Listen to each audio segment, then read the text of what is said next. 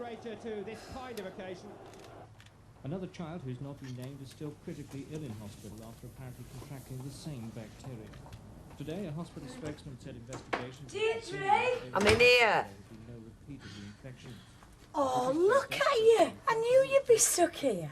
Come round and have a drink with us. It does no good sat here fretting. There's really good crowding. Sam here's ringing me from the hospital. I can't not be here, can I? What time? Oh, I don't know. When he's ready. He walked in on his own. I wish he'd hurry up. Well, if he phones before closing, come straight round. Well, I'll see. Thanks anyway. Hey, it does no good sat here, you know. He should have rung ages ago. I tell you what, if you don't make it, I'll sneak you a glass out. OK, I'll see you.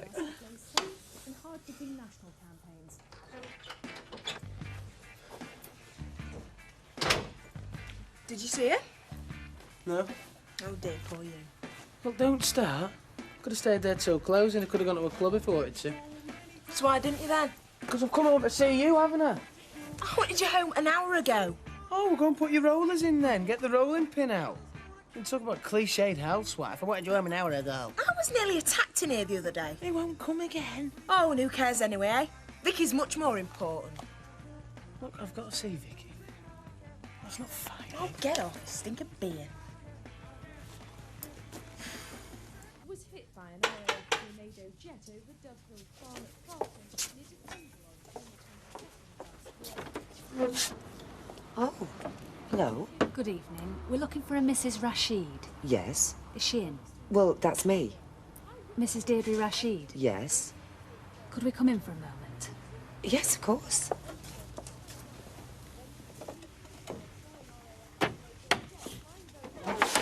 Why? Wide awake, wouldn't you know it? It's going to be a long job, I'm afraid. Who cares? You got school tomorrow. Oh, I can go. You got the salon. We'll see. Oh, I don't come without my baggage, do I, Ken? And what does that mean? Well, I invite myself round your flat, take it over. You cooked a very nice meal. Compromise you with Deirdre. No. And then I get you to invite me to stay, and just as we're about to go to bed, up he starts. There's only one thing I object to. What's that? You talk as if he wasn't my baby. And don't you pick your moments.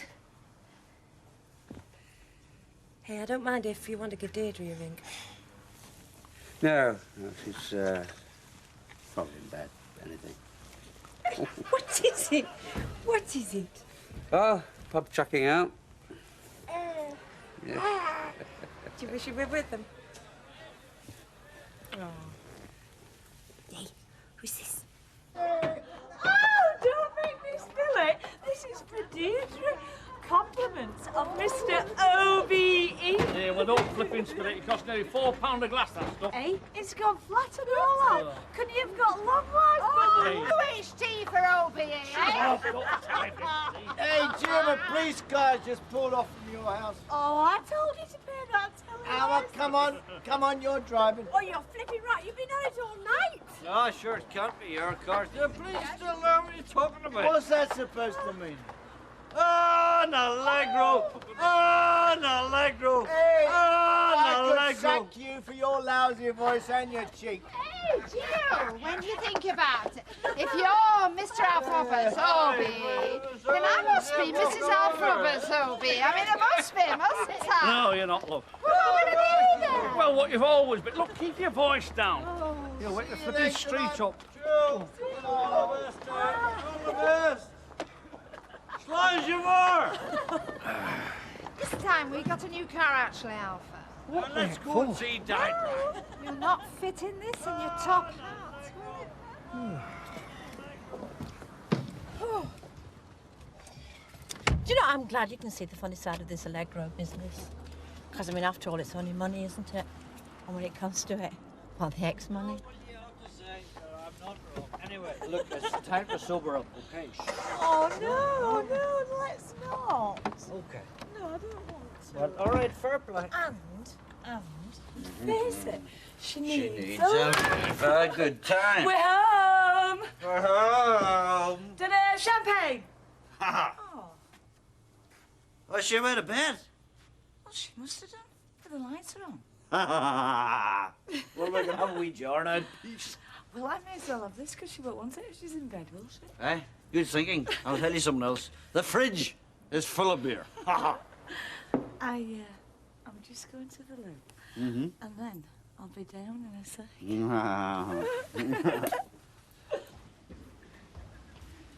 you know what time they brought him in? I'm afraid I don't. I wasn't on duty. You just wait here. I'll be back in a minute.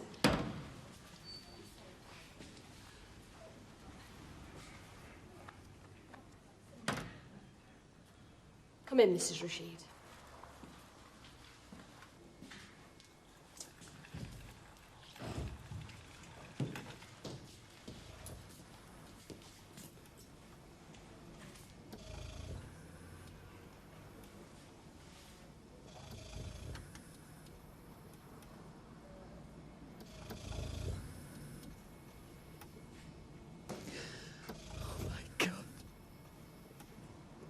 God, Sally. Oh. Sandra. Jim, she's not in her bedroom. Oh, really? Oh, right. So, where is she? I have absolutely no idea, love. Perhaps she's around seeing Kenneth. What about that police car? I thought that was a wind-up. Oh, no. No, I saw it. It could have been here. And where is she? Well, I really have no idea, love, but what in the name of God would the Peelers want with Deirdre? I'm phoning the hospital.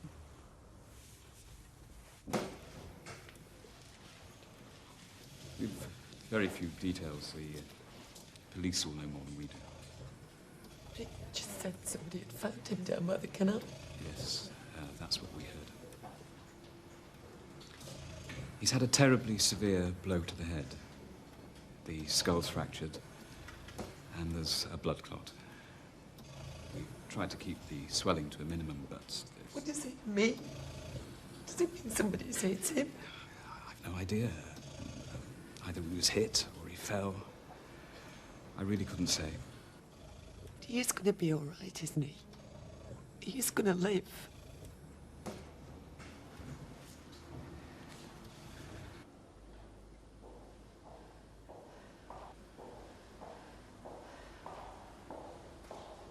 Deirdre's there.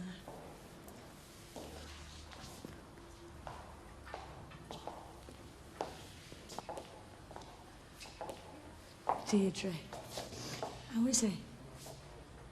Who's this? Oh, God. Oh, my God.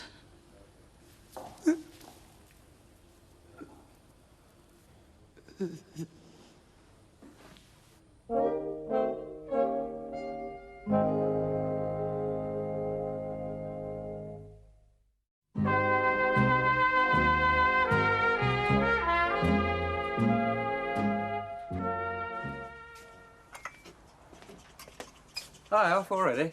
Yeah, I want to beat Fiona to it. I'd rather she saw me coming to work from upstairs than outside. Frightened of the gossip? Not frightened, just bored. Are you straight to the hospital after school? Yeah, I think so. Should be some news then. Okay. Should all be over, in fact. Good luck. Not me that needs the luck. Poor kids. These operations go like clockwork nowadays, Ken. Hello? Oh, Jim, yeah. Yeah, come on up. No, Jim, he's probably got a message from Deirdre. Okay, give him my best. Well, they probably won't be conscious, but I will, thanks, yeah. And thanks for last night. It was great. My pleasure. Come on then. Bye. Hi, Jim. Oh, hi, Jim. Everything okay? Yeah. Well, no, that's not so good, really. Listen, have you got a minute? Yeah, of course. Come in. Good man. It's Deirdre, she's at the hospital. Already? No, well, she's been there all night. You see, Samir's had some kind of an accident. He wanted to walk in. It was his last evening before the operation. He just wanted some time to himself. What was his state of mind? I suppose terrified. Understandably.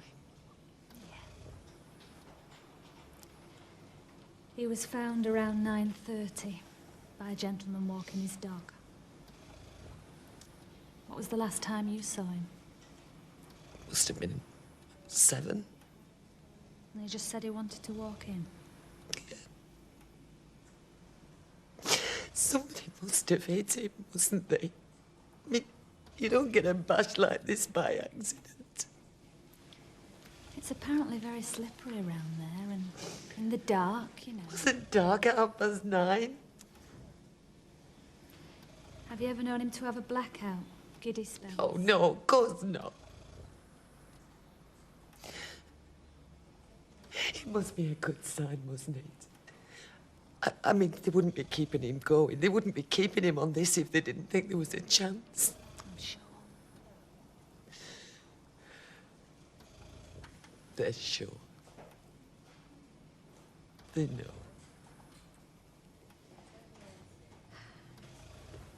I'll leave you for a while.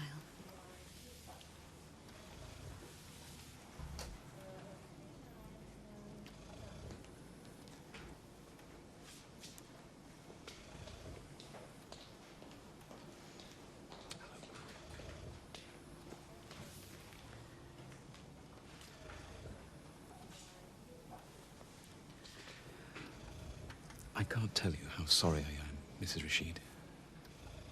Yeah.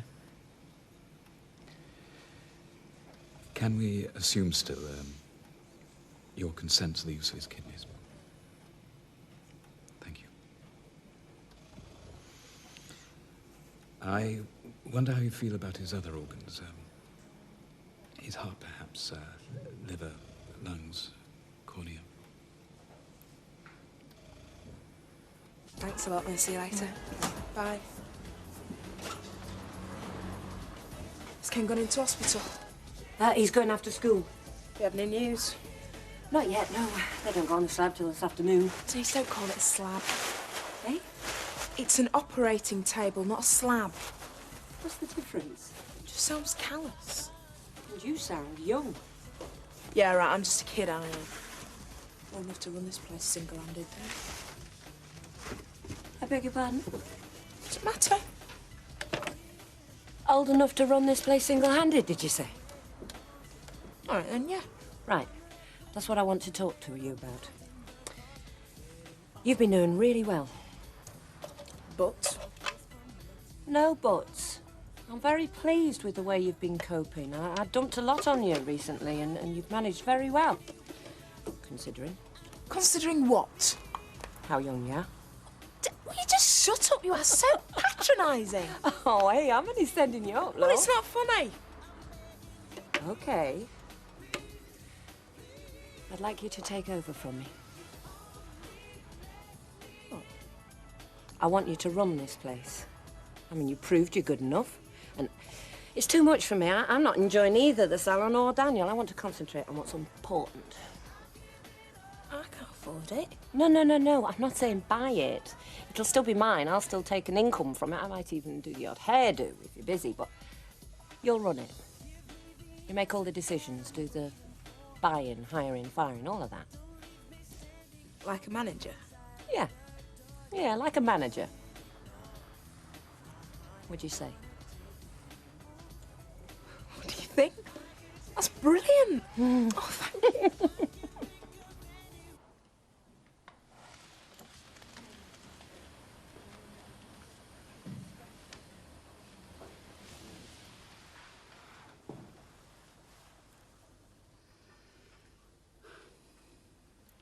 It's incredible. Thanks for coming. I couldn't not.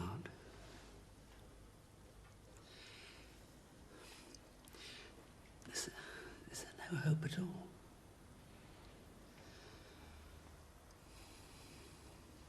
They're just keeping him going till they're ready for him.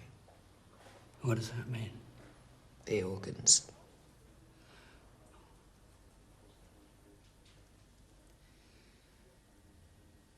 Does Tracy know? No. She mustn't. Not before. Of course. I can't see her, Ken. I can't trust myself. No. Well, she didn't really expect either of us at this stage, did she? No. I suppose we've got a bit of time anyway. You know, apart from he's deathly pale, you wouldn't think there was anything wrong with him.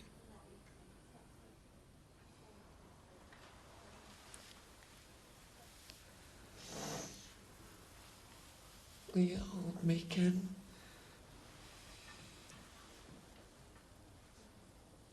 No. Don't. Once I'm here.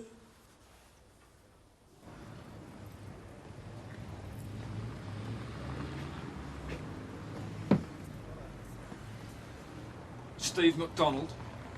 Yeah. Hiya. Denny Bull. Hey, can I do for you? Frank Mottram sends his love. I met your old lady the other day. Nice girl. Seemed a bit worried, though. You weren't in, did she tell you? Yeah. Oh, she did. I thought maybe she hadn't, because we never heard from you. Ah, she told me. Should look after her, Steve. Nice girl like that shouldn't be left alone. Can you let go of my hand? You know why I'm here, don't you, Steve? Yeah. I thought you did. Because you're not stupid, Steve. I haven't got it right now. Make it easy for me, Steve. I've got a job to do. I don't want to keep coming back here because it makes me cross.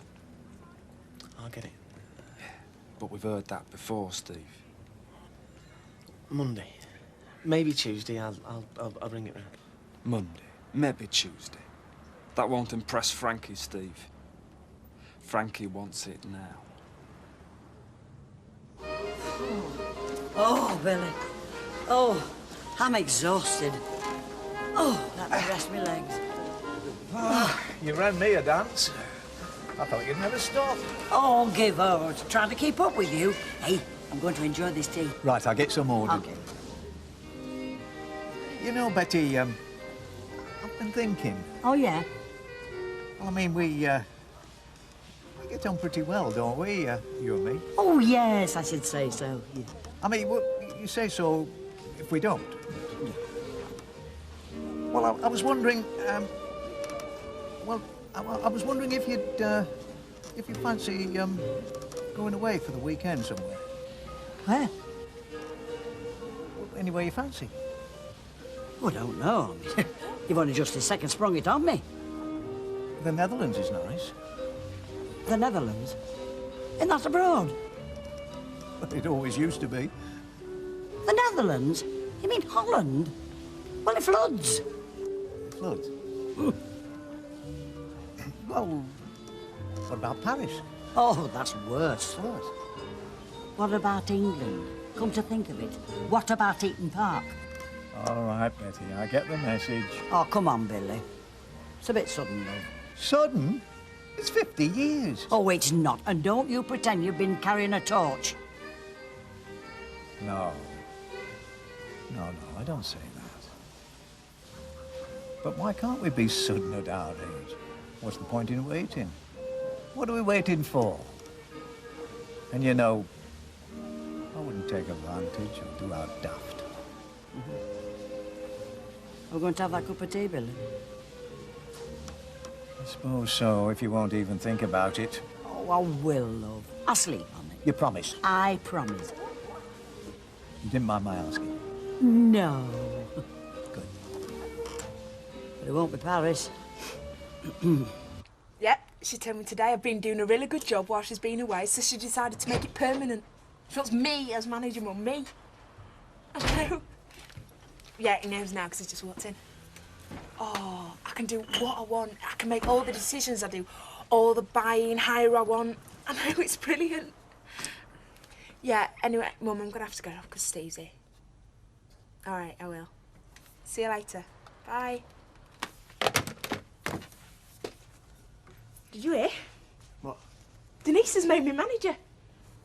So? So, it's brilliant. I've been promoted. Well, you're the only one working there, so how can you be promoted? It's Maxine. Yeah, well, Maxine was only working there while Denise wasn't. Yeah, well, we've decided to take her on. Why, yeah, can't you just be pleased for me? Eh? It's like my own business. I can do all the ordering and I can have the staff that I want. What do you mean, you get twice the work? No, I get more money. Like what, a £5 a week? Oh, shut up. Why can't you just be pleased for me? Because I've got a lot on my mind, that's why. Such as Vicky. Oh, don't be stupid. Where is she, eh? You seen her tonight? Fiona? Well, if you've got something on your mind, you might as well tell her. I mean, she is your business partner. She should be first to know. I know. Why don't you take her out for the evening, eh? Spend the night with her, because I'm off to my mum's.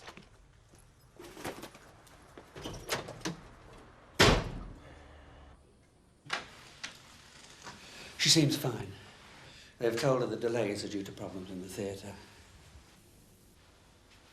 Is she wondering where I am? I think I reassured her. Thanks. I just can't. Of course you can't. Mrs. Rashid, we've had the coroner's permission now. They're ready for him in the theatre. You don't want me.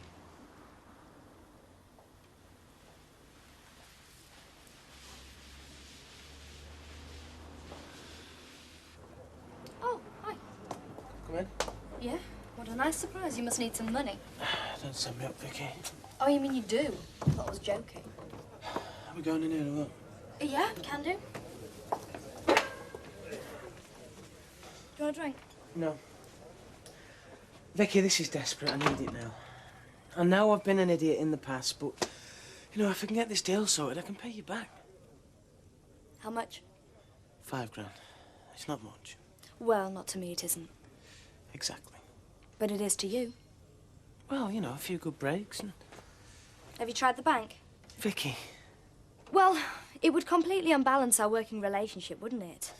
If you're my partner and you're in debt to me, how would you function? Besides, I've already invested money in your business. I'm not interested in investing in your private life as well. Vicky, it's £5 grand. I mean, what's it to you? That's not the point. I'm not interested in personal loans. I'm not a bank. I mean, show me a good investment and I'll gladly look at it. But why should I be interested in your private life? Why don't you ask someone who is, like Fiona? Oh, thanks.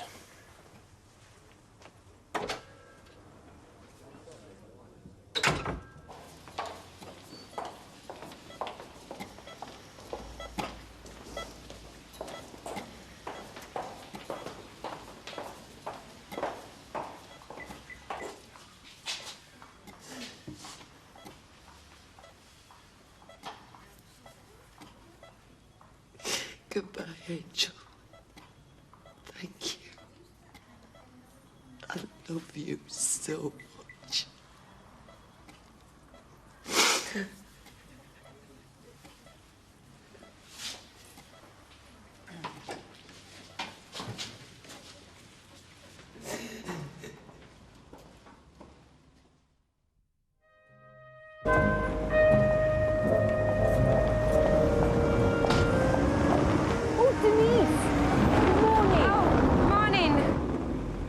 I was just on my way to see Ken. Do you happen to know if he's in his flat?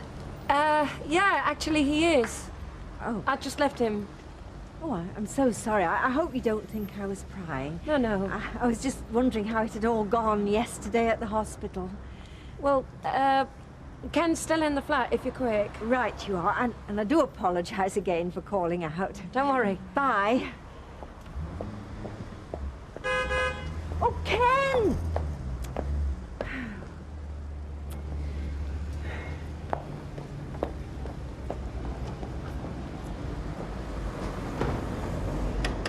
Mrs. Bishop. Out early this morning, Norman? No time for slacking in the freezer business. We have to keep things off the boil. Oh, good morning, Jim. Is Deirdre up and about? Listen, I think you better come in, Emily, okay? Come on in.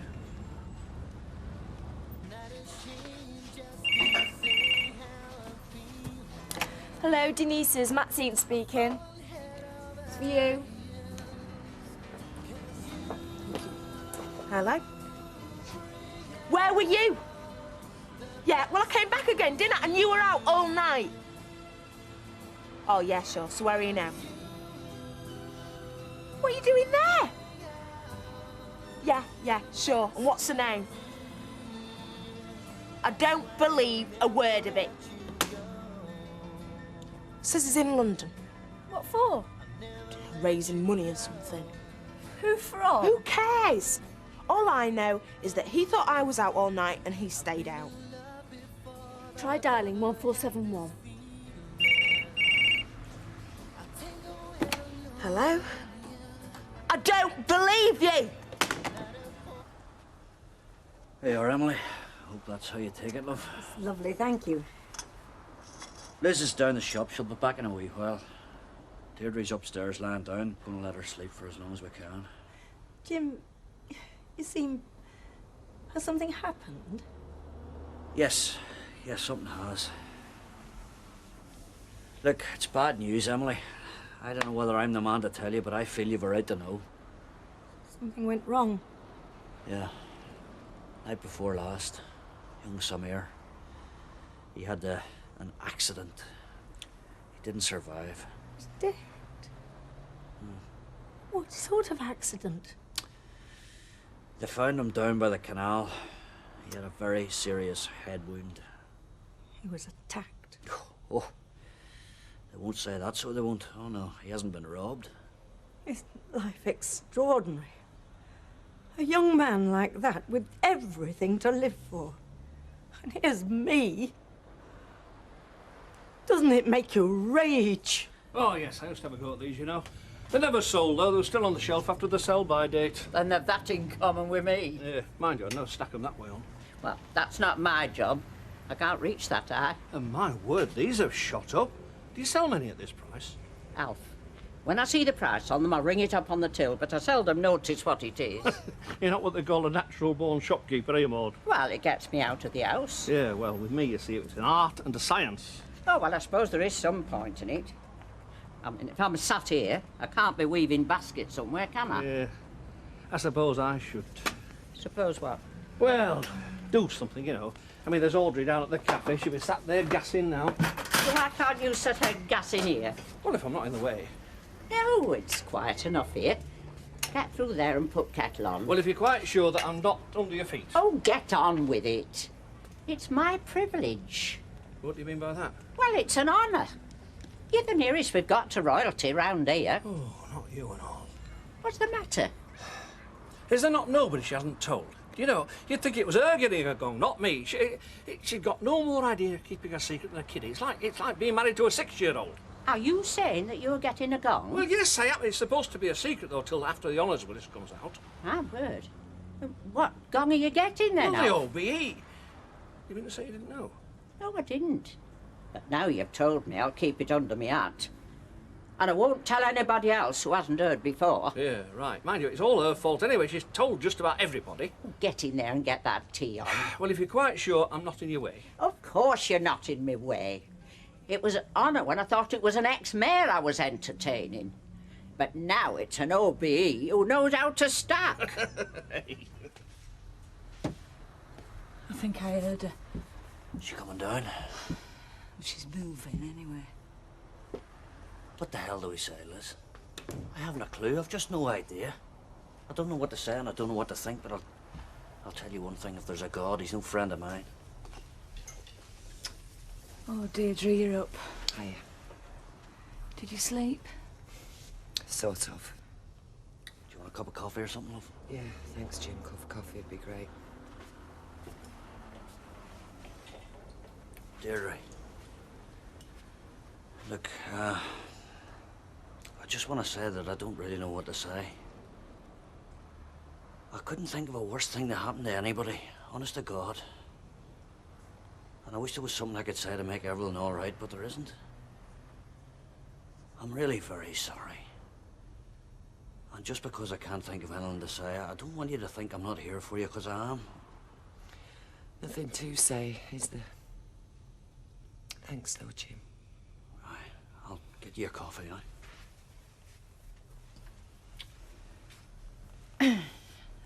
Jim says he'll borrow Kevin's car today if you want running round anywhere. Oh. I'll see. Shouldn't you be at work? No, I've taken the day off. Not for me. Yeah, for you. Definitely for you. Like Jim says, we might not have the words, but we're here for you.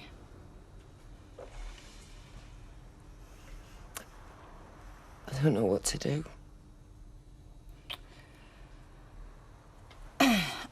I phoned in about Tracy. She had the operation. She should be having it about now. Good. Do you want to go in to see her today? I suppose it's the next thing to do. It's what I should do.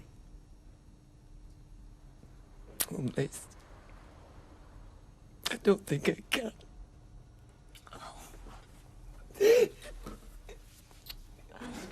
This, Jeff. We're getting a bit low on sugar. Oh, you know. Alma! Well, I mean, it's the whole point of her day, isn't it? Fluttering her eyes at somebody. Oh, don't tell me. I've grown up watching her. You'd have thought she'd have grown out of it by now. I mean, we all like to flirt, but my man makes a career of it. So we all like to flirt, do we? You weren't supposed to be listening to that. Obviously. Well, I mean, flirting is as far as it goes with most of us. What do you know about this girl? Me? Yeah. I want to know where she met this Gareth in the first place. I told you. In a hotel sounds like a pickup to me if I ever heard of one. Doesn't it you?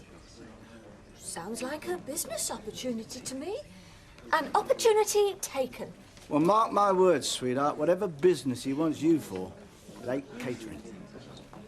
So, Alma, now, when are we off to Ramsden again? Oh, no, not we, Audrey. Me. Hey, now, come on, I'm your right-hand woman. You're nobody's right-hand woman. You just did it for a laugh. Ooh, talk about pot and kettle. Who was it? Said she only chatted him up because she fancied him. Oh, look, I know it all started out as a bit of fun, and I didn't expect to get a job out of it, but I did, and I'm thrilled. And I'm going to do it well. I mean, it isn't a jaunt anymore. It's important to me. Well, it's not every catering consultant who has a Mrs. OBE as an assistant. Well, I mean, who'd know? Everyone when I get my cards printed. Oh, well, the problem there, ma'am. I mean, if people know you're married to an OBE, they know you're married, don't they? Hey, hello. Cheers. Tardo. Thank you. Do you know, you're almost permanent now, you aren't you? Weekdays, Saturdays, you never stop. She was off again, so I thought I would. Ooh, how was your dance? Oh, I think it was nice enough. What do you mean you think, don't you know? Well, it was all right, you know, until Billy got to talking. Oh, dear, was he bothering you? He was asking me to go away with him. Oh, was it? Half a lager, please. I'll bring it over, look. Hey, there's no need for that tone in your voice. So, where you going? I haven't said we're going anywhere. Well, where did he say? He said Paris. Oh, Betty, Paris. It's so romantic. Exactly. So don't go there. Oh, you haven't turned him down? Well, I said I'd think it over. But, I mean, is it all right, I mean, these days, to do that sort of thing, you know? Is what all right? To go away with somebody when you're not, wed. Oh, yeah, nobody minds these days. You don't have to say your Mr. and Mrs. Smith are out. You don't mind who sleeps with who in hotels these days. Hey, I'll not be sleeping with him, you know. Well, no, of course you won't, but I mean, if you did, but, well, no, you won't, but... Well, yes, it's all right these days. Oh. Just bear in mind safe sex. You know, it's going to be very odd for Deirdre, isn't it, running backwards and forwards, being her husband and her daughter, and both of them laid up. Rather her than me. I can't really be doing with illness, can you? You're going to be stopping on at the McDonald's. Haven't they been good? Do you know, I don't think I'd like an invalid and his wife in my spare room. I mean, with an invalid, you never know how long you've got them for. It could be forever. Oh, a few months, it'd be right as rain. Well, a few months. I mean, I thought the McDonald's had done their stint already. Yeah, but where else have they got to go? Back to Morocco when he's right, I suppose. Well, you know, if you ask me, that lad is close to a saint. You can say what you like about Deirdre, but she's found herself a right little gem. I mean, he's young, sensitive, good-looking. And he seems to love her and all. Oh, well. I've got Mike. You've got Alf. You're a cruel woman, Alma. Was Steve McDonald in here last night? Well, you want Steve McDonald, baby, when you've got me. No, I haven't. I'm all yours, eh? So where do you want to go? Do you want to go back to our place or the middle in the hotel? Don't be such a lech. All right. Was he in? Not as a notice, no. So why can't you just say that in the first place then, eh? I know. But it's as if somebody flicks a switch and out it comes. I'm sorry, love, but if it's any consolation to you, it's worse for me. I've got to live with it. Yeah, well, if you see him anywhere in Weatherfield, tell him he's dead. Right, Two foaming tankers, wench, and be quick about it. Who do you think you're wenching? Let me see. I blame the teachers. In my day, a barmaid would have accepted the term wench as a gentle, if humorous, reference back to our Middle English heritage. These days, they haven't even read a book with the word wench in it. I bet you think it's some sort of vegetable, don't you? Of course I don't. I do know what it means. Means young lady. Yes, and the rest. What rest? Not saying in front of Curly. You know, it won't be long before the English dictionary is a page and a half long, with 18 words in it. So the term wench is yet another victim of political correctness, is it? You can call me wench if I can call you Elton. Excuse me? Elton who? Well, there's only one Elton I can think of. Since you bought that, I'm always thinking of him.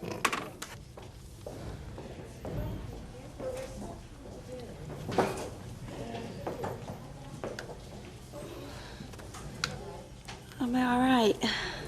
You're doing fine, Tracy. Are you quite comfortable? You should try and keep your mask on, you know.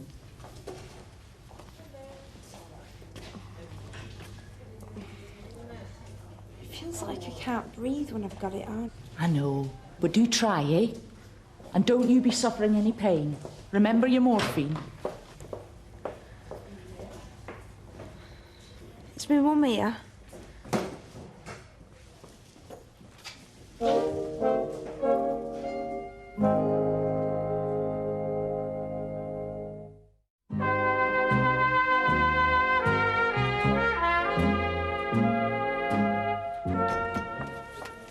Hey, Jack, have we got a tea for us today? What? Ain't you be proud of me? Guess how much it costs? Oh, no. What do you mean, oh, no? Yeah, well, if it's going to be cheap, it's going to be weird, isn't it? No, there's not weird about artichoke cards. And what's weird about smoked oysters? Peter, do me a favour. Oh, it's you, innit? You're a commoner. Whereas me, I've had artichokes and I've had oysters in my blood for centuries. I was born with a taste for fine food, but you, all you think about is mince and onions and apple tripe. Oh, I'm sorry, Peter, I've never heard you craving for caviar. Oh, aye? Well, who is it that always brings tinned salmon home for Sunday tea? Well, that doesn't mean doubt. Oh, doesn't it? Well, you wouldn't do it, would you? No, because I'm flaming sick of it every Sunday. Yeah, well, that's what I mean. It's in the blood, isn't it? I mean, if it were up to you, it'd be sheep's head and spotted dick. Yes, and that'll be a nice change. Yeah, well, we don't eat half as well as we would if it were up to me. See, I like all them things. Don't I? Caviar and artichokes and oysters, champagne. Yes, and I'd have a Battenberg cake and all. Well, he was acting very weird last night. Well, you must be used to that. No, seriously. Has he said anything to you? No, doesn't say much at all these days. Well, I know he's very worried about money. My heart bleeds. Brotherly love? Yeah, well, takes two, doesn't it? And I know he's my brother, and I don't really want to see him down, but, well, his money worries aren't like mine. When he's short, he bounces checks. When I'm short, I don't eat. Yeah. Well, bouncing checks don't just go away. Oh, so he's finding that out now, is he? Are you sure you don't know where he is? No. All I do know is that every conversation I have with you these days is about him.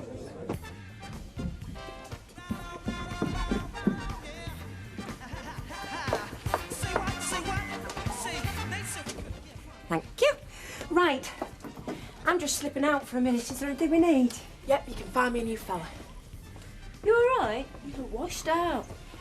Not too good now. I had a dreadful night. Join the club. Daniel's still keeping you awake? Yeah, well, it's typical as a male. I mean, at least you know where he's on a night, though, don't you? Fiona, give it a rest. Don't talk to me like that, Denise. Excuse us. Just a minute. Excuse me.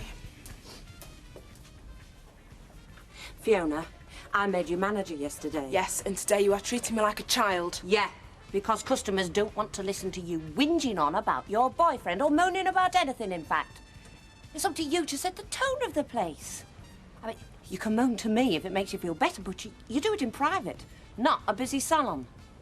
You're in a bad mood because Daniel kept you awake. No, that's not why I'm in a bad mood. I had some dreadful news yesterday, but I'm not discussing that here. And bad mood or not, I mean what I say. So put a decent face on, stop moaning, and be responsible to the salon and to the clients. Do you hear me? Okay, I'm sorry. Thank you. I'll see you later.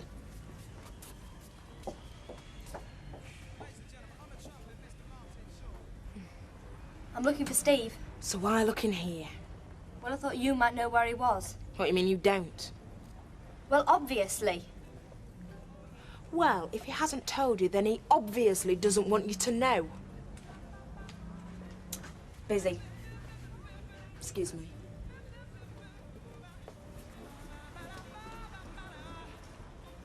Well, he wasn't with her. Oh, look, it isn't a problem, Audrey. I'm just anxious, that's all. Well, I'm not surprised. You don't know what you're doing and you won't take help. Well, just don't go on about it. I mean, I've got loads of ideas, and I've got plenty of really good menus here in my head. I mean, I've even sorted out the suppliers. I mean, when you stood in a cafe like this all day, you've got time to fantasise about the sort of place you'd like to run. And now I've got a chance to do it for real. The problem is, how do you get it down on paper? Well, why not ask mine? Oh, no, I am not asking him anything. I mean, it could just look naff, couldn't it? It doesn't matter how good my ideas are. I mean, as soon as I start trying to tap it out with my one-finger typing, it could just look like nothing at all. There you go, love. Your toast will be over in a minute. Oh, hello, stranger. I'm looking for Steve MacDonald. Oh, thought you weren't slumming it in here. Has he been through? No, he hasn't, not this morning. But we do ask him to use the back entrance. Not that it take much notice. Is it urgent? Oh, he's just about business. I can't find him anywhere. Oh, sorry, love, I haven't a clue. But you could try knocking on his door if you like. Right. Thanks.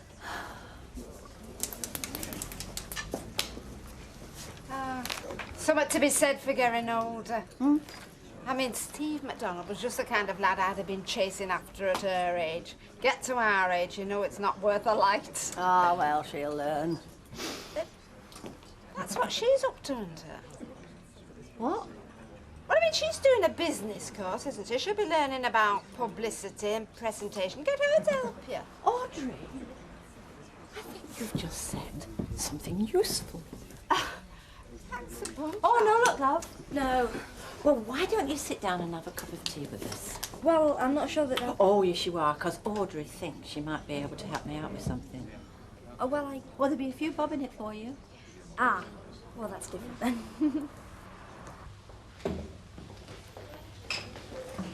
Hello there. How are things? Why haven't you been before? Well, I looked in a couple of times, but you were asleep then. I didn't realise. I thought it was just dozing. Dead to the bone. Anyway, these are from Denise, and these are from me. Thanks. Where's Mum? Well, she's exhausted, love. I haven't seen her today. And, you know... I suppose she could have dropped in on me while I was asleep as well. I expect she did. It feels like I've been awake for ages. So, you've got a brand new kidney. Second-hand, actually. How's some air? Well, I haven't looked in there yet today, love. Well, give him my love when you do. Yeah, well, And say thanks. definitely. I hope Samir's okay.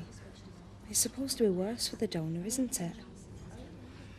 Look, concentrate on yourself for now, love.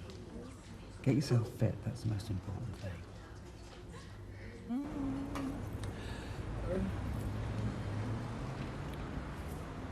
Will you leave your hair alone for 5 minutes? It's unhygienic in a food shop. I'm just... Yes, preening. Haven't you got a job to go to? There is no harm having an interest in my appearance, Maureen. You'd be the first to complain if I didn't. Do you know, you're turning into a real narcissus. Oh, well, at lunchtime, a young woman, and a rather attractive young woman at that, she said I had the look of a pop star. Who is it? You tell me. Oh, Reg, I've got a shop to run. No, we're talking mega stardom here.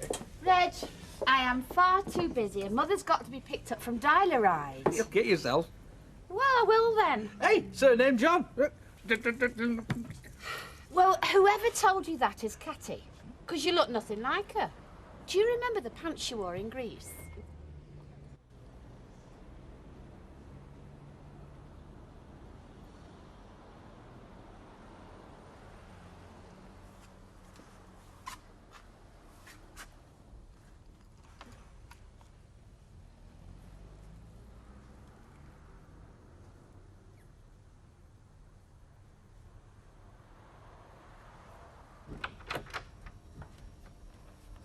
Deirdre, it's Ken. Hi. I'll leave you. Yeah, fine, okay. Tracy's doing well.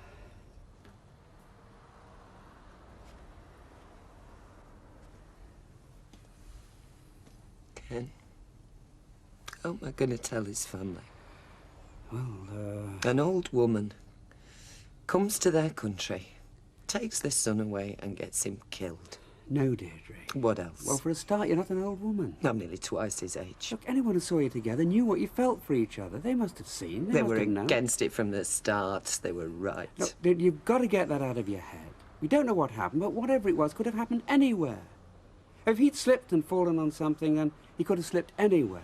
It's part of being human, isn't it? Accidents happen. You believe it was an accident? None of us know. I was the one who brought him from Morocco. It was my daughter whose life he was trying to save. It was me who kept putting the pressure on. I knew he didn't want to do it. He was frightened. He was terrified. And all I did was encourage him. Keep pushing him forward. Oh, God, Ken, I can't live with it. You've got to. Tracy needs you. Tracy? She's asking for you. She's got to be told. She hated him. No. It was only when he offered her a part of his body that she had a decent word to say for him. That's what it took before she'd be civil.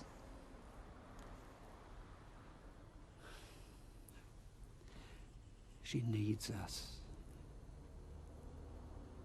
She's got us.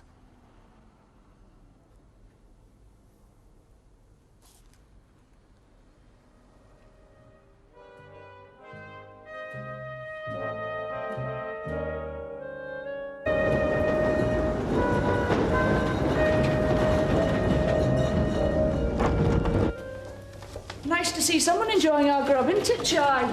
Makes a change from the usual moans. I was starving. No need to ask how you're feeling then. Fantastic. Mr. Mitchell says I was starvation, but I bet he says that to everybody. No, he means it. He's very pleased with you. My mum will be dead chuffed. Answer me. I was getting scared at first, but I needn't have worried, eh?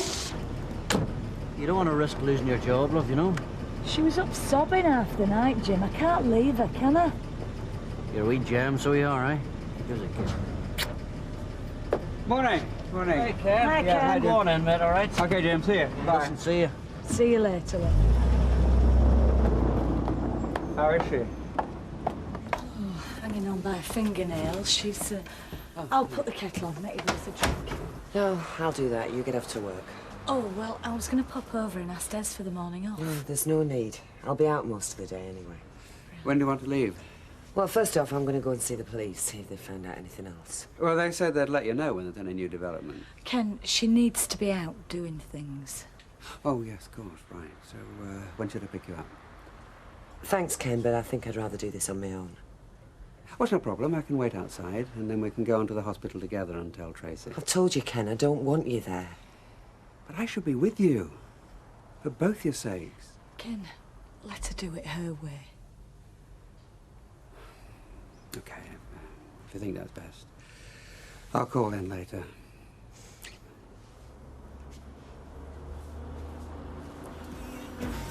Oh, hey, he knows which tap it is, does he? Yeah, bathroom sink hot. It's all right to leave him on his own. Oh, yes, Mr. Jenkins has been doing my odd jobs for years. I trust him like I trust my own husband. Oh, more, actually. They're a funny breed, aren't they? What, odd job, then? No, men in general.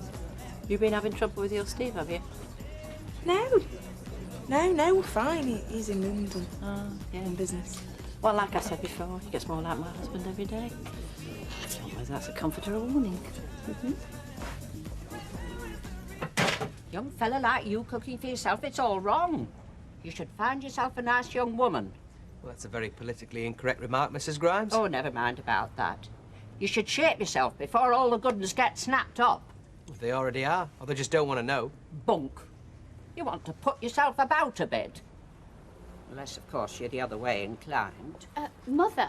Well, he does live with another lad. Oh, Andy MacDonald's this lodger. Sorry to disappoint you, but she's right. Well, I'm no judge. You should be settled by now with a couple of kids. You know, you're a meddling busybody. Well, I'm not afraid to speak my mind like some I could mention. That's a dig at me, you see. Because I won't tell this Tricia that we don't want her anymore. Oh, well, I'm sure she'll understand. She's not been here 5 minutes anyway. Exactly. So I don't know why you're making such a meal about it. Because I hate sacking people. She's too soft. That's always been her trouble. She'd never have married that nodding dog else. Do you want me to do it? No, I don't. Look, nobody likes sacking folk, you know, but sometimes it's just got to be done. I remember when I sold you and Reg the shop, I had to give Deirdre cards. Oh, poor lass. Yeah, and he's faffing about my simple problems. Well, you could eat your lunch off that floor up there now. Right, now I'm down. Why don't you and your mum pop into town for an hour, have a nice mooch? I can cook. No, actually... Oh, no, I'll sweep backyard out first. There's a lot of boxes need putting out for bin men.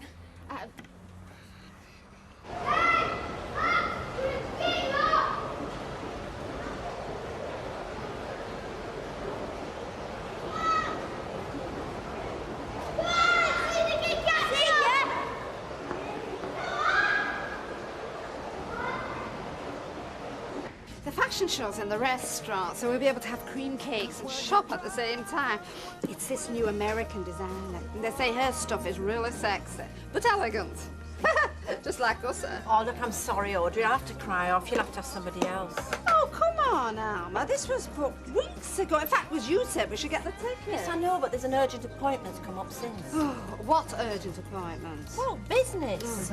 Not this catering nonsense again. Audrey, it was you that got me into this nonsense. Yes, and I'd have kept my mouth shut if I'd known what a right boring misery you were going to turn into. So you were a bit puzzled then when I went without telling you? No.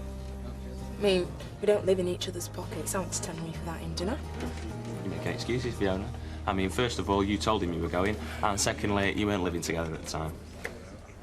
Why do you have to be so smart? I'm just trying to put it into perspective, that's all. Yeah, well, you're right. I'm making excuses like I always do. No, that's not the problem. Well, what is that? That is if you want to talk about it. You're the only person I can talk to. The thing is, how can I respect him when I can't trust him? Well, you no reason to think he's up to anything dodgy. Haven't I? I've seen the kind of people he gets mixed up with, remember? I mean, he says he's going straight, but that's always the way with your brother, isn't he? He swore he was going to give up gambling, that he was going to clear his debts, that he was going to play by the rules. But is he? How can I have a relationship with somebody when I don't even know whether to tell her the truth? Well, maybe you've answered your own question. Can you?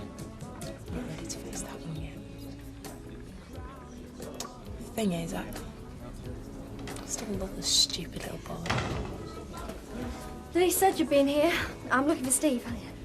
What's new? Yes, well, there's things I want to discuss. Yeah, well, maybe I can help. I doubt it. So, where is he? London. Well, what's he doing there? It was a last-minute thing. Maybe he forgot to tell you. Why should he? You don't have to ask her permission. Have you got a number I can contact him on? His mobile's switched off. He's moving around. Anybody would think he didn't want to be found.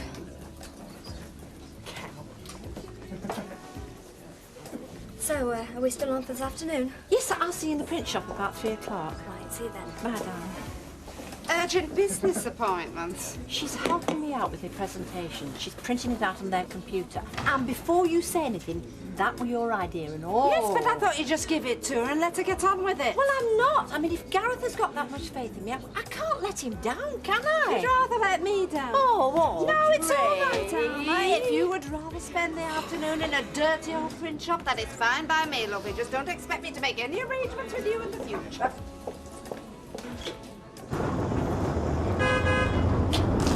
Deirdre! What happened? About what? Well, I went to the hospital. You haven't been.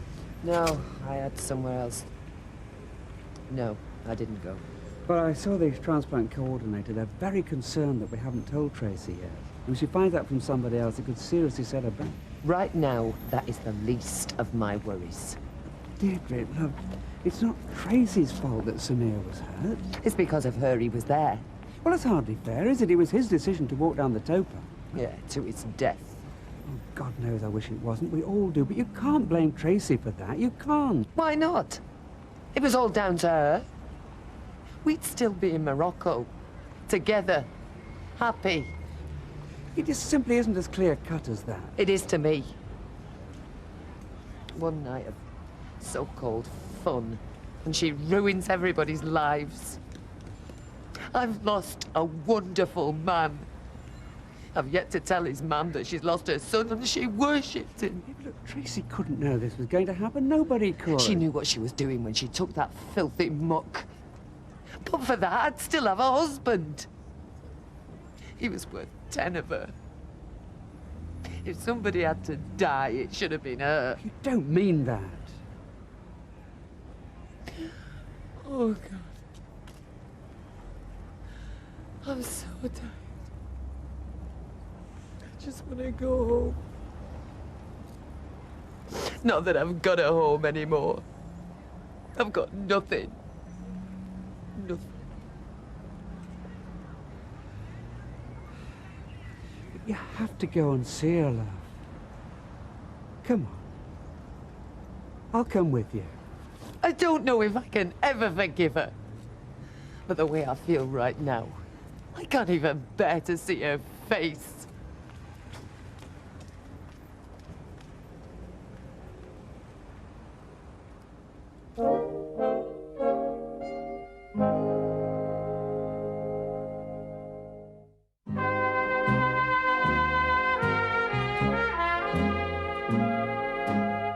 You know what the worst thing is? You have to have these horrible kind of plasticky sheets underneath. It's like they're scared that you're going to wet the bed or something. Well, maybe they are. Dad, I haven't done that since I was about 3. No, not just you, the other patients. I mean, they've got to take precautions. Yeah, well, it's dead uncomfy.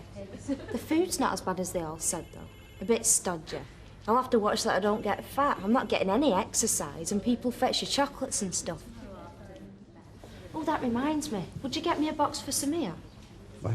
Well, I don't know if he can have things like that yet, but just something to say thank you until I can thank him myself. Well, I'm not sure that... Could ask my mum. I thought she would have been in by now. Yes, well, she's busy. Yeah. I expect he wants her with him. He's nobody else, has he? I've got you, and all my mates will troop in, and Emily, I suppose, with a bag of homemade cakes, although I hope she doesn't bring Mr. Sugden with her and all. I bet Samir wishes his mum could come. It's bad enough being in hospital, let alone thousands of miles away from home.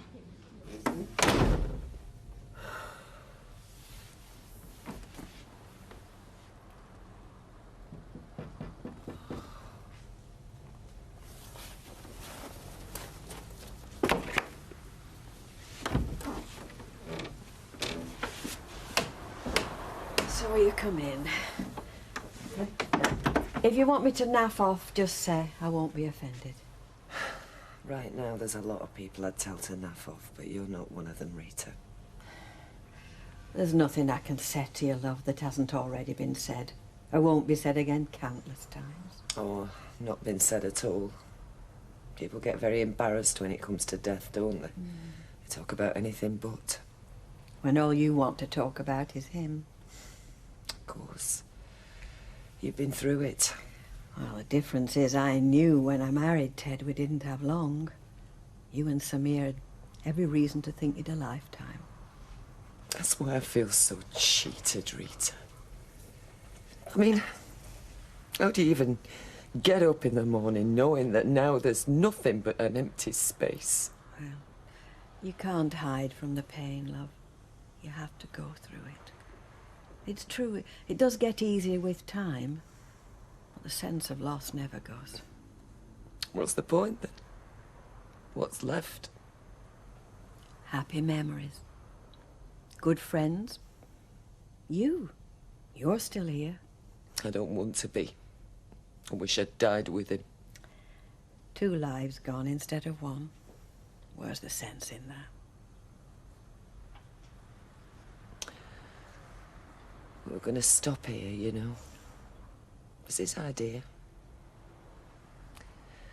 We were going to open a little cafe. Part Moroccan, part English. Like us. He said we'd make a perfect team. We would have. We would have. Then don't let him down. Of course you must grieve. Then you've got to live your life. You're still a young woman. Do something with yourself. On my own. If need be. Plenty do. Samir was very proud of you. Do you think he'd want you to just give up? You seem to have got most things organised. There's just 1 or 2 things you need to get sorted. I asked one of my lecturers. I think he fancies me, actually. And do you fancy him? No, too old. He's not my type. Besides, he's got a wife and 2 kids. All right. Say what your profit margin is per unit, and say how you define a unit. Meaning, is a unit a whole meal or just 1 dish? Oh, well, Gail and me don't talk much in units. Yes, but you have to sound professional. Oh, yeah, right, boss. Right, allowances for small electrical equipment, food processors, kettles, etc. What if they break down? Wouldn't it be better to have 2 of everything? You know we're lucky in the cafe if we can afford 2 tin openers. Yes, but this chap's not stuck for cash, is he? He wants to do everything properly. What, by employing a high-powered consultant like me, you mean? You've been in catering for years. You probably know more than you think you do. Well, more than he does, that's for sure. So what did he do before he owned a pub? Well, he was in the dry cleaning business. Exactly. So how much have you charged him? Well, I haven't yet. Right. I'll do you an invoice as well, then. How much for? Well, he talked about an upfront fee of £500, but I hadn't had the cheek to ask him for it. It's not cheek. If you don't value yourself, then no one else will. I've knocked several times. Yeah, I went out, then I lay on the bed, I must have dozed off. You think you'll never sleep again, but you do. How is she? Tracy. Fine. Give her those from me, will you? When can I visit her? It's up to you. I'll go tomorrow, then. How did she take it?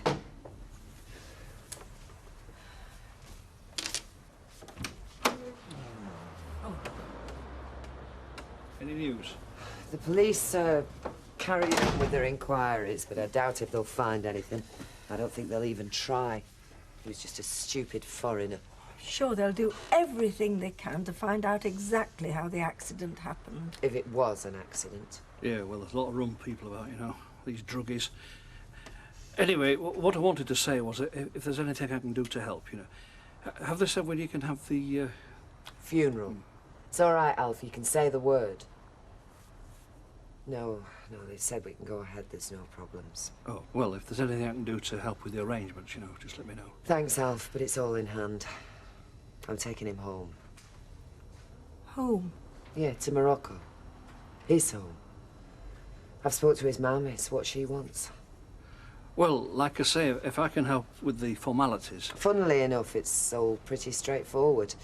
The Moroccan consulate will take care of most of it at this end. Shouldn't you think about it a bit more before you decide? In what respect? Is it what you want, to have him buried all that way away? What difference would it make if he was buried round the corner? You could at least visit his grave. I don't need a grave to remind me what I've lost, Emily. I'll have that every time I look at my daughter. I noticed there's a kitchen and bathroom upstairs. Did somebody used to live there? Ken Barlow. Until that son-in-law of mine talked him into moving over the road. Why'd he do that? Well, he reckoned that we'd get a better price for this place if we had vacant possession of the flat upstairs. Another of his bright ideas that went wrong. No takers Oh, then? not a sniff. Right, that's me for the off, unless you want me to stop on a bit. No, Sally will be here soon. Right, and I'll give these top shelves a good dusting tomorrow. Actually, we won't be needing you tomorrow. I'm sorry, Tricia, but there's no job here now that I'm back on my feet. I see. Well, it was only a temporary job. Well, it's not what your husband said when he took me on. Well, he was harassed at the time. There just isn't the work for three. You can see that. Yeah, right. But if we need anybody from time to time, I'll give you first refusal. Nothing more to be said then, is there? No, I'm afraid not. Now, here's your wages to date. There is a bit extra in there, just for your inconvenience. Thanks. Very kind. See, that was no trouble. I don't know why you were making all that fuss.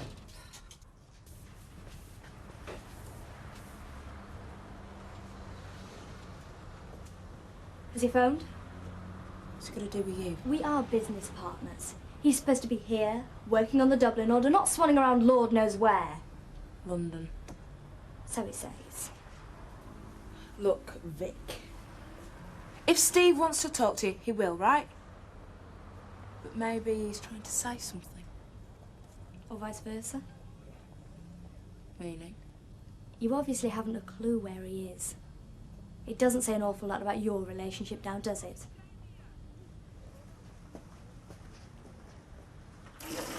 I'll ask Bet if I should start a collection for the read. Right. But I mean, do they send flowers with him being a Muslim?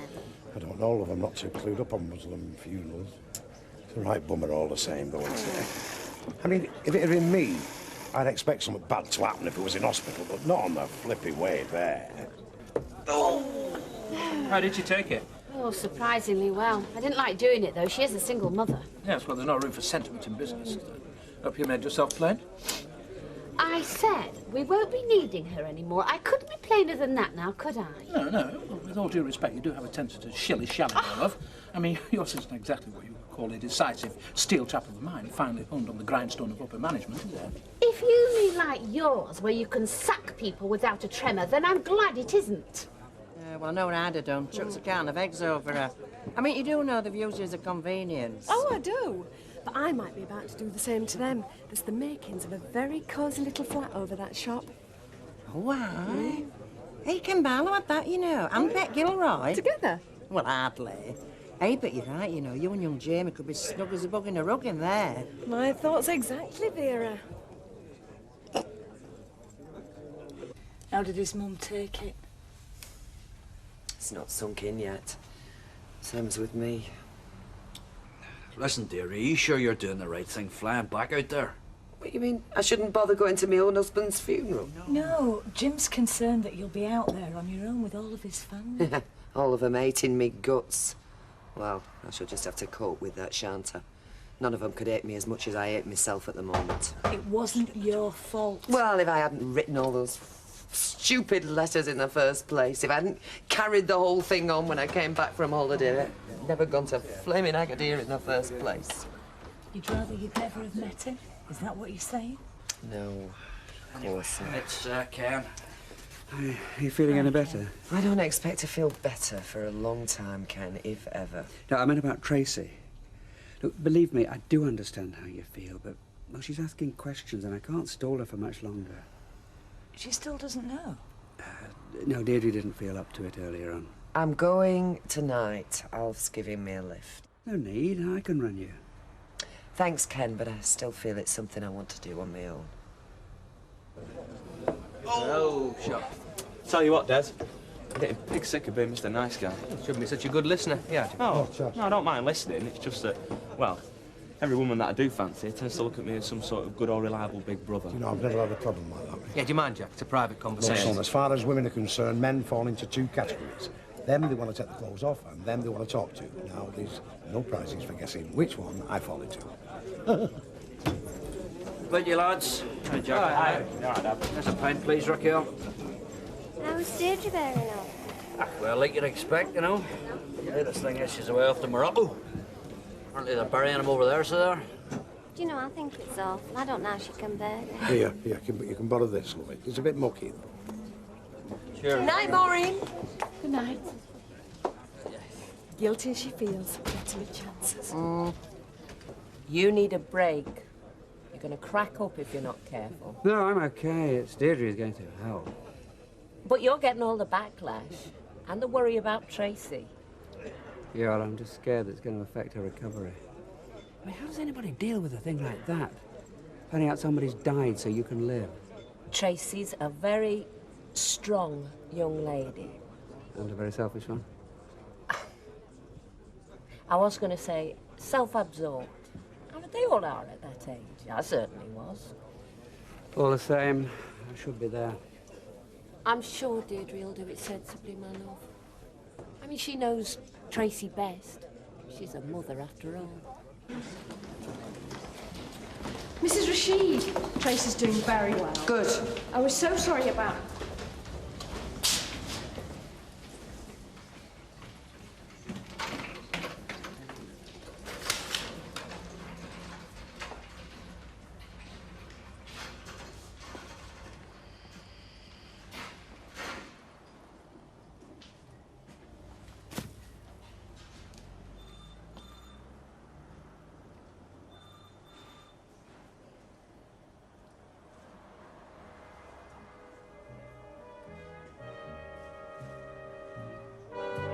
Which episode of Midsummer?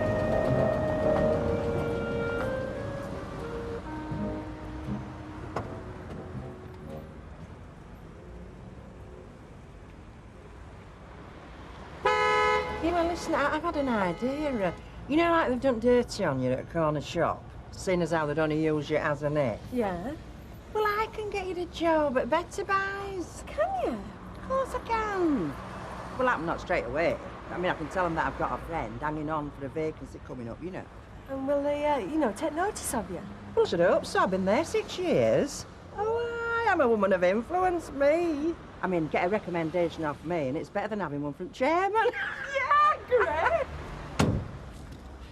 Morning, Michael. Hi. I won't ask how things are. I'm sure I can guess. Doubt if the wee girl got more than an hour's sleep all night. Did she say what time she wants to set off to the airport to catch this plane? Well, I think we ought to make that decision for her. Plane takes off 2:30 or so. So what, 11:30? Aye. I suppose his family will be at the airport, will they? Yes, like last time. They were so kind, gave me such a welcome. And I'm sure they'll be kind again. Yeah, well, I don't deserve it if they are when I'm bringing him home dead. Hey, they won't blame you for that. Who else?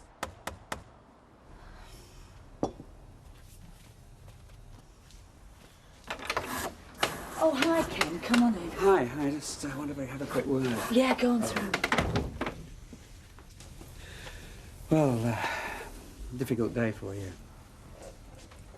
Can I get you coffee or something? No, thanks. I'm just dreading getting off that plane and facing his family. I'm just telling her they won't blame her. Why should they? It was my daughter he died for. Oh, you know that's not true. I gather you still haven't told Tracy what happened.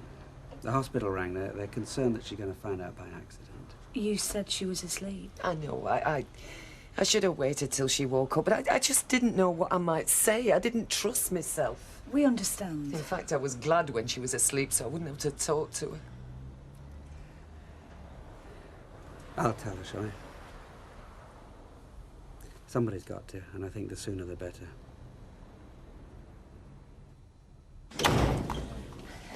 Morning. This is Maxine. She works with me at the salon and she's staying with me while Steve's away. Oh, hi. Hi. Alma's my landlady. All right. So, when's Steve back then? Good question. Oh, you mean it's a question I shouldn't have asked? The real question is, why did he go in the first place? Oh, I see. Come on, you. See you later. See you. Morning, Jack. Hello, love. Hello, sweetheart. you know, it might be my imagination, but there seems to be a lot more good-looking birds knocking about than there used to be. Oh, thank you. No, young uns, love. I mean, when I was a lad, I mean, you could only find, what, 2 or 3 half-decent-looking birds to look at, and then you had to fight over them. Now they seems to be all over the place, don't they? Yeah, really. Anyway, can I order a full breakfast, and with it, can I have some fried bread, black pudding, 2 rounds of bread and butter, and a lovely pot of tea? I see Vera's out, is she? She's working, so I just thought I'd treat myself. To a full breakfast and attractive young ladies. Right. Sad thing, if you come for a choice, I'd pick your full breakfast any time.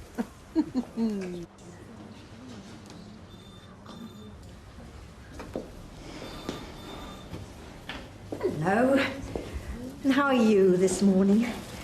Okay, thanks. I brought you some fruit, which I know you'll think is terribly boring and traditional, but, you know, I find people bring almost anything but fruit these days. Emily, I'm not being rude, but why is it you that's come? Where's my mum?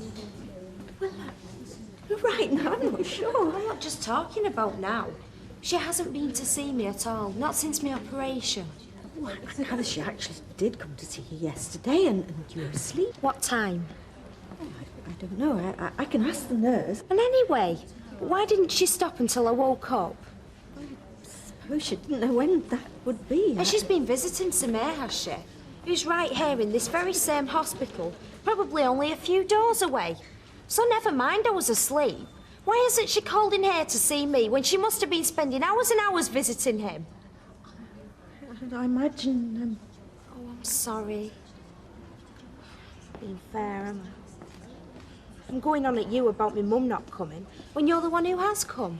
It's easier for me. I have more time. Well, if you see her, can you just remind her where I am? Oh, I'm sure she... Hasn't forgotten?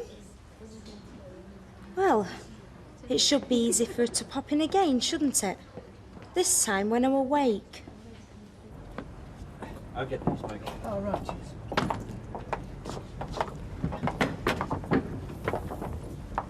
You all right, Dad?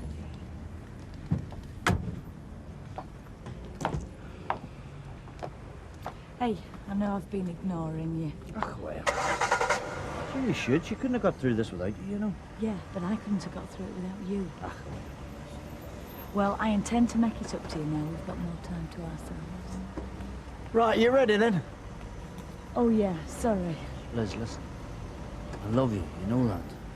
Yeah, I do know that. Some things I might wonder about, like, will the sun rise tomorrow? But that I've never doubted. See ya. Hello. Whatever you got to say, now is not the time. Oh, well, pardon me for breathing. Don't know what time I'll be back. Don't matter, we're on.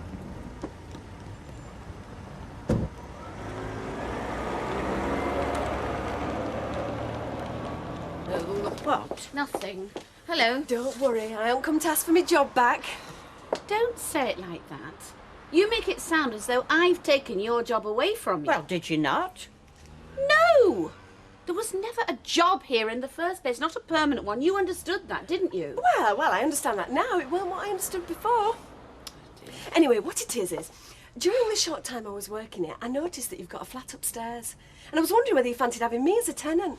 And then if you need me to work, well, I'm on the premises, aren't I? Well, it's not a flat exactly. So what is it? It were flat enough for Ken Barlow. Him that stole my dining table. Did he really? Well, I say mine. It was supposed to be in the house when I first rented it. He just carted it off? Yeah, in the street. Look, I'm sorry.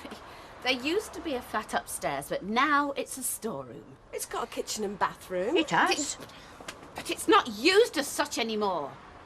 And quite honestly, I don't think that my husband will want it rented out. Well, do you think you can ask him then? I am fairly sure what his answer will be. I'd have said you could never be sure what his answer would be, whatever you were asking. Yes, all right then, His Mother. hair's not his own and his mind's not his own either. Look, I'm sorry. There used to be a flat upstairs, but it hasn't been used for some time, and I am quite sure that Reg will not want to re-let it, right?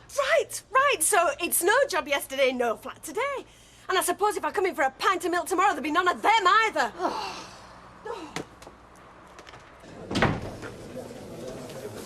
All right, Jim. Aye, not too bad. One cheese and chutney, love. Thank you very much, Oh, Betty. my love. Thank you, dear. Thank you. Hey, What? look who's here.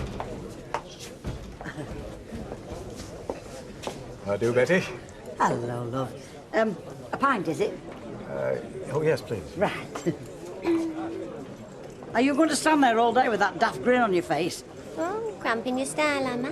Don't worry, I'll leave you to it. You've seen Billy's in again? Must be something here he likes. Oh, yes. I think it's obvious what. Hey, hello. I'm just taking these to Alma Baldwin. You know you were saying you'd done them all yourself? Yes. Where's your partner nowadays?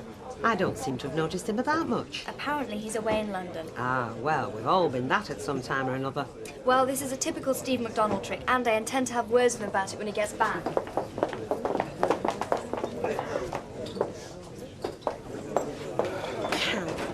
How much money is she supposed to have? More than I've got. That's what I mean. And she still hasn't got him off you? What, you see him stood next to me, do you? No. Let's face it, neither of us know when he's playing it. I think I'm going to finish it anyway. With Steve? Yeah, I can't carry on like this, living with somebody who thinks he can take off whenever he feels like it. Right, Fiona, that's 132, please. Oh, a large scotch, please, Bet. And whatever this fellow wants. No, I'll get these. Just put the other half in there first, please, Bet, will you? Half and a large scotch? So, you get him off the airport, all right? Yeah, as quick as I could, seeing as it wasn't a very happy journey. Did Liz come back with you? No, there's a delay on the flight.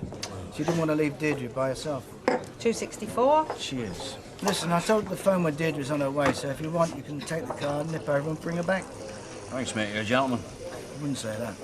I know I'm a coward compared to Deirdre, because you know what I'd do if I was her? What? I'd stay in England, send the coffin over by itself. Jack! I thought you were at work, man. Yeah, so did I, you know. What was it? You picked the wrong day or something, did you? No, I've got the sack, haven't I? Yeah, but... I have, not half an hour ago. That manager came to me, you know, the one with the beady eyes and the greasy hair. He said, Mrs. Duckworth, as of now, you are superfluous to our requirements. Don't bother staying rest of the day. Clear your locker out and go now. Well, really, they can't do that. Well, that's what I thought, but they have done.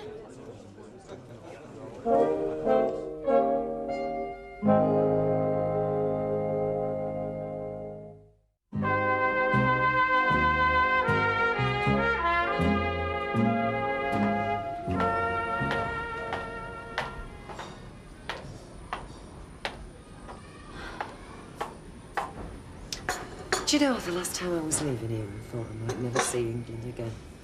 Sammy, I thought the same. He must have been delighted. Since, let's face it, they never wanted to let him in the first place. No, well... Do you know what I feel like doing? I feel like finding that immigration officer, you know, the one that interviewed him the first time he arrived, and saying, look, you're all right now. You've never need to worry about him again. Hey, now, come on, calm yourself. Come on, have some coffee. I don't want any coffee. What, can I get you something else? Do you want me to get you some food? No. Oh, Liz. You're being so kind. And I've been nothing but trouble to you. Yeah, well, I want you to promise to be more trouble. I want you to ring us when you know you'll be arriving back so we can come and meet you. All I can think about is Sammy, when he was alive. So young and honest and trusting. And he trusted me when I told him that everything was going to be all right. I'm only having another one so I get a chance to talk to you. I've heard of some excuses, but that's the best. Oh, it's true. You haven't stopped for breath since I come in here. I told you before, I'm always busy at dinner time, love it. £1.20. Well, what are you having? Oh, nothing, no. Save your money. Ah, well, I've saved my money for long enough. Look, why don't you come and join me over there and then we can have a bit of privacy? You'll get me shot. Oh, go on. I've been watching. You're the only one round here who does any work. Right. You've asked me to go and sit with him. I always knew this day would come. But? When you'd think you could take advantage and put your feet up. Well, you can knock it off my wages. I will as well. Hey, Bet, love, have you ever heard out like this? What? Better Buys have just told her she's sacked. No notice, no reason, just out. Yeah, just now. Told me I'm superfluous to their requirements. I'm telling her they can't do that now, can they? What folk can do and what they do are often two very different things. Oh, yes, but there's tribunals, isn't there? Oh, I'm sure. Oh. Hi, Vera. Oh, heck, and after what I said to you and all. What? About getting your job at Better Buys. I haven't got one myself now. Why? What's happened? I've got the sack. No. You have a drink, Jack. Get Tricia a drink. Oh, I'd have been sitting here sooner with you, only we've been so busy. Oh, no, that's all right. Oh, dear. Betty's gone to sit with Billy William. What, and you think this heralds a new era of sexual permissiveness? Of course I don't. I wish some would. I'm warning you. I'm going to try and persuade you to come on holiday with me. Yes, and I'm still saying thank you, lover, but, well, I'd rather not. I'd just like things to stay as they are. For company, Betty, that's all. Just for company. Then I don't have to go on another one of them damned holidays on my own. Yeah, I know what you mean, lover, but... Well, look, Betty, would it make any difference if we were wed? Billy, I think that third part's gone to your head. No, it hasn't. And anyway, what if it has? I'm only saying what I would have said if I'd have been sober. You can't go around marrying somebody just to go on holiday with them. What? Oh, no, I didn't mean it like that. Oh. Oh, crikey, this is all coming out the wrong way round. Look, Betty, I would have married you if we never ever went on holiday for the rest of our lives. Oh, that is a nice thing to say. I really do appreciate it, lover, but... Well, the answer's still the same. Oh, come on. Look, when I married my Cyril, I mean, it was for life. And I suppose I still think of myself as married to him. Well, he's not much use to you now, is he? I'm not listening to that. No, Oh, no, I'm sorry, Betty. You've gone too far Betty, now, no, I'm Billy. sorry, I didn't mean to say that. Love it. No. Betty. No, If somebody Betty. doesn't tell me what's going on, I'm going to get out of there and I'm going to search this hospital until I find some air, and then I'll ask him. No, you won't. You'll stay there. And I'll talk to Doctor, see if he can't answer a few of your questions. There is something wrong, isn't there? Is it me? Is there something wrong with me? No, really, there isn't. Your operation was very successful. Well, what then? Why hasn't my mum been to see me? You said she came in last night and I was asleep, so why isn't she been back today? Now, just be patient for a few hours longer. No, I won't. I want to know what's going on. And I promise you, you'll know everything there is to know. But you've got to promise me you'll stay there, right? For now. Tell me again. As I was saying, they're all the same, these big firms, you know. You work your fingers to the bone, best years of your life, and then you're on your bike, they don't want to know. Aye. Yeah, well, it's not going to happen this time, because tomorrow morning, me and her, down Sidgeon's advice. You do that, cocker. Aye. What? Anyway, I think I better go and see her, you know. Because I think all this has upset her a little bit more than she's letting on. Must have, love. Well. Aye. I'll see you then. Yes. Right. So, have I got this right? He's asked you to marry him, so you'll go away on holiday? Well, that's the way it came out, yeah. I hope you said only if it's 2 weeks somewhere hot. I said I wasn't interested in marrying him, any more than I wasn't going on holiday with him. Why has he asked you to? Oh, God. You see, that's what we're trying to work out. Oh. Really, it seemed like a holiday he was offering. Then he sort of threw in marriage like an incentive. You know, like you sometimes get a free travel bag. Oh, Betty, I haven't said no. Yes, I have. Oh, Betty, no. Think carefully. I mean, well, I hope you don't mind me saying it, but might be the last chance you get. What? To go on holiday? Well, no, to get married. Well, and I hope it is, because what you call my last chance, I call it downright insulting. If Billy Williams knew me at all, he'd no want nothing of them offers of marriage and holidays or anything. So, you're still making your mind up?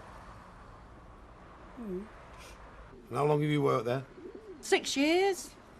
And they've started folk after you, have they? Oh, aye. I mean, I'm on old hands now. Well, I would have been. And in all that 6 years, you've never had any kind of warning? No. Right. Well, not what you'd call a warning. What does that mean, Vera?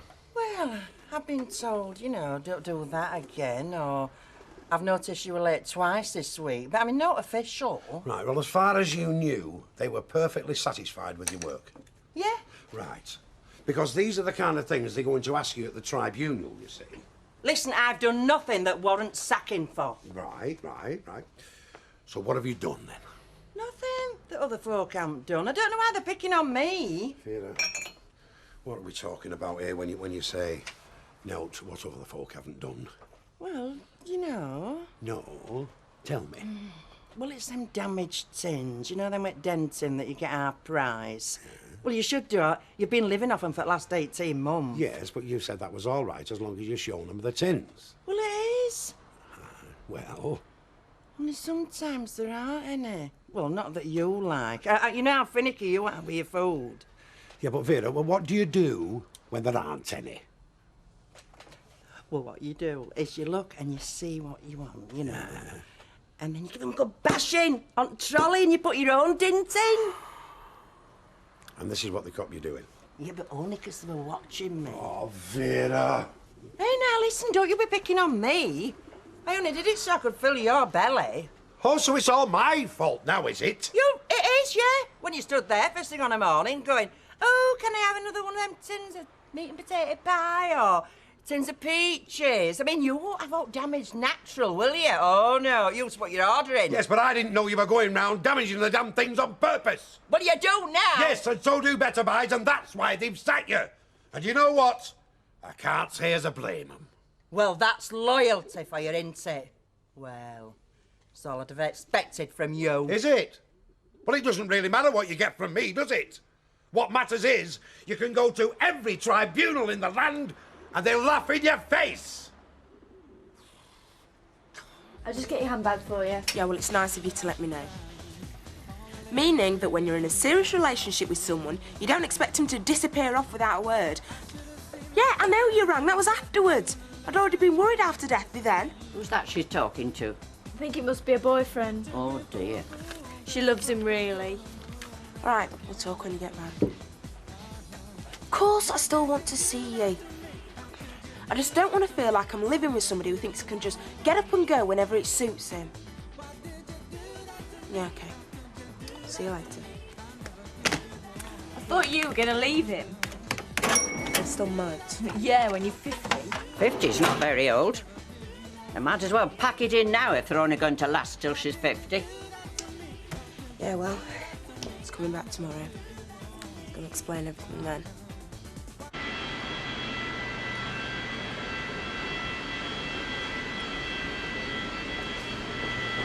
Mrs. Rashid, sorry for the delay. We're ready for you now.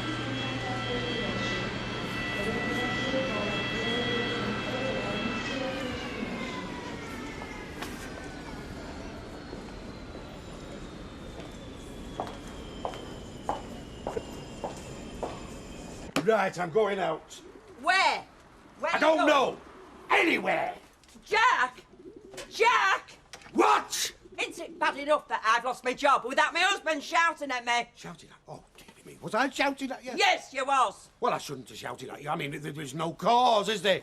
I mean, all you've done is get caught robbing your employer, get yourself fired, and make it so I don't know whether we're going to survive till the end of the month. I shouldn't have shouted at you, lovey, should I? No, what I should have done, I should have sang to you. Would that have been better? Look, they could have given me another chance. If I go in the morning and say I'm sorry.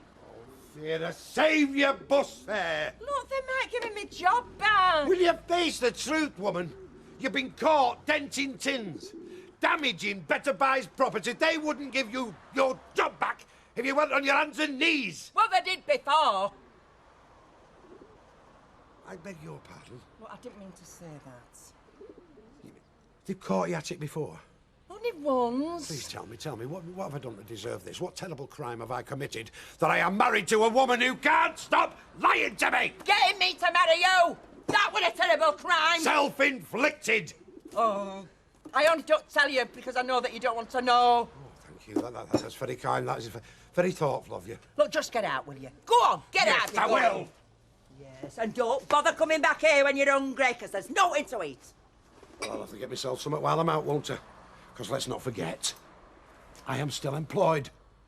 I still have a wage.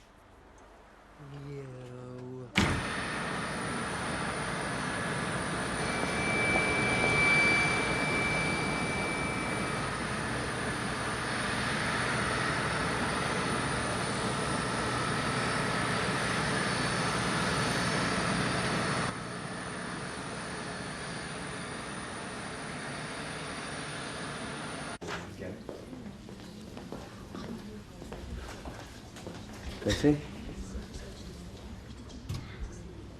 She's told you, has she?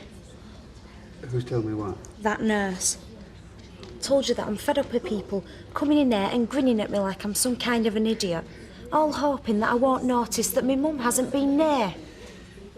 Well, that's not quite true. Oh, yes. She came when I was asleep. Thanks, Dad. I've already heard that one. Do you want to know the truth? Oh, yes, it would be nice. I mean, put yourself in my situation. Do you want to know where she is? Yes. She's escorting Samir's body back to Morocco, where he's going to be buried. There was an accident. Or a fight, we don't know for sure. Samir was killed. He died here in the hospital.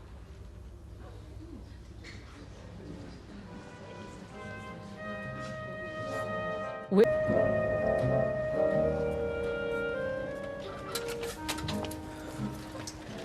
can't afford not to go clubbing. How'd you figure that out? Club Continental, right? It's free before 10 o'clock if you're a girl. It's nice and cosy and there's a telly on bar. It's just like being at home, only you're not using your electricity. Go to Appy Appy's. The bouncer in there's in love with me, so he'll let us in for note. There's bowls of peanuts on bar, so that's your tea sorted. Go to Cream, cop off. That's your lift home. Can't afford not to go clubbing. Oh, I thought you missed me. Fainting with joy, obviously. You go back to the flat? No, she's not. Because I could give you a lift. She doesn't need a lift. Just give us 5 minutes. What for? I'll meet you in the Rovers in 5 minutes, all right? If you're not there in 5 minutes, I'll come looking for you. Look, she'll be there in half an hour, all right? This better be good. Okay. I'm sorry. What for? Look, for screwing things up. Look, I was thinking about it, and look, I know now you just can't run away from trouble. Well done, Steve. You know what 2 and 2 make an all. And the only way I'm going to get Frank Mottram off me back is to pay him the money back I owe him. So I went to London to raise some cash. Did you do any at the Crown Jewels? No. Look, I know this bloke who knows this, whatever, right? I'd got myself a job for a bit and, well, I've got enough money to keep them off me back for a bit. I did it for you, Fee. Look, I don't want people coming round putting the frighteners up you again. Look, I'm going to go round to Frank, I'm going to show him the papers, and we've got to be able to sort something out. So it was all business. Why couldn't you just tell me? Well, because as soon as I knew I was in big trouble, I just had to get out of here. What, leaving me to answer the door? Look, as soon as I got on the motorway, I knew I had to turn back. Look, I missed you, Fee. Look, I knew I had to sort things out. I wanted to come back to you. Look, I know I don't deserve you, but... No, you don't. But things are going to be different from now on. Look, I'm going to try and do things differently, but I'm going to need you to trust me. I know, I need a bit of faith. All right, what are you doing tonight? Well, I've got to sort things out at the print shop, and then whatever you like. Done a cup of tea before, whatever you like. Whatever you say. Well, I was going to run riot in a series of fashionable night spots, but now it just looks like me and Arthur Lager. How does he do it? Steve, by lying his head off and flashing his big blue eyes. No, there must be more to it than that. I mean, I tried that. It didn't work. Yeah, but you haven't got big blue eyes, have you, Curly? Mm. But you can buy me Arthur Lager, though. Oh, I thought you would have been at work by now. Oh, I fell asleep. You've been gone a long time. What's up? Got your new job already? Oh, I've just been to the job centre. And? Now, look, you're not going to shout at me, are you? Oh, now, come on, Vera. What have you done? You've not joined a troupe of exotic dancers or something, have you? No, I haven't. Well, then, why am I going to shout at you? That's the whole point. I don't want you shouting at me. Vera, tell me what you've done at the job centre. I haven't done anything. I couldn't bring myself to go in. Well, that's allowed. You're bound to feel a bit down on your first day. You can always go back tomorrow. No, I can't. Look, they're going to ask me why I left my last job. I mean, what am I going to tell them? Right, well, you don't tell them you were caught stealing. I was not caught stealing. Well, exactly. You just tell them you were superfluous to requirements. Look, Jack, I don't want to go to work anymore. Vera, love, nobody wants to go to work. Do you know, I went in that place and I just thought, who wants me here? I mean, they're right, I'm superfluous. Of course you're not superfluous. Do you know the only person that'd want me here? Do you know who that is? Traffic wardens, Vera, they're always in need of traffic wardens. You. I mean, you still want me, don't you, Jack, eh? Even though I do mess things up, you do, don't you? Of course I do. And look, it'd be nice, wouldn't it? Spend more time together. We don't need much, do we? We've got each other, haven't we? Yeah, that's nice, yeah. Oh, you're not just saying that, are No, you? I'm a heck, no. I can just think you'd be able to come home every afternoon and I'll be here waiting for you. That sounds great, that, yeah. I've got to go. Oh, I knew you'd understand. And I'll make you something nice when you come home from work this aft. Quick. Give us a gazette. What's up? You've never been playing stock market again, have you? No, I've got to find our Vera a job fast. Thought she got a job. No, she were superfluous to requirements. Oh, but I thought your Vera were coming up to retiring age. Doesn't she fancy a life of leisure? Oh, Vera, no, it's tons of life in the I can't see how Vera hanging around the house doing now. She become claustrophobic. Maybe the new mayor hasn't chosen his mayoress yet. Very good, Rita, very funny. What's so funny about that? Jack, come on, your Vera's hardly mayoress material, is she? She's no Betty Turpin, if that's what you mean. Tell that, Lily. Taralo. Oh, Betty Turpin, honestly. I wish I'd never let that woman fill in for me. When people talk, everybody thinks she is mayoress. Oh, no, I think we all knew that was you. Well, I can't see the press doing a feature on an at-home with Betty Turpin, can you? Why? Are they going to do an at-home with Audrey Roberts? It's funny you should ask, actually. I thought it might be. Tonight, a photographer and an interview. Just a little relaxed profile, like in Hello magazine. Oh, I see. So I looked in the magazine to see what I had in mind, you know. And there was this feature on Zsa Zsa Gabor. Do you remember Zsa Zsa? Vaguely. She never comes in shop, though. Must have done something to offend her. Anyway, she has this lovely house out Beverly Hills way. Mind you couldn't really see much of that in the photos, but what you did notice was the detail. Honestly, Rita, she had this ashtray. It was as big as your head. I mean, it must have cost a fortune. So I thought, never mind about washing the curtains. Just think about the detail. So, on the coffee table near to the couch where Alfie and I'll be sitting, huh? What do you think? Does it say something to you? I think it says it all, Audrey. Reggie used to ride the motorbike. Oh, sure it wasn't a unicycle. No, it was a Triumph. He used to take me out in the sidecar. It was shaped like a great big Easter egg. You had to get out of it, you know, like a dancing girl gets out of a cake. Very glamorous, I thought. You don't see many sidecars now, do you? No, I don't suppose you do. Mind you, they weren't the safest mode of transport, Hey, for I sure. know, because this one parted company from the bike. When we went over a hill, I went to the left, Reg went to the right. Right. It wasn't long after that we split up. Well, we split up there and then, if you think about it, didn't you? What are you doing here? Oh, I'm buying fish fingers, Dad. No, I meant what are you doing in this country? Got the impression you were flying down to Rio or something. Well, maybe next week. So, where have you been then, eh? I mean, what do I tell Fiona if I bump into her? What do I tell your mother? Or, even better, what do I tell the man from the serious fraud office? Hmm? Well, I've just had tea with Fiona, actually. Oh, have you? Hey, your dad says he's restoring his motorbike. Oh, yeah? What for? Well, I think of it as my getaway vehicle, so I do.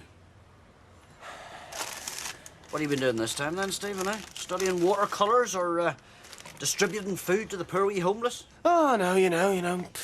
Betting on horses, swilling champagne, hanging around with loose women, just the usual. Yeah, well, you should send your mother a postcard. She worries about you. Yeah, we'll tell her not to. It's not as if I'm some sad make-believe Hell's Angel, is it?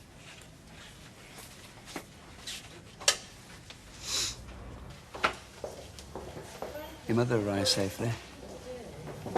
She rang Liz and Liz told me. So, I'm telling you. Can't imagine what she's going through. She won't be allowed to go to the funeral. That's the custom, apparently. Still, you don't need to know all this. Oh, the nurse told me you didn't eat so much today. Mind you, if the food's anything like it was when Denise was in, you wouldn't want to touch it unless you were tired of life. Look, if you want anything from outside, just say.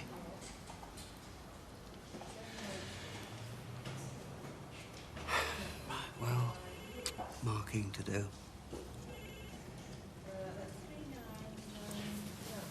Give me a ring if you need anything now.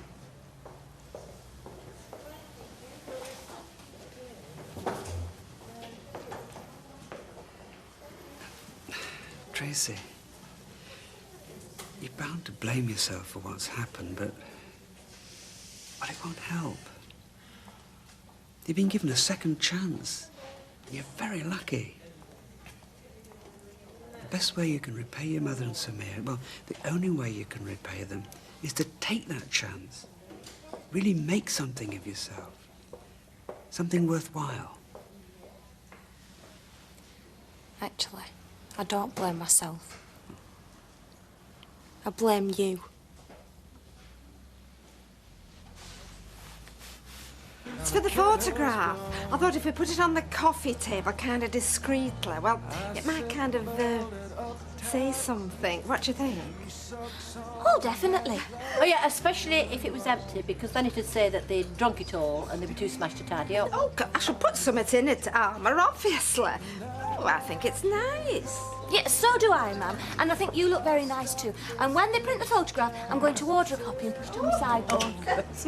I thought I'd find you here. Hello, girl. Hello. Listen, I'm just going down to the Rovers for a quick one. Do you want to go with me, or shall I wait for you down there? No, we can't, because there's been a change in plan. We've got to go straight home. The gentlemen of the press are coming round tonight to do a feature on us and the OBE. The gentleman of the... How long have you known about this? Well, they rang this morning. Oh, I know I should have come and told you, lovely, but I've been so busy. I mean, I had to go to the hairdressers because they want a photograph. Yeah, well, they'll just have to want. Listen, I'm not talking about that OBE until it's official. Oh, Alf, honestly. Do you know, he thinks he's going to embarrass the Queen. As if the Queen reads the Weatherfield Gazette. It's got nothing to do with the Queen. That's the New Year's honours. This is Downing Street. Oh, well, the future of the nation's at stake, then, isn't it?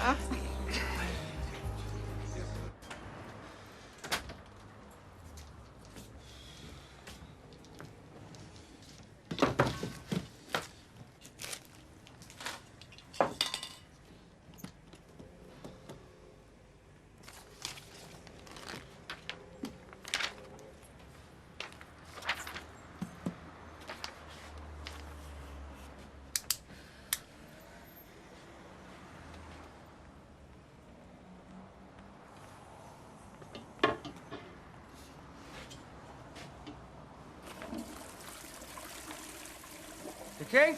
Hello. Come to check up on me, have you? And what's the bat for? You gonna use it to beat me up?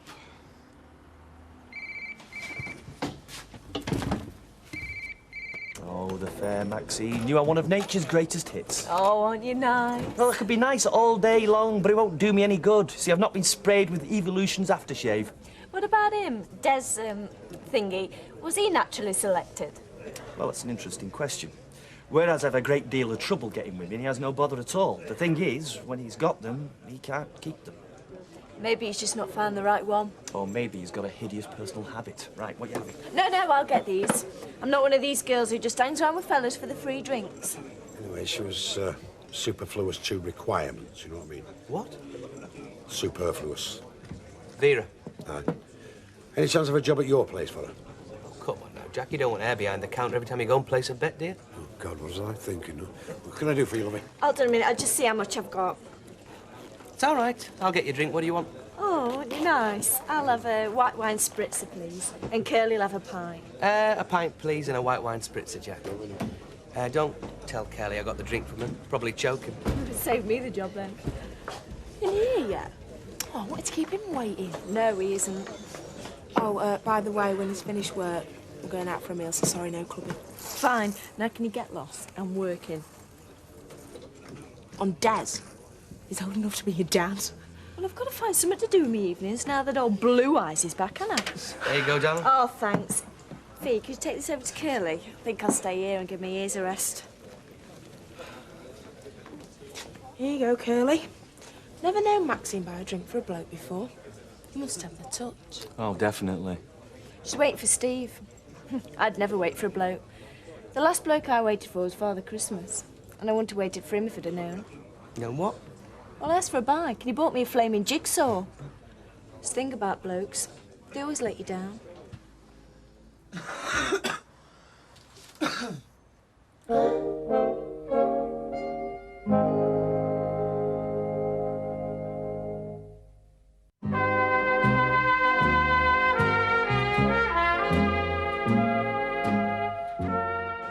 thought tonight was going to be an at-home with the Robertses. I mean, casual but elegant. Oh, no, apparently the destiny of the nation will be jeopardised if Alf leaves. Mr. Roberts. Steve Hill, from the Gazette. I thought I arranged to meet you at the house, but there must have been some misunderstanding. I hope you don't mind me tracking you down like this. Well, I do, as a matter of fact. Look, this OBE, it's not official yet. I can't talk to anybody till it is. Yes, I understand that. And we wouldn't publish anything until it was official. But it helps to file copy early and to get an up-to-date photograph for the files. Yeah, well, I'd like to help you, but there's Well, no... let me tell you what I'm thinking of. What about a photograph? In here. Your local pub. Alf Roberts, Mayor of the People and all that. Oh, well, if you put it like that. Yeah. I mean, doesn't your mayoress actually work in here selling hot pots? Perhaps we could get her in, too. Ah, I don't think that'd be a good idea. You are, Alfie. Oh, aren't you going to introduce us? This is a gentleman of the press. He wants to take some photos. Ah, you must be Betty, the hot pot mayoress. Not quite, no. See you later. Hi. I believe you've seen that errant son of mine. How is he? Well, he's half an hour late, so if you're thinking he's changed, you're wrong. Yes, Jim said something similar. Betty be in this photograph? Because, I mean, she was mayoress. Oh, yeah. Hey, Jack, is Betty around? No, she's flaming not. And there's no hot pot neither. £2.50. Oh, so you don't fancy having Vera behind the bar with you then? No. The chemistry wouldn't be right. But what about your place? You need some new blood in there, don't you? Oh, no, I couldn't do that to you, Jack, because if Vera was in the cafe, I mean, where would you go to read your form guide? I thought... Would you like to come and stand over here? Okay. Come on, put your arm around the lady, don't be shy. Okay, smile. Lovely. Squeeze together again. And smile. Good. Smile again. Lovely. Squeeze together. Right.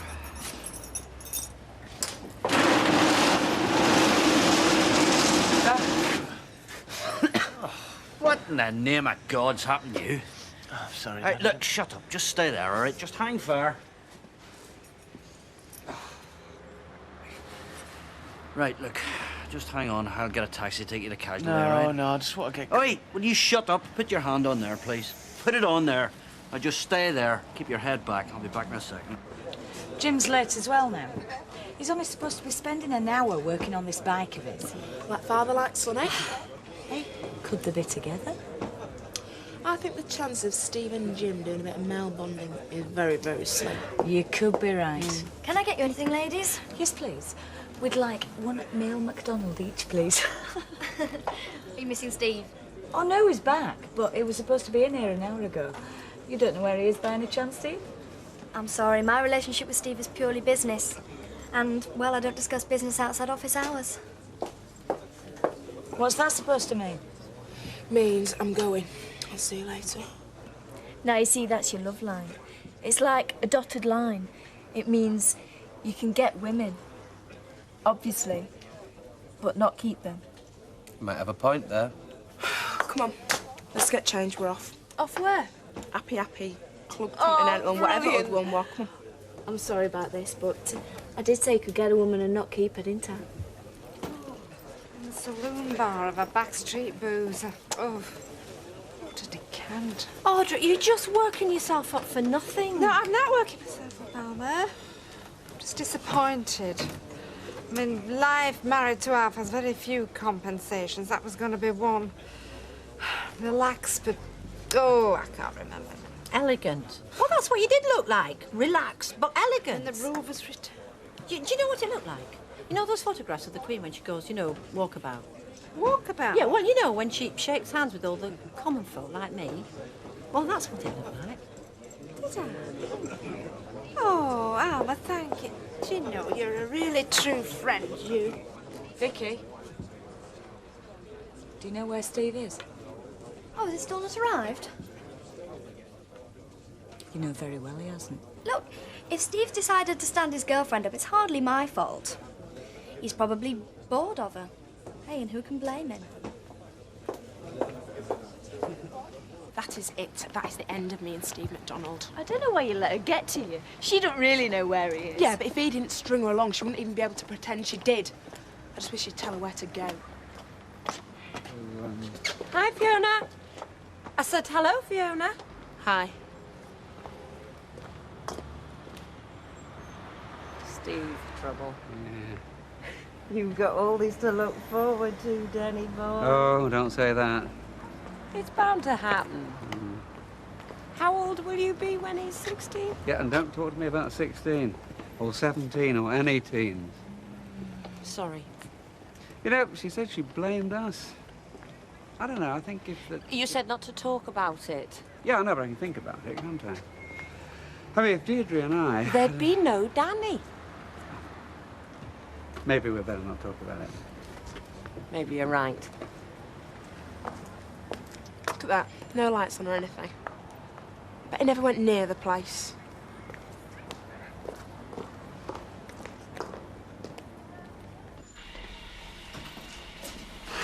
Right. I've given them your details and I've said you're getting yourself cleaned up, okay? You know, every time I bend down, I feel sick. Oh, here. Let me do that. Yeah, you're all right anyway, son. Looks like we're going to be here for a few hours. Anyway, might as well give your mother a ring, eh? Yeah, where you going? I'll stay. Catch yourself on, son. Dad, I'm in an hospital. Nothing's going to happen, is it? You phone Faye for us as well. What in the name of God did tell her, eh? Say I'm sorry or something. Look, I'm staying here till you get seen to, okay? Oh, God, why? Because I want to see if you're safe, okay? No, because you've been waiting for this to happen for ages, haven't you? Now it has, you can't wait. I mean, come on. If this would have happened to Andy, the first thing you'd have said is, who did it? You haven't even asked me that because you think I deserve it. Listen, Stephen. Just let me know who did this to you, okay? That's all. I don't know. He was waiting for us when I got in the print shop. You talking about burglars? Oh, no, I don't know. They didn't exactly introduce themselves.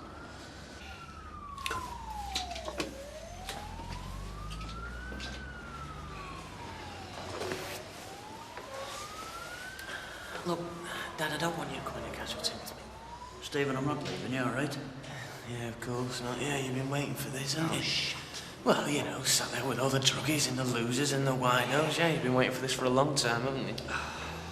Okay, look, you go on, okay? I'll be here if you need me, all right? We'll do what you like. Steve. Ah, forget it.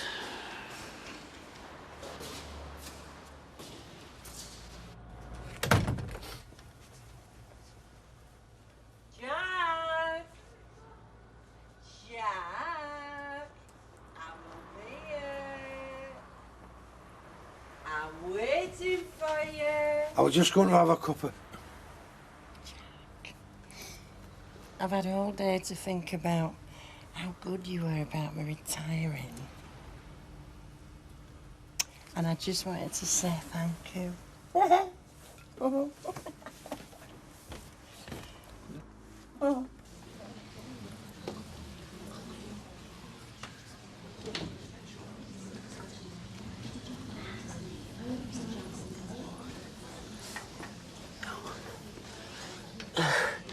I think I better see somebody. I think I'm going to faint or something here. Stephen, you all right?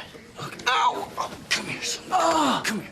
It's all right. I've got you. Oh, I've made a real mess of things now, Dad. I'm in real trouble No, now. you haven't. No, no, no. Look, we'll sort it out, Stephen. You and me. We'll sort it out. You'll see.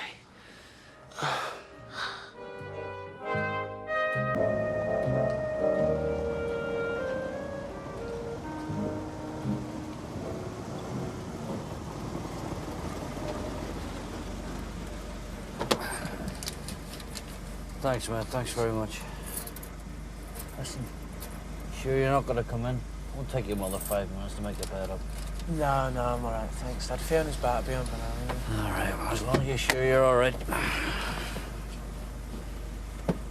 Listen, Dad, can you do us a favour? Well, can you not tell Mum how this happened? What in the name of God am I meant to tell her?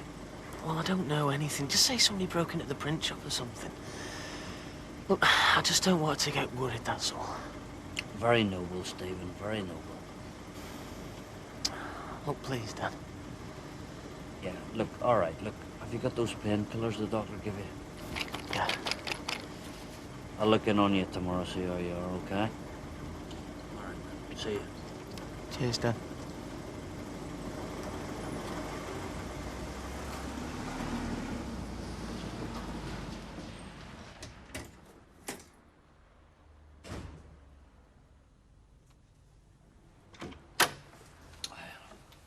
Where have you been? It's hours since you phoned. I've been worried sick. Sorry, darling. There was only one doctor, can you believe it? So anyway, it was gone 10 before I got to see him. I'll tell you what, you want to see it down there? It's a madhouse. There's fellas walking in and out of there. They look like they've got gunshot wounds. I'm So telling you. where is he? They haven't kept him in. No. He wanted to go home to Fiona, that's all. Oh, I see. Oh, listen, don't worry. He's all right, like, you know, I mean, well, like, he's badly bruised, you know. He's a couple of cracked ribs. And he's got some stitches up here as well. What? Well, that's why they kept us there so long, you know, just to check out whether he had concussion or not, you know. I'm going over there, Jim. I've got to see him. No, sit down. It's all right. Trust me, sit down. All right? Look, he just wants to go to sleep. There's nothing more you can do. Have they got any idea who did it? Well, he was in the print shop. They jumped him, you know. The print shop?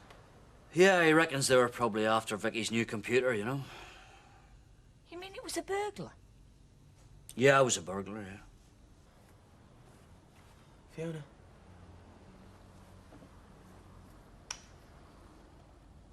Fiona.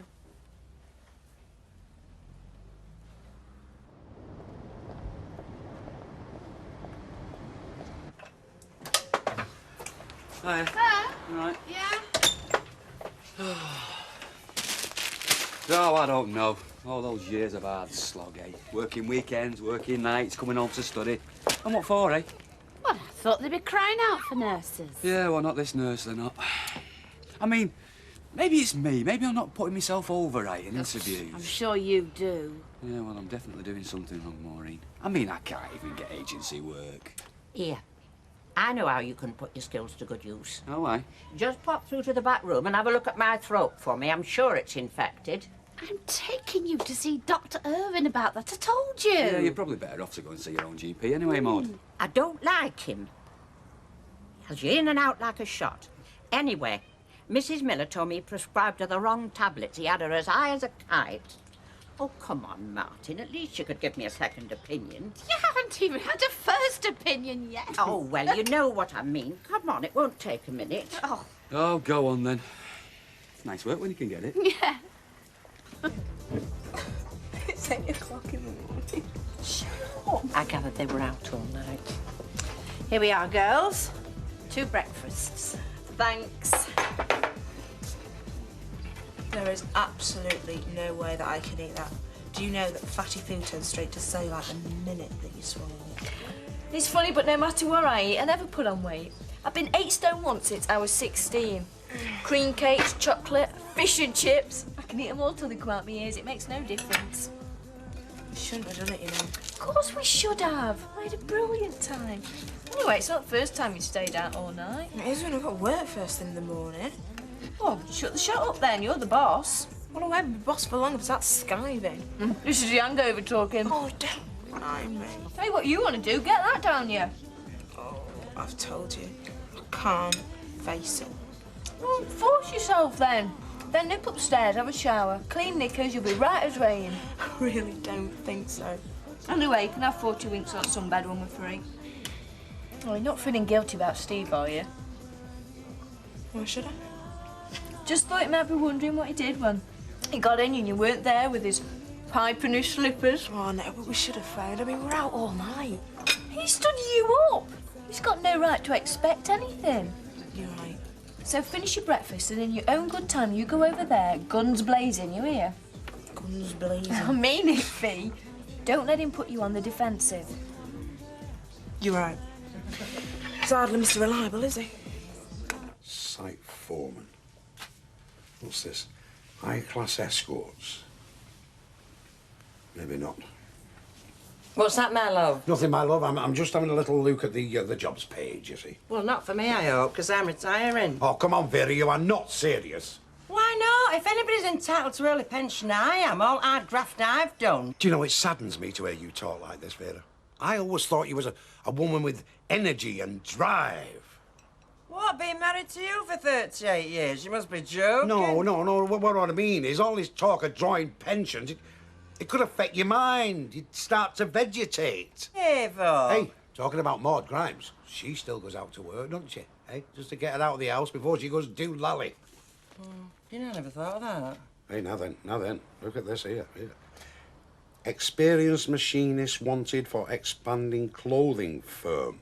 Right up your street there, kid. Let's have a look. There you are. Hey.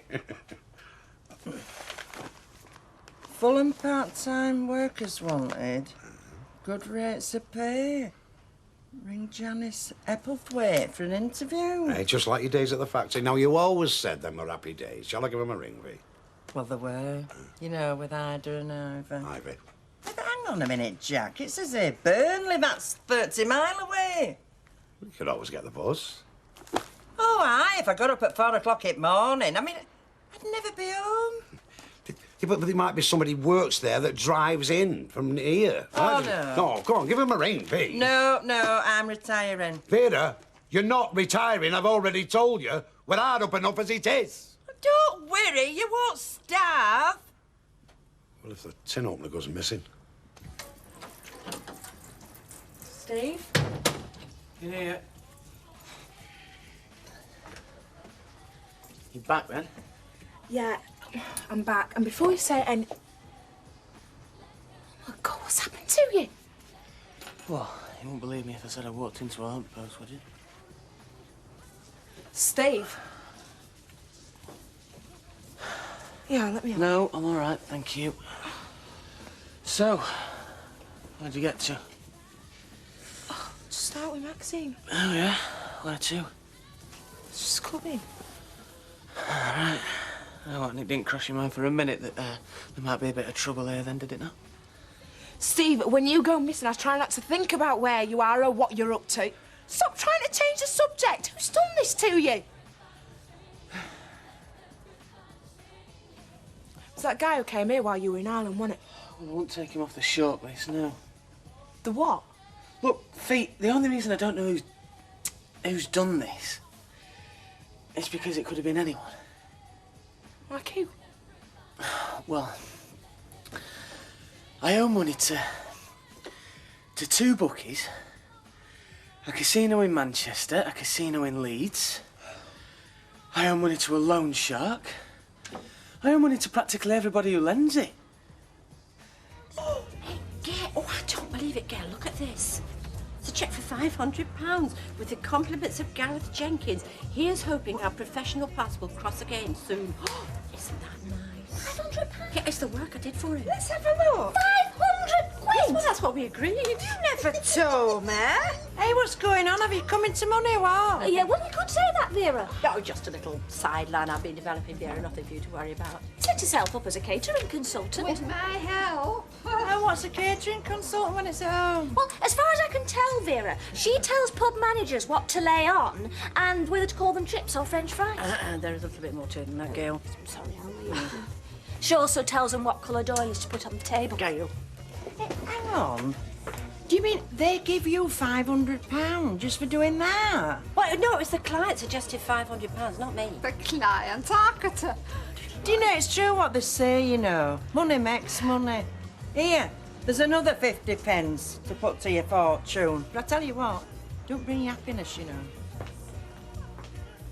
Look, Mum, I appreciate you coming round, but I've got to go work. Don't you think you'd be better taking the day off? Steve, you don't look in any fit state. No, I'm all right. And anyway, I've got an order I've got to get done. Oh, so they didn't steal any of your equipment then? No. Oh. Jim thinks it was maybe the computer they were after. Yeah, probably. Look, Mum, like I said... What did the police say? I mean, did they have any idea who might have done this? The police? You have reported it, haven't you? Well, I didn't think there was much point, Mum. Steve, you've got 5 stitches in the side of your head. Of course there's a point. Well, Mum, I didn't get a good look at them, and they didn't steal anything, so... All the same, you've got to report it. Well, all right, I'll go down later on. Oh, no. You'll go now. Oh, I'll go with you if you like. Mum, I've got to go to work. Is there something you're not telling me? No, of course not. You know who did it, don't you? Of course I don't. Just tell us, Steve. Tell me what?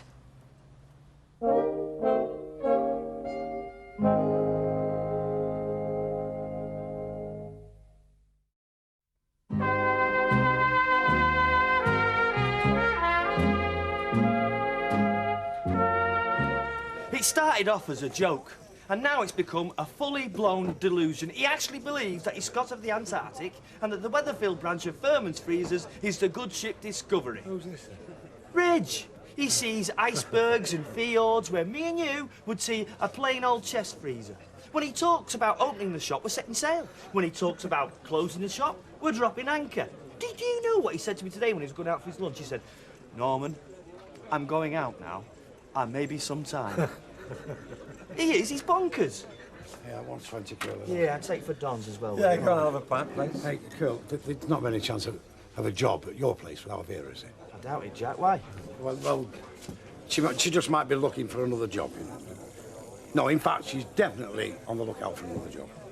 You mean she's left Better Buys? Yeah, she took voluntary redundancy. Really? Yeah, well, it was more like compulsory redundancy. You mean she was sacked? In a word. Oh, come on, Jack. She wasn't being light-fingered again, was she? Hey, them allegations were never proved. Anyway, it was more heavy-handed than light-fingered, wasn't it, Jack? No. She got caught denting tins, you know, to get them cheap. Soiled goods, like. Jack, that is the oldest trick in the book. Yes, I know, but you've got to give it the girl, you know. She knows she's done wrong, so what do you think?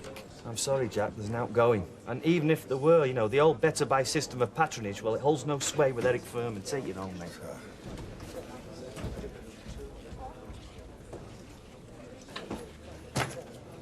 I'd like a word, if you don't mind. Yeah, of course. I didn't have to make you manageress of the salon. You know, Fee, I could have got someone else in. No. I did it because I thought I could trust you. You can. So how come when I went down at 9:15 this morning, the salon wasn't even open? And when I went out half an hour later, Maxine was in there on her own. Sorry. It won't happen again. She's a junior, Fiona. You can't leave her in charge. I was over at the flat with Steve. Yeah, I know where you were, Maxine told me. And if you and Steve and your lover Stiffs are going to get in the way of you running the salon... Hey. Hey. What is it? What's the matter? Look, Liz, I'm not covering for anybody. I just don't think it's Sean's style. Why not? You've heard him threaten it plenty of times. Threaten, yes. That's all he ever does. Anyway, him and Steve have got an arrangement. Yeah, but do we know for sure that Steve stuck to it? I think we'd know if he hadn't. Look, Liz, I know you must feel. But if you're looking for the culprit, well, you'll have to look in deeper sewers than the one Sean Skinner hides in.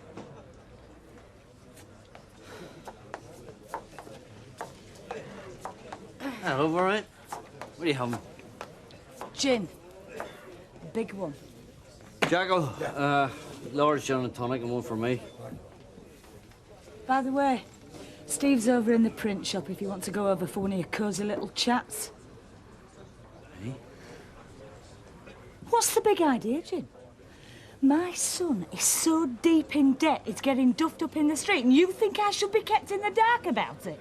You think it should be yours and Steve's little secret? No, look, of course... Well, that's how it looks to me. I thought I'd better clean this up before I start work. If a customer comes in, it doesn't look very good, does it? Why didn't you tell me you were in trouble? Well, why do you think I wanted to borrow all that money? I didn't need it to go on holiday, you know. Who did it? Do you know? Well, that's a $6 million question, isn't it? Or over the £6,000 question. Is that how much you owe? 6 grand? Well, I believe they call it a conservative estimate, yeah. How? Well, it's not exactly hard, Vicky. I mean, I know around here they think you're the last of the big spenders if you buy a packet of peanuts with your pint, but, you know, I like the good things in life. I like the good restaurants, clubs, clothes. Hang on a minute. Are you trying to tell me the credit card company did this to you? Well, I've had the occasional flutter on the horses, yeah. What, 3 grand each way? Look, I've got a lot of debts to clear, and I've borrowed money off some people I know I shouldn't have. And how do you intend to pay them back? Well, I was thinking of emigrating to South America, you know, but I'd miss me mates. It's not funny, Steve. Well, there's only one thing I can do, isn't there? You know, I'm going to have to work 7 days a week, eat nothing but bread and jam, and just hope I can earn myself enough money to dig myself out of this hole. Meanwhile, this place is practically under siege. Well, I'll tell you what. The next time a guy comes round with a baseball bat, I'll ask him to take me in the back alley, shall I? You know, I mean, you won't even hear the screams. Is that likely to happen? Someone else coming round? Well, as a gambling man, I'd have to say the odds are pretty good, yeah.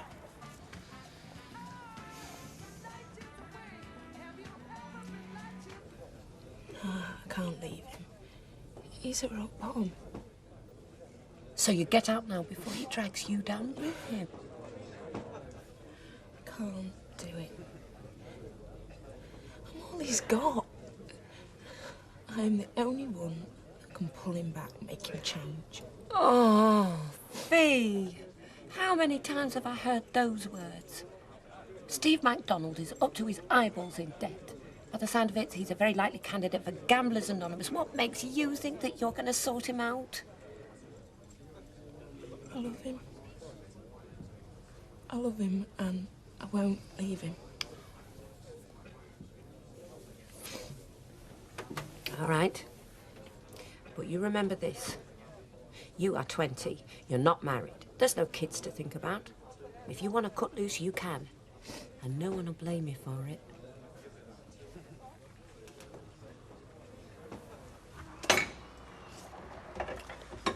Liz, look, it's bad enough Stephen's got himself in a bother without you and I falling out over it, eh? Come on.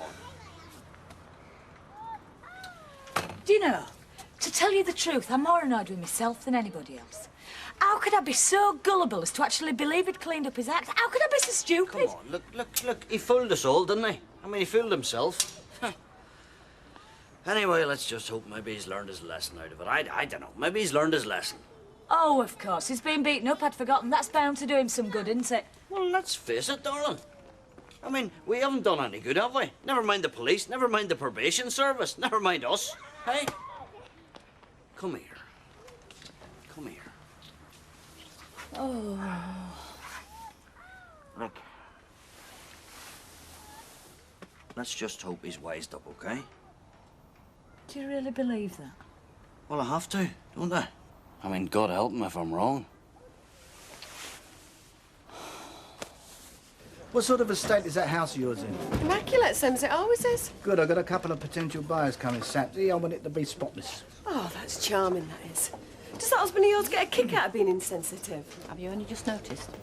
Jack, large scotch when you got a minute. Oh, and can I have a gin and tonic, please, Jack? Yes, oh, hi, Audrey. Hi. I'll pay seeing as I'm flush. Oh, Vicky, look, will you let me know how much I owe you for helping me with that presentation? Oh, no. I did it as a favour. Anyway, it was good experience. Oh, no. Listen, rubbish. If I get paid, you get paid. I insist. OK, then. I'll work it out and send you an invoice. Right, well, make sure you do. OK. You have just broken the first golden rule in business there, my darling. You never pay for anything unless you have to. Cheers, kid. Well, I was just being fair. I mean, not your way, I know. Come on, then. How much did he cough up?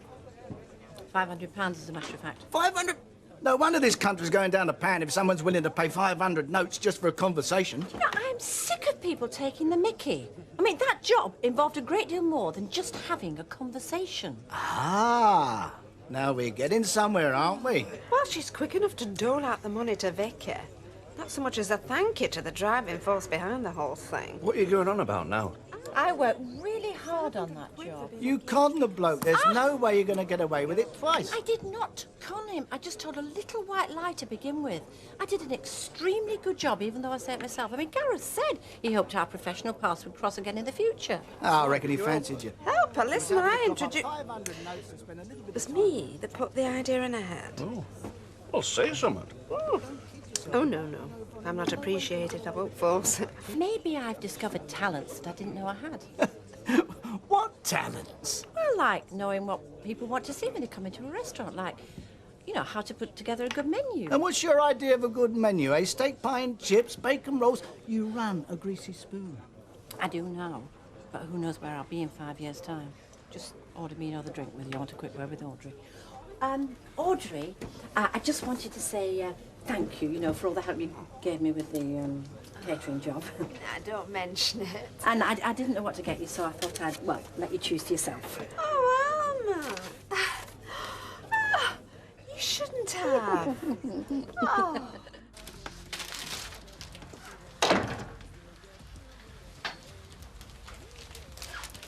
All as per Madam's requirements. I wouldn't risk getting you the wrong thing. Thanks. So, how are you feeling? Okay. Good. Looking forward to getting out?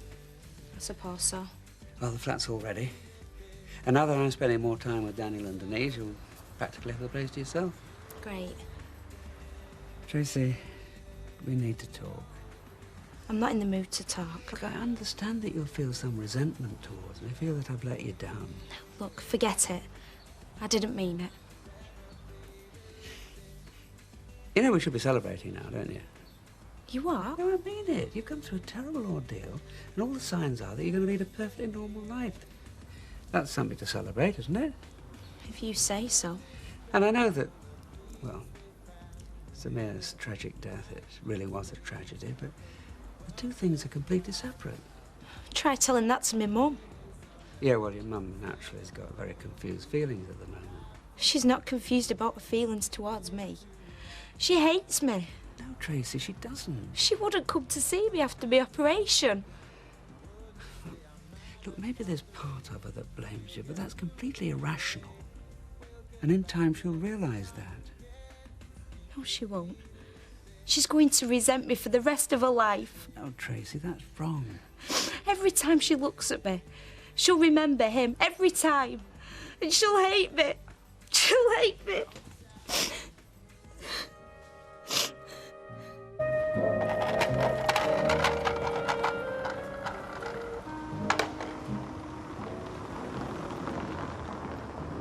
I've never known an OBE before. I expect he'll still be just the same old elf. And Audrey? No comment. Yes, love? Bag of crisps from one of them. Please.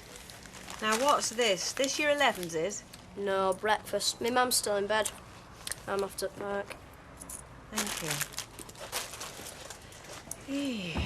That says it all, doesn't it? Well, at least he's doing something constructive. Oh, aye, there's a lot of windows between here and Park, lot of stones to be chucked. I think you do him an injustice. Aunt Mavis knows better. Oh, Alf, congratulations! Oh, yes. It's official. Thank you, love. Do you know what I'm doing to celebrate? No. I'm taking Audrey in town shopping. Oh, well, we might bump into you. I'm taking Bet. We're going in car. Oh, have you got a spare seat for Audrey? That's a good idea, yeah. Well, why not? We're having lunch in Kendall's. Making a day of it, eh? Well, more of a morning, I think, wasn't it, Rita? Yes, I turned into a pumpkin at 2:30. Oh, yeah, there's a lovely picture on page 3. Oh, I never thought I'd be a page 3 girl. Oh, that reminds me, we'll have a few extra copies, please. About half a dozen. No, go on, make it 10. It'll be £3. Right, let's have a look. No, I've changed my mind. You can keep them. Well, what's up, love? Councillor Alf Roberts, OBE, escorted by his mayoress, Mrs. Betty Turpin. Oh, where's the photograph for me? Well, maybe maybe the picture didn't come out, you know. Could be his flash had broken. Yes, and maybe everybody is having a laugh at my expense, huh? Ready when you are, Rita Long. On my way. Ta-ra, love. Bye, Mavis. Oh, bye, Al. Bye. You know what, don't you? She'll take this out on my credit card. It'll take a right hammering. There you go. Oh. Hey, 2 eggs, fried bread, bacon, 2 sausages. That's what I call a proper breakfast, Vera. Well, a working man needs something solid inside him, you know, to start him off at rest at day. Unlike the leisure classes, what are you having? Well, I'm just going to have some toast and marmalade later. While you're reading your Financial Times, is it? Hey, listen, I'm not a snob, you know. But it's lovely to get up in the morning and know that you've got rest at day to yourself. Hey, when did this come? Just now. Where is it? No, it's a mistake. 3 months council tax? You are £123 in arrears. I thought you'd paid it. I have. Like I said, it's a mistake. Well, I'm going to go see Alf Roberts about this. Vera, it's got nothing to do with Alf Roberts. It's some clerk at the town hall punched the wrong button on a computer. As I said, ignore it. I will not. I'm going to go up to that town hall. I'm not having them thinking we don't pay our bills. Oh, let's be having you. Oh, it's cobbles. Don't keep going on about cobbles. We've not even got out yet. All set? You don't mind the threesome, do you, man? Oh. The more the merrier, love. It was a toss-up between our company or else. Oh, tell him congratulations. I've seen his photo in the Gazette. If you don't mind, that subject is closed.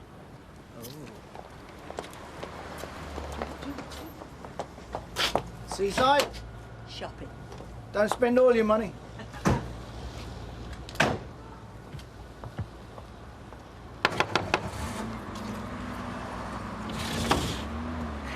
Yeah? I've got a couple coming to look at the house. Oh, what? I didn't think it was till this afternoon. It is, but I thought you were going to straighten the place up a bit. Oh, it won't take much. Oh, have a look if you like. I'll chuck keys down. Now, look, I'll call back when you're a bit more respectable. I can't hear you. Here, let yourself in. No, I'll call back later. Have you heard from Morocco? Deirdre, yeah, she phoned last night. She's stopping with Samia's mum. The funeral were on Wednesday. When's she coming back?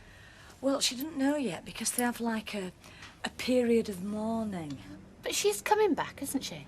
Oh, yeah, as soon as she can, but without it seeming too hasty. Poor lass. No one deserves that kind of bad luck. No, they don't, do they? Anyway, I best get off. I'll see you later. Bye then, Liz. Yes, Miss Roberts, what can we do for you? Well, there was something else, but it's gone. I know what it was. Glass of sherry. Yes, congratulations. Do you know, it's like knowing a member of the aristocracy. I've only known one other person who had the OBE. He got it for 40 years' service at the Blackpool Tower. Or were it the zoo? Anyway, he were a lavatory attendant. He used to wear it round his neck on a chain. That's appropriate. Yeah, well, that would be the MBE, you see. I mean, the OBE takes precedence. Oh. Oh, yes, there's a hierarchy. You see, if I was invited to a dinner party, I would sit nearer the Archbishop of Canterbury than the fellow you're talking about. And if the Prime Minister went, he would sit nearer than me. And did you know that an OBE makes you superior to the eldest son of a baronet? Interesting, isn't it? You see, it's all written down in tablets of stone, with the Queen at the top. And the likes of us at the bottom.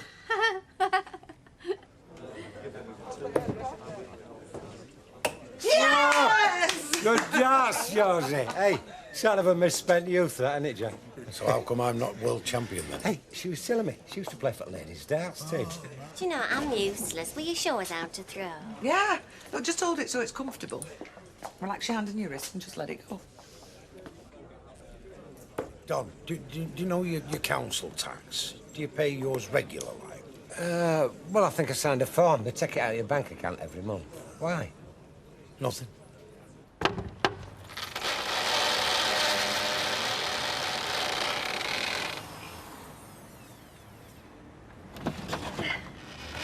God, blimey, aren't you up yet?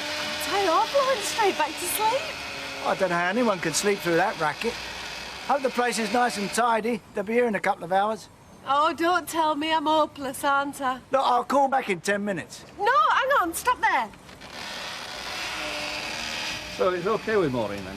Don't take two to run a shop. No, no, you stole the thought behind yourself many a time. So we're on for pub lunch, Yeah, then? as long as it's my treat. Morning, Mike. Morning. Come in, I'll put the kettle on. Don't worry, I won't bite you.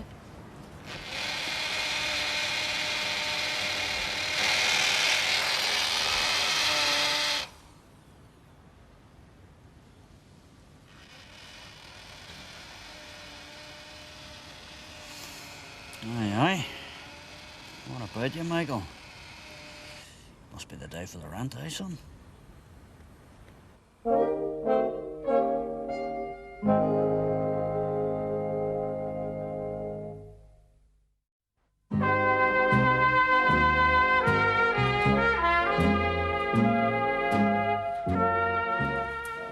Like some toast?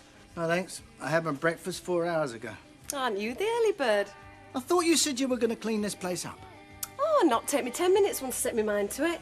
Relax. What are you talking about? The place is a tip. Oh, I'm terrible. No, it's all right. I'm used to it. I'm just easygoing, me. Best way. No point getting het up over a few dirty pots. Well, what about all that lot? Oh, that's Jamie's. I'm not touching that. There'll be hell to pay. Well, can't he do it? It's outfit day. Well, what are these people going to think when they come round to take a look? You're desperate to get me out, aren't you? Can't say I blame you. Listen, I can't afford for this place to be stuck on the market for the next 5 years. I wish I could motivate myself like you. I just take each day as it comes. Enjoy yourself while you can. Well, where does all this lot go then? All my fellas have been the same. Unreliable. Suppose that's why I'm like I am. Men know they can take advantage of me. I get used to that kind of man, don't expect anything better. I bet you play golf, don't you? Yeah, now and then, why? All my fellas are slobs. If I'd have met somebody like you, I'm sure I wouldn't have been like I am. Well, if you're talking about money, I'm not as wealthy as people think. That's why I've got to get rid of this place. I'm talking about you as a person. I mean, you're always so well turned out, aren't you? Well, you've got to wear a suit in my job. Ah, but it's the way you wear it. I bet you're even smart on the golf course. I've been with fellas half your age. You'd be ashamed to stand next to you. Yeah, well, this isn't getting the place cleaned up, is it? What's the rest of the house like? You mean upstairs? Yeah, the bathroom and that. Why don't you go up, have a look? Oh, you're a worrier, aren't you? Well, as long as it's presentable, OK. You've not finished your drink. I could hot it up a bit. It's a heck of a responsibility, you know. Officer of the Order of the British Empire, people look up to you. How was his lordship's hot pot? If the Archbishop of Canterbury comes in, tell him he'll have to sit next to Alf. Will do, love it. Oh, there's an act to it. Oh, yeah? Yes, I've been watching it. You're too tense. Oh, that's so. You don't mind me saying, do you? Oh, of course not. You see, you have to stand with your feet equally balanced, about 9 inches apart. Let your wrist go limp and just concentrate on double tap. I was going for the ball. You spent up, I expect. Well, I have to reflect your status, Alf. Folks expect it of me. If the Archbishop of Canterbury comes in, you'll have to shift out of that seat. All right, Maud. I don't know what you're worried about. She's not going to evict us, is she? I never said she would. I just want to pay the rent when it's due. Why? Because I don't want to get into debt. God, Steve, it is only the rent money. It's hardly going to get you out of trouble, is it? Oh, come on, Fee. I need all the money I can lay my hands on. Steve, I am paying your share of the rent, right? So don't start making me feel guilty. If I had the money, I would give it to you, but I haven't. How much does that cost you? Fee, I need that for work. All right, what about your hi-fi system? That was worth something. Well, there's not much point in selling it. Why? Because they've updated the model. You have got an answer for everything, haven't you? Ah, well, you might be right. Oh, Michael. I hope you use plenty of elbow grease. Oh, aye, you can see your face in the hubcap, so you can't. Good, that's what I pay you for. Drink. Rackle. Aye. Over here, mate. There we go, love. Come in now. You know, it's all wrong, Michael. The order of things. I mean, there's your man over there getting a medal from the Queen, then there's the likes of Percy Sugden, fought through the war, aye, living on the pittance. Then, of course, there's you and me. I don't even have a car at the moment to take my wife to the seaside, and there you are, lord and master of all you survive. Mind you, I suppose you've got all the perks that go with it, haven't you, aye? Oh, yeah. Uh-huh. I bet you can still pull the birds, can't you, Michael, aye? That's what you reckon, eh?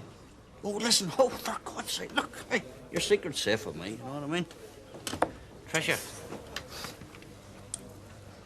Tricia? Uh-huh. Oh, no, there's nothing at all. Oh, no. Oh, no. I realise I'm getting too old for it. I mean, It's a rum do when you can't cut the mustard anymore. What was that, right? Yeah, yeah. I mean, a few years ago, wild horses wouldn't have kept me away. Oh, well, there you are now. I mean, that was before, you know, when I was single. Before I was happily married to Alma. Oh, well, there you are, you see. That's the difference. Age has got nothing to do with it, Michael. Yeah, is that right? Yeah. Oh, yeah. What you gonna have? Can I have a gin and tonic, please? Alma. Of course you can. Right, well, you grab a table, I'll bring them over. Oh, that estate agent rang. That couple can't make it. Now you tell me. Now, look, I'll just finish cementing, and then I'll join you in the front, OK? Now, Arthur, where are we going to place you? Like that? Or, like that? I'll get it. Where's it gone? Desi's. Can't see it. Oh, come on then, I'll find it. Michael, What for? I want to climb over the fence. Do you want your football? I'll get it in a minute. I've got my hands full. Right, I can see that, Derek. What are you doing? Securing some garden ornaments in cement. All right. Yeah, he talks to him.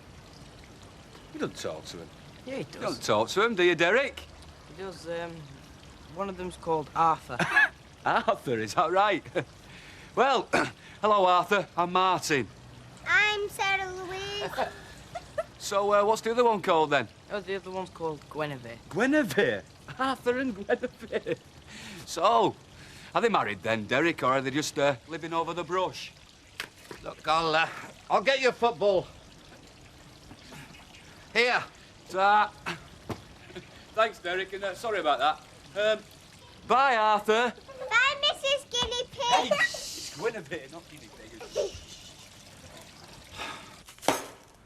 Computers. What do you know about computers? Like I say, they make mistakes. It's a well-known fact, Mira. Yeah, and it's a well-known fact you're a flaming liar. I felt a right fool going up to that town hall. Oh, my husband's paid it, I'm sure he has. When you knew you hadn't. How can you let me humiliate myself like that? But I thought I had paid it. Yeah, well, where's the receipt then? I must have lost it. Liar, where is it? I just said I lost it. £123. What have you done with it, eh? All right, I'll tell you. Oh, so you didn't pay it then? No, I forgot, and now I've remembered, you see. You talk a load of rubbish, you. No, what it is, what I've been doing is robbing Peter to pay Paul, you see. Bucky, you mean? No, I spent it all on you. On me? I've spent it all on me? You, little Tommy, in the caravan. That's where it went. You said you wanted to take Tommy on a holiday, didn't you? And I didn't want to let you down, you see. You let me down all the time, No, you. but Vera, it is the truth, and I swear it. On the sacred memory of Sir Gordon Richards, all that money went on you, Tommy, and the caravan. Is that right, then? Yes. So what happened to the money that you saved for the holiday, then? Come on, answer me that if you can. There. Ha. Do you know what I can make next? A rustic planter for a bay tree.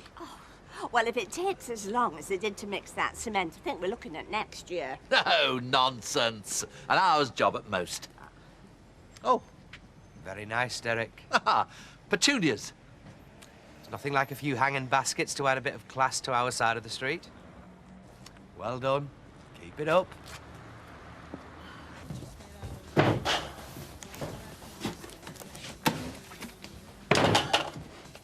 Should you be lifting those? Well, someone's got to do it, haven't they? Let me have a look at you. That wound looks messy. Sit down a minute. You all right? Do we should hold?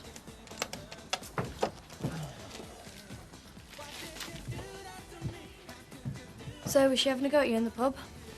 No, she's, Oh, sorry. So she doesn't mind lending you the money, then? Who says she is? Listen, at least she'll see to that we don't, get thrown out the flat. No. And what about keeping the heavy mob at bay? She hasn't got that much money. No, I don't suppose she has. I don't know. What are we going to do with you, eh? You can loan some cash if you want. And why should I do that, then, Steve?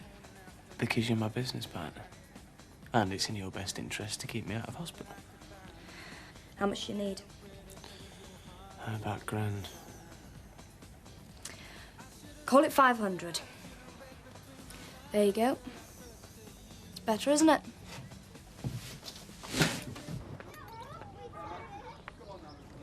was it who said, when God planted a garden, he made the purest of human pleasures?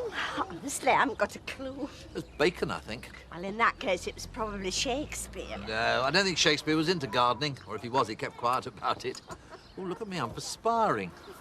There's a great deal of satisfaction to be gained from physical activity, and knowing a job's well done.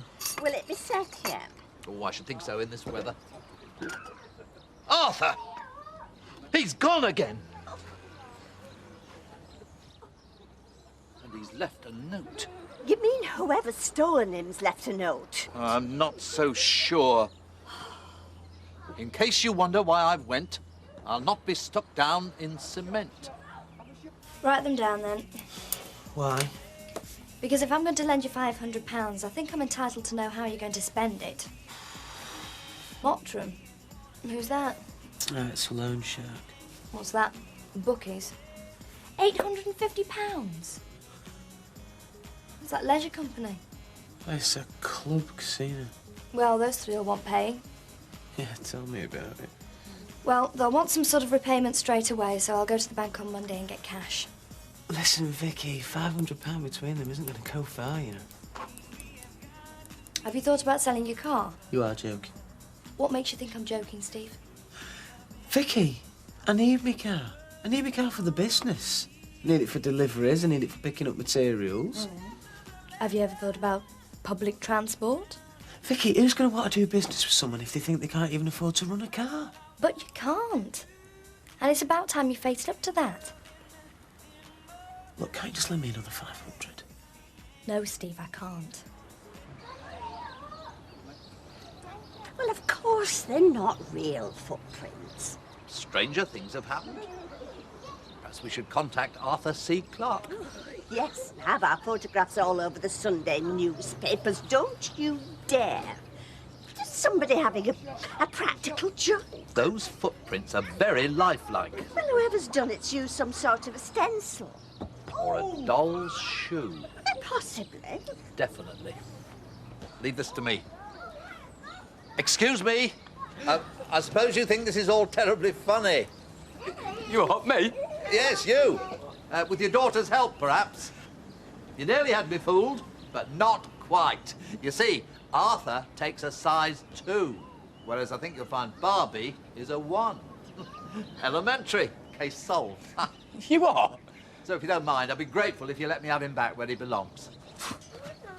Derek, we haven't got the faintest idea what you're talking about. Oh, it's not them, Derek. Don't make a fool of yourself. Well, ask your husband and your daughter. They're the practical jokers. I think the only joker's you, Derek. Got another one? Not particularly. What's up? Another round, another few quid. Oh, right, yes, we've got to give up drinking now and all, have we? You wouldn't even if I wanted you to, Steve. Go on, I'll have the tonic water. A pint of bitter and a tonic water, please, Vic. I don't suppose you've reconsidered, have you? Making it 1,000. It depends on whether you're prepared to sell the car or not. All right. I'm serious. Don't mind. Yeah. Take your own out of that. It's my last fiver. I don't suppose you could lend us 50 quid up front, could you? You know, just to, like, you know, see us through the week. You have got a cheat. Actually, no, I don't think I could. Sorry. Yes! She's done it again. Come on, Don. We can't be having this, lad. Okay, give him that. So what happened then? Yeah, someone pinched his nose. Yeah, sounds very painful, does that? Here, whose throw is it? Oh, come on, you know. What's mine? It's mine. Hey, and he reckons it was Sarah Louise. He's off his head. It has to be Des Barnes. He goes in for practical jokes, and he was at home this afternoon. Well, at least you accept that Arthur didn't run away on his own. You don't have to work here if you don't want to, you know. No, it's all right. Well, I'm not doing anything else anyway. I don't suppose you could lend me £50, could you? Just till I get to the cash point. No problem. Here. Now, you've no excuse. You go out and enjoy yourself. Thanks. Hiya. You're all wet.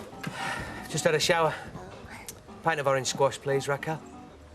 I've been at the gym. Trying to get rid of some of this.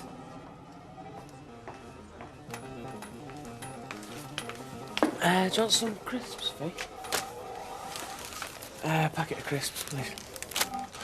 What is it? 50 quid. Remember what I said, though. Don't worry. Trust me.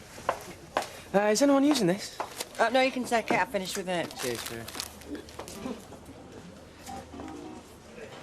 They're still there, then? What are? Hanging baskets. Very nice. And what about... You know. Do I? Yes. Where is it? What is it, a quiz? Give us another clue, Derek. Go on. The gnome. Oh, don't say he's gone again. Well, you know he has, because you took him. Of course I did. Now I remember. You can come out now, the game's up. What? Says he prefers my cooking. Tell Derek to do what? Better mind your language, little man. It was you, wasn't it? Eh? Admit it. Derek, once and for all. Got far better things to do with my time than play silly beggars with a garden gnome. Give me some flaming credit. I finished my drink. Pint, please. Bitter this time. Yeah, I'd like to place an advert, please. It's an XR2i. Be serious? I'm serious. It's an 89G, Reg. Steve, I didn't mean to nag you, but I do think you're doing the right thing. Sorry, what was that? Well, 1,900 or nearest offer, please. Well, it's A1 condition, alloy wheels, stereo cassette. What is it? It's a food parcel. A food parcel? What cheeky beggar's sent that? It's not for us, for my pigeons. It's a special vitamin food supplement. What, for them birds out back? Well, you can send it back. Oh, talk sense, woman. I've paid for it. Anyway, it's an investment, this. This will help me get my birds in shape for the races, won't it? And we'll get it all back in the prize money. We can't afford it, man. We can only just afford to feed ourselves proper, never mind pigeons. Now, look here. I sent for this before you got yourself the sack. I was victimised. Call it what you want. The point is, I bought this when there was 2 wages coming in the house. Give over. There's only ever been 1 wage coming in this house. Mine. You've always supped it away. It's always ended up against the wall. And when you want supping it, you were gambling it. I could do without this. I am a working man. I am entitled to my hobbies. What? Supping? Betting and gambling? Coughing and belching? Them's not hobbies, them. They're habits and they're bad habits and all. At least I can hold myself down a job. I've not been caught sneaking a barrel of ale out of the pub. You're rotten, you. I only did it so you'd have something fancy for your tea. Well, I'll tell you this, I'll be buying pigeon food soon. Yes, I'll be buying stuffing. Because one of these days you'll be coming home to pigeon pie for your dinner. No, come on, Vera. Enough of this silly talk. Why don't you just go out and get yourself a job? A job? Where? At the Rovers Return. Bet offered you one and you turned your nose up. Why don't you go and see her about it? Well, I've never begged before. Oh. Well, now is a good time to start, V. Oh, sorry. Morning, Derek. Morning. What can we do for you? Big hearty breakfast? Oh, no time, I'm afraid. No, it's sandwiches I want, please. I'm on the road today. Grabbing lunch on the hoof, as it were. Oh, well, with egg and crest, salad. Fine. One of each, please. I must say, Derek, I do like your hanging baskets. Oh. Derek and Mavis have put these baskets of flowers outside their house. Oh, fancy. They look lovely. They do, don't they? But I expect I shall come home one of these days and find somebody has stolen them. Your hanging baskets? Hmm. Who'd want to do a thing like that? The same kind of person that steals garden ornaments.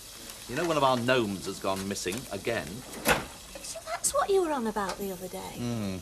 They think of themselves as wags, as pranksters, but all they really are thieves. Well, one day our light-fingered friend will overreach himself. Bye-bye. So what was all that about? Stealing flowers? Oh, search me. We're talking about flowers. Hello, Mike. Did you come through the park? They are, darling. Are those for me? Well, who else? All right, then. What have you done now? What have you been up to? Are you listening to her? I mean, is that a way to speak to your loving husband who's remembered your wedding anniversary? Oh! As a matter of fact, I thought you'd forgotten, because you didn't mention it at home. Well, neither did you. No, well, I was waiting for you. Well, they're lovely, aren't they? Yes. Well, in that case, I shall have to give you yours, shan't I? Oh, you got a present for me? What is it? Ah, yeah, well, it's a surprise, isn't it? So yeah, you'll get it this evening. Oh, I can hardly wait. Right, got to go. Things to do. Bye. Oh, you forgot, didn't you? Do you think he twigged? What, him? Nah. Anyway, do him good if it did, might shake him up a bit. Gail, I don't want him shaken up. I want him calmed down. Hello, yes, that's me. Yeah. Who? Oh, yes, hello. Yeah. Ah. What's he want to see me about? Oh, I see. What's the plan for today? Shh. No, not you, love. No, it's somebody just came in. Yeah. Ah, well, what time do you want to see me? 12 o'clock. Yes, I can be there, yeah, yeah. Right, tell him I'll see him then. OK, bye. Thank you not to shush me. Who was it anyway? That was Jeremy Pilkington's secretary. That old stuffed shirt thinks he runs the town. He does run the town. He's the best chief executive we've ever had. And he wants to see me. What for? Well, she couldn't tell me that, the secretary. She couldn't tell me on the telephone. Mr. Pilkington wants to keep it hush-hush. Well, you're surely not traipsing all the way up to the town hall if you don't know what for. Come on, Baker, let's go look round the shop. See, never mind the shops. I've got a good idea what this is about. Oh, what is it then? You've got all excited. I can always tell when you go excited. You do a kind of little silent quiver. Yeah, well, I bet a pound to a pinch of snuff. It's the freedom. Freedom to do what? The freedom of the town, the freedom of the borough. I've seen this coming, you know, yeah? I mean, first of all, Mer twice, now the OBE. Oh, aye, that's what it'll be, the freedom. Well, what you get? You get a medal or something? No, it's the highest honour the town can bestow. There's only been about 10 of them in the entire history of the borough. But do they give you money? No, they don't. What, not even a shopping voucher or something? No, it's got nothing to do with money. This is about honour, something money cannot buy. Well, I'll definitely need a new frock then.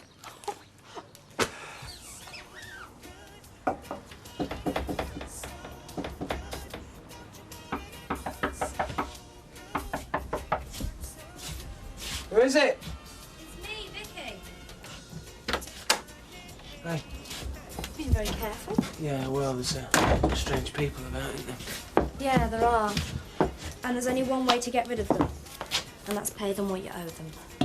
There's £950 there, and with the other 50 I gave you, that should make 1,000. Right, sure. Listen, you'll get it back. We'll use it, Steve. Get these thugs off your back. I suggest you split it 3 ways. The bookie, the casino, and the loan shark. Tell the rest it's just on its way. Yeah. I see you put your car up for sale. That should go a long way towards paying off your debts. Well, that's a general idea, yeah. And then when it's all over, maybe we can get on with making some real money. Well, you can see how hard that's it, yeah. Yeah. Well, I'd better leave you then. Right, and listen, thanks.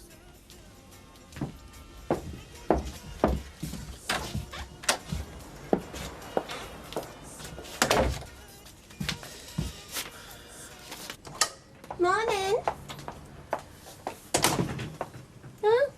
Still working here then? Oh, yeah, when they need me. Just a jar of instant. Who's doing the cleaning these days? Oh, at the Rovers. Well, we're sort of sharing it between us, really. Me and Betty mostly. Ah, well, now you know what hard graft is then, don't you? Well, if we set 2, we usually find we can have it done in half an hour. Half an hour? Give over. You can't be doing a proper job. Sometimes quicker if that lends a hand like she did this morning. Oh, she won't like that. Not Lady Muck. I bet you wish I was still there, don't you? Admit it. Well, if I'm being really honest, we're not exactly choking back the tears. Morning, Raquel. Hello, Mrs. Grimes. Tell Mrs. Turpin I'll pop in and have a look at her at dinner time, will you? I will do, right. Well, I gave it Archie. Listen to her. She'd like you to think she's been all over the world, staying in the best hotels. She's a very nice girl, is Raquel. She can be, when she wants. Hard streak, though, and she doesn't like me. Why's that, then? Well, it's a long story, but I took Norman Watts off her. Oh, that's not what I heard. I heard she chucked him. Oh, well, she puts that about. Well, she would, wouldn't she? No, the truth is, he fancied me more than he fancied her. I see. Mind you, he works for my son-in-law, so I always knew he was soft in the head. Hey, Jim. What? How much does he want for this, then? Curly, the price is staring you in the face. Yes, I know that. But what will he actually take for it? Well, I've no idea. You better ask him yourself. Stephen! Curly here fancies your motor, so he does. Oh, well, I don't blame you, Curly. I fancy it myself. Well, I might go down to, say, 1,500. Oh, get dressed. Well, you can see the price. It's right bottom, that. Oh, come on, you've got to knock something off. Curly, I don't have to do anything. Anyway, I'm thinking of taking it off the market, actually. I thought he was strapped for cash. Don't ask me, he's only my son.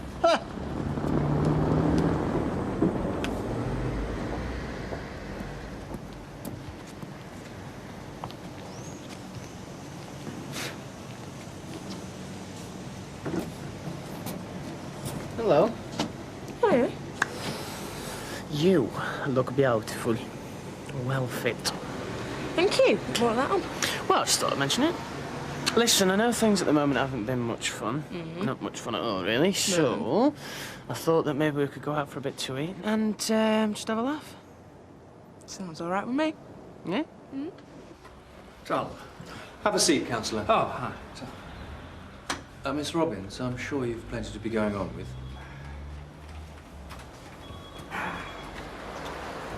I think we'd better keep this conversation strictly between ourselves, Councillor. At this stage, complete discretion. Oh, aye. The fewer people who know, the better. After all, it's bound to leak out before long. Well, these things always get out, don't they? Ah. So you do know why I asked you to come and see me? Well, let's say I've got an idea. Well, in that case, perhaps you have a proposal to put to me. Something that will clear up this difficulty. Clear it up? Why? Where's the difficulty? Oh, come now, Councillor.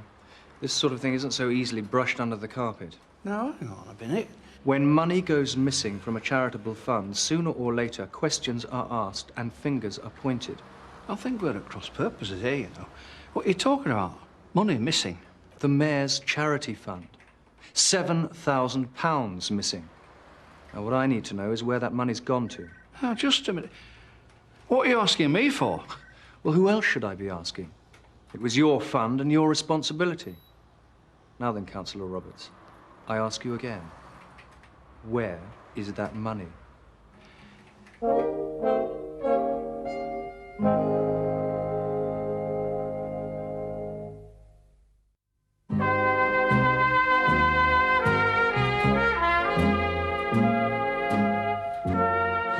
There we are, Maud, love. Thank you, Betty. Okay, dear. Here. What? How's that chap of yours? You mean Billy Williams? He's not my chap. He'd like to be, I reckon. Don't you fancy him? Do I fancy him? I like going out with him. I like his company, but I don't want any of that silly stuff. Well, it doesn't have to be silly stuff, just because we're getting on a bit. Maud, eat your hot pot before it gets cold.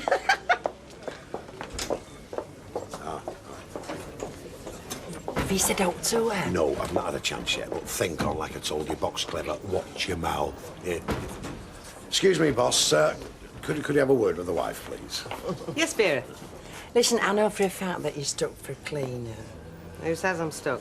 Well, you haven't had anybody, have you? You know, since Tricia walked out on you. Got fired. And it shows. I mean, just look at this bar top. It's filthy. As it happens, Vera, I cleaned that bar top myself this morning. It's not filthy. Well, you see, you've other things to do, haven't you? And when you asked me if I wanted a job, well, I wasn't sure how we were fixed. You seem pretty damn sure to me. You said you wouldn't demean yourself. Yeah, well... In fact, you told me I could stick the job. So if you've changed your mind, it's too late. Nice one, V. Brilliant. Do you know something you'd cause argument in empty house, you? That were a bit hard, wasn't it? Yeah, happened it was, but you must admit she asked for it. Hello, love. Looking for me? Yeah, I brought you that £50 I brought out at the till. Oh, right. You okay for cash now? I went to the bank this morning. You know, it must be quite enjoyable going to the bank when you're rich. I always slink in, keeping close to the wall. Mind you, I suppose when you got plenty, you can walk in whistling. Just what are you saying to me? Are you saying that I've had my fingers in the till? I am trying as best I can to find an answer to the discrepancy. Now, the fact remains that the Mayor's fund for 94 to 95, your year of office, is light to the tune of £7,000. Now, see... Please. And I'm hoping that you can shed some light on the matter.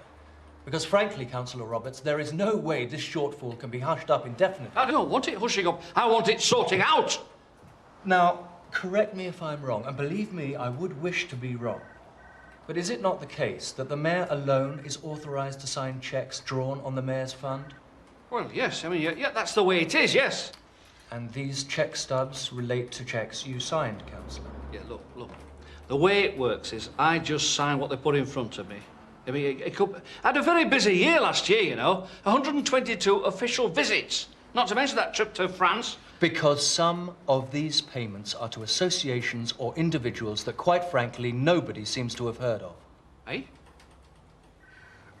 Look, it's like I'm telling you. I just sign what they put in front of me. Mrs. Holroyd from the Borough Treasurer's office comes over. She puts it down, she says, sign there, Mr. Mayor, right? Now, it could be anything. It could be a sunshine outing, galas for the blind, all that sort of thing. I just sign it. It's a bad business. A bad business. I've had enough of this. Years of service I've given to this community. Now, I don't expect any thanks from the public. No, they can say what they like about councillors all spitting into the same pot, scratching each other's backs. But I do not expect to hear that sort of thing here in the town hall from somebody like you, Jeremy, who ought to know better. Would you kindly... No! I've put up with enough. I'm going home. Well, I haven't got time to buy him anything, have I? Oh, hello. Could I book a table for 2 for tonight, please? Yeah, Baldwin. Yes, this is Mrs. Baldwin. Oh, hello. Yes, it's me. Could you do me a favour? If Mr. Baldwin says anything, could you say I booked the table last week? Right, thank you. So you're going to wine him and dine him for his anniversary present, are you? Yes, and have me way with him for dessert. Oh, do you know, Gail, I can't get over forgetting. I mean, I've never forgotten before. And what do you think it means? You've got more important things on your mind, like your career. Oh, yeah, that... Hello, Mark. You're looking very pleased with yourself. Well, I'm entitled, because I've just got myself a job. A 6-month contract at Weatherfield General. Oh, that's great. Just what you wanted. Oh, that's terrific. Well done. Yeah, thanks. Stiff competition, mind, because, you know, there are more nurses than there are jobs. So, anyway. Well, they must think very highly of you. Oh, well, it's in casualty, by the way, which is hard work, you know, but more interesting. I'd sooner work in there than on most of the wards. So, anyway, I'm really chuffed. Well, it's you two should be celebrating tonight, not just me and Mike. Hey, that's a thought. Maybe we can get Alf and Audrey round to do a bit of babysitting. No, we'll do our celebrating at home. Never mind Alf and Audrey. So if you've not had the money... Well, of course I've not had the money. Well, that's what I'm saying. If you've not had it, who has? Well, I don't know, do I? But somebody has. Oh, I wouldn't worry about it. You what? My reputation's on the line here. My good name. It's like in that play, that Shakespeare. What's he say? He who steals my wife steals trash, but he who steals my good name, he wants locking up. Well, I don't think it's who steals my wife. It could end up with them taking my OBE away from me. Oh, they can't do that, Al. They can, you know. Oh, no. Listen, I really want to go on this trip to Buckingham Palace, so come on, you've got to clear this mess. Never mind Buckingham Palace. My reputation's at stake. Only this morning you were rambling on about getting the freedom of the borough. More chance of getting imprisonment of the borough from what you're telling me.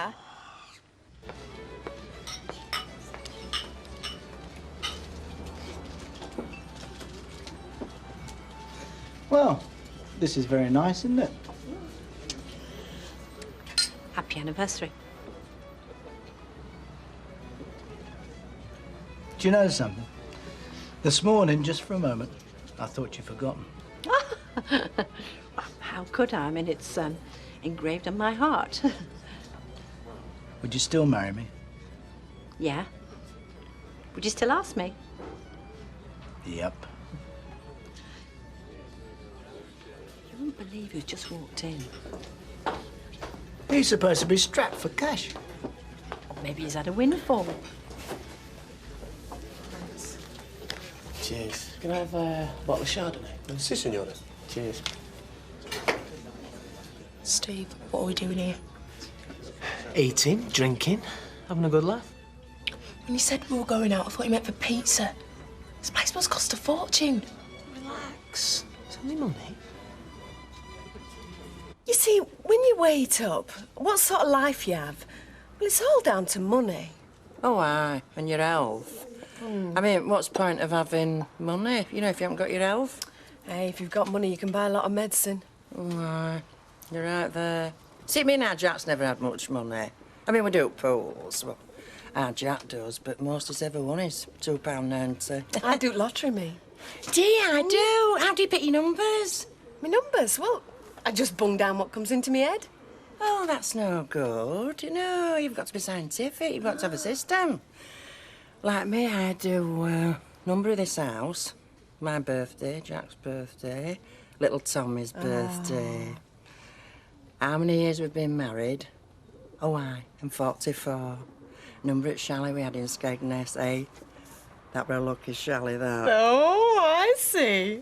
And have you ever won out? Never had a smell. What'd you fancy? Have you seen the prices? I don't worry about that. Somebody's got to worry, and if it's not going to be you, that only leaves me, doesn't it? Anyway, your credit card's aren't any good. Look, we can afford it, and anyway, we're not paying by credit card. We're paying by cash. Where'd you get that from? Have you been gambling again? No. Oh, Steve, after all that you've lost on the casino and the horses... Look, will you listen to me? I haven't been gambling. This is like, it's like an advance. On what? Well, the T-shirt order for a start. It's from Vicky, innit? We're sat here throwing Vicky's money around.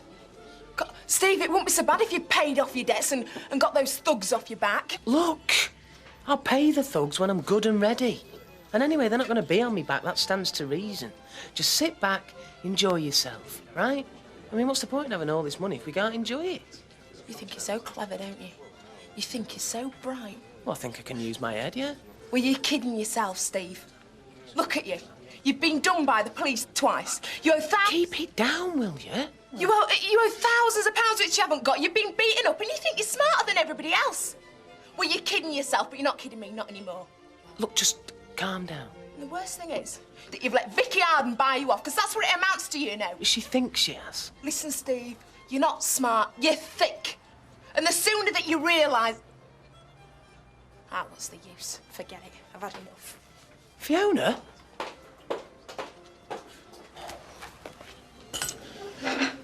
Could I have the bill, please? Had a bit of bother, sunshine? No, it's all right. Can I pay for the wine, please? Oh, come on. Aren't you eating? The food's very good here. And the cabaret's a knockout. Hey, now come on. How'd you go on with your exam this morning? Oh, don't ask. I thought it was one of your strong subjects. Yeah, well, it is normally. I just think I made a bit of a mess of it, that's Well, you know, somebody once told me that it's a very good sign if you think you've done badly, because it probably means you've done dead well. Who told you that? Davy Roper? Dave Roper? You mean that corporal? I certainly do. Longest-serving corporal in the British Army. Kept taking his exam to try and pass his certificate so he could get promoted to sergeant. You know, he kept sitting it, never passed it. Desperate. Oh, great, that is. If he's your expert witness, I'm doomed, aren't I? Andy, while I think of it, are you on for working at all this week and next? Oh, I don't know, but I've got a lot of swatting up to do. Boss, if there's any extra, I'll do it. You know, don't be afraid to ask. Jack, are you sure? I don't want to put on you. No, you won't. I'd rather be here than be at home, as a matter of fact. That's good, sir. Have an Alf. Drowning your sorrows. How do you mean? Heard a whisper, mate. Down the town hall. Oh, it's not out already, is it? Hey, Raquel, give us a pint, will you? And whatever Councillor Potts wants. Right. Pint will do me and all, love. So you're still on council, then? I am, love, aye. Had a pal of Alf's here, through thick and thin. Oh, well, that's nice. It is nice, love, because he hasn't got many pals. Them he has got are mainly fair weather merchants. Well, I suppose nobody wants to know you when you're not mayor anymore, but, well, I thought you was a wonderful mayor. Keep the change, love. Oh, thank you. Got money to throw about, eh, Alf? Listen, what exactly have you heard, Harry? Say you've been dipping into the mayor's charity fund. Well, it's a lie, Harry. Don't worry, mate. I'm on your side. I'm sticking up for you. Oh, thank you. No way, I said. No way is the Alf Roberts I know an embezzler. No way would he plan to rob the old and the sick and the less fortunate kiddies. Exactly. A moment of madness, yes, I can understand that, but no way would this be premeditated. I told him straight. Cheers, mate. Yeah, I'll keep it.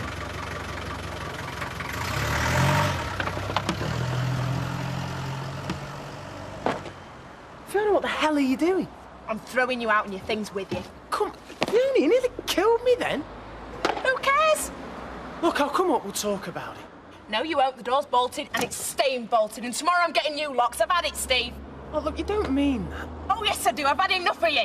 Well, I've had enough of this carry-on and all. Well, fine. Vicky Arden can have you. She's welcome. Well, you said it. Go on, then. Go. Go on.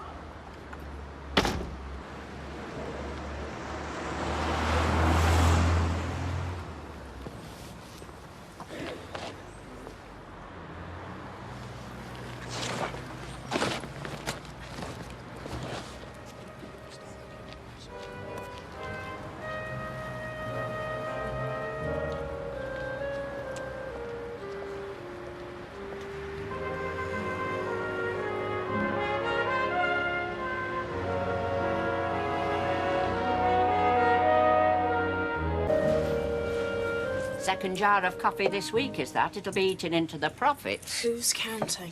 I'm saying. Perhaps he bought some yesterday. Yeah, well, I'm sure Denise can claim it back on expenses or something. But if we do have any trouble with the taxman, we'll send him round here for confirmation. Get out the wrong side this morning, did we? For your information, Mrs. Grimes, the customers drink the coffee. Most of it, anyway. Get away. And there was me thinking you put it in the shampoo. What about your fee? Hey, early start for you, eh? Have you seen him? What, Stephen? No, I haven't. Why? Yeah, well, whatever he tells you, there's two sides to every story. And I had to get rid of him, Jim. I had no choice. Jack! Jack, they're taking us to court! Vera, what are you talking about, love? The council! Oh, God, what are we gonna do? Vera, love, sit down. Come on, sit down. Sit down, pour yourself a cup of tea. Panic will get you nowhere. Let's have a little look. So, OK. We've missed a couple of payments on the council tax. They're not going to prosecute us for that, are they? You but read what it says. It says court proceedings will be instigated. Yes, well, I get paid on Friday. We'll pay them what we owe them, bung it them, and then get them off his backs. Look, read what it says. They want it all. Nearly £200 and we go to court. Vera, love. It's a bluff to frighten us. You can't get blood out of a stone. Do you know then it's prison? I've read about it in paper, they do, Jack. No, well, they've not done it yet, have they? Anyway, we've got time on our side for today, any road. What's them you've got there? Oh, well, this is just a card from Ivy, and this is just a, circular for me. What does Ivy have to say? Wish you were here. She just says, oh, we keep him well, and, oh, Mr. Child. You know, if she were here, she'd help us, wouldn't she? Yes, I know. No, come on, let me put my thinking cap on. I'll sort something out. I've never been in such a mess, even when I'd said it were little. No, I know. Explored all avenues, have you? About raising his wages? Well, the brewery pay his wages better. All I can do is put a bit of overtime his way. Can understand you're not wanting, Vera. Oh, aye. One Duckworth I can cope with. Two, I'd need a whip and a chair. Jack won't want her in any case. With crampy style. I mean, truth be known, wouldn't it? No love it, you did well. I know, but it doesn't stop me feeling guilty. £8.99 they wanted, but I got £1 off because there's a mark on one of the sleeves. Soon come up with a bit of that special soap I've got, but I wouldn't have noticed if this woman next to me hadn't pointed it out. I was stood there in queue with my money ready and everything. Guess who I saw coming off the bus? Was this before you got £1 off, or...? No, it's coming back from town, you know. Billy Williams. Oh. Did you hear that, Betty? Yes, I heard. Betty looked awful, really pale, you know, and drawn. He's walking badly and all. Did you speak to him? No, the bus were coming up Rosamond Street as he were going down. I don't know where he were going. He looked like he were going nowhere, really. Aimless, that's how he looked. Do you know, I should have argued more, really. With Billy? No, with this £1 off, nothing, is it? Can you see the mark? Oh, aye. Stick some soap on it. Billy's badly then, I Betty. I think he is, after what he said to me. Forgive and forget, I Betty. The man is poorly. Ah. So Alf's voted against the conservatory, has he? Oh, bound to it. My idea. Well, it means losing some of your garden. That's your selling pitch, man. Tell him we were doing less gardening. Nothing from nothing is nothing, Gail. He doesn't do any now. In fact, the spade I bought him still in the wrapper. What, still got his price tag on, has it? 39.11. Oh, it'll be a boon to us. I've told him that. I mean, just imagine. Straight out of bed, throw a dressing gown on and a leisurely breakfast in the conservatory. Coffee table full of magazines that nobody reads. Wicker chairs. Riches on your bum. Oh, shut up, you two. Do you know, you're worse than Alf, you. Anyway, I'm going to make a few inquiries. See ya. See ya. Hello. Oh, hi. Are you okay? I should have told you this morning. I've kicked Steve out. It's all right. There's nothing damaged, so you've got nothing to worry about. But he's gone, and that's the end of it. Yeah, but, I mean, he'll be back, won't he? Not this time. But I'd like to keep the flat on if I can. And it's handy for work and everything. Oh, fine. Look, whatever suits you. Thanks. See you later. See ya. Never learn your lesson, do you? What? Letting the flat to single girls. Oh, come on. Fiona's no Tanya. She's got her head screwed on. Anyway, what's the betting? She and Steve will kiss and make up by tea time. Thought you said she had her head screwed on.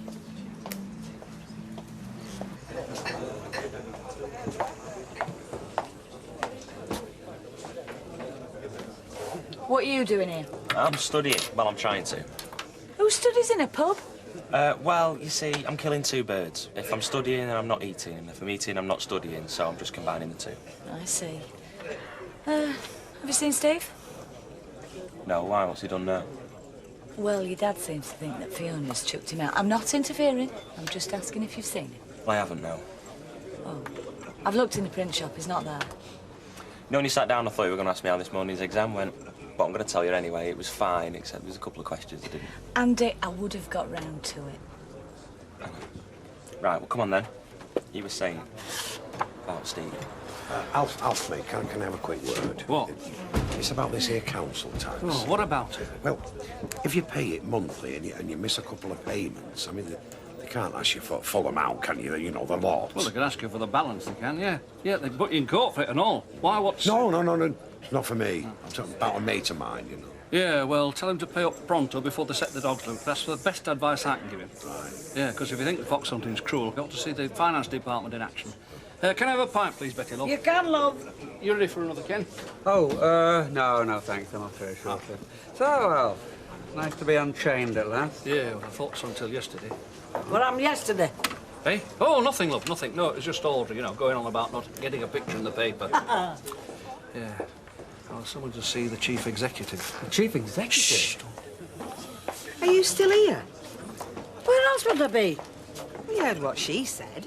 Walking bad he was. You could hardly put one foot in front of it, tougher. Look, you two go and see him if you're worried about him. It's Alf. It's our love. It's our love. Thanks, Doc. Shall we sit down? Yeah. Fellas propose because they're in love, Betty. Give over. He just wanted it to look respectable for this holiday he's got planned. Billy and Betty Williams. Sound like a tap dancing act.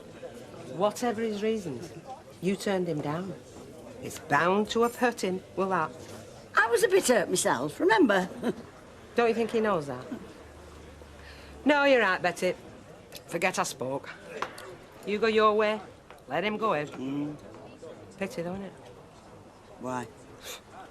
Your lasting memory, you know. The bit that's rooted in your conscience like. Old Billy Williams, limping his way down Rosamond Street. Yeah, the mayor's fund isn't what it should be. Well, only an idiot would suspect you had anything to do with it. Thank you, Ken. You see, I was just admin, just signing the cheques. I didn't allocate it. Remember what happened to the public subscription to save the horse trough outside the bath? Yeah, they put it top of Henderson Street. Yeah, that's right, during my turn at the recorder. But before they could effect the change, remember what happened to the money? Remind me. Got lost. Hell of a stink at the time. Oh, yeah, you published something about it, Yeah, I remember that. All the papers did. Corruption in the council, theft of public money, you name it. We printed it. All had egg on our faces when the cash turned up. Yeah, parks and cemeteries. Every last penny accounted for. The fund to be misdirected. Yeah, it's a rum do. Yeah, well, what's the betting that this shortfall isn't another clerical error? Oh, I'd like to think so. And of course, Alf, I mean, I had to tell you that the money was missing because you were the mayor. But as regards any thought of dishonesty on your part, well, quite honestly, the whole thing's just ridiculous. Well, it's good of you to say that, Ken.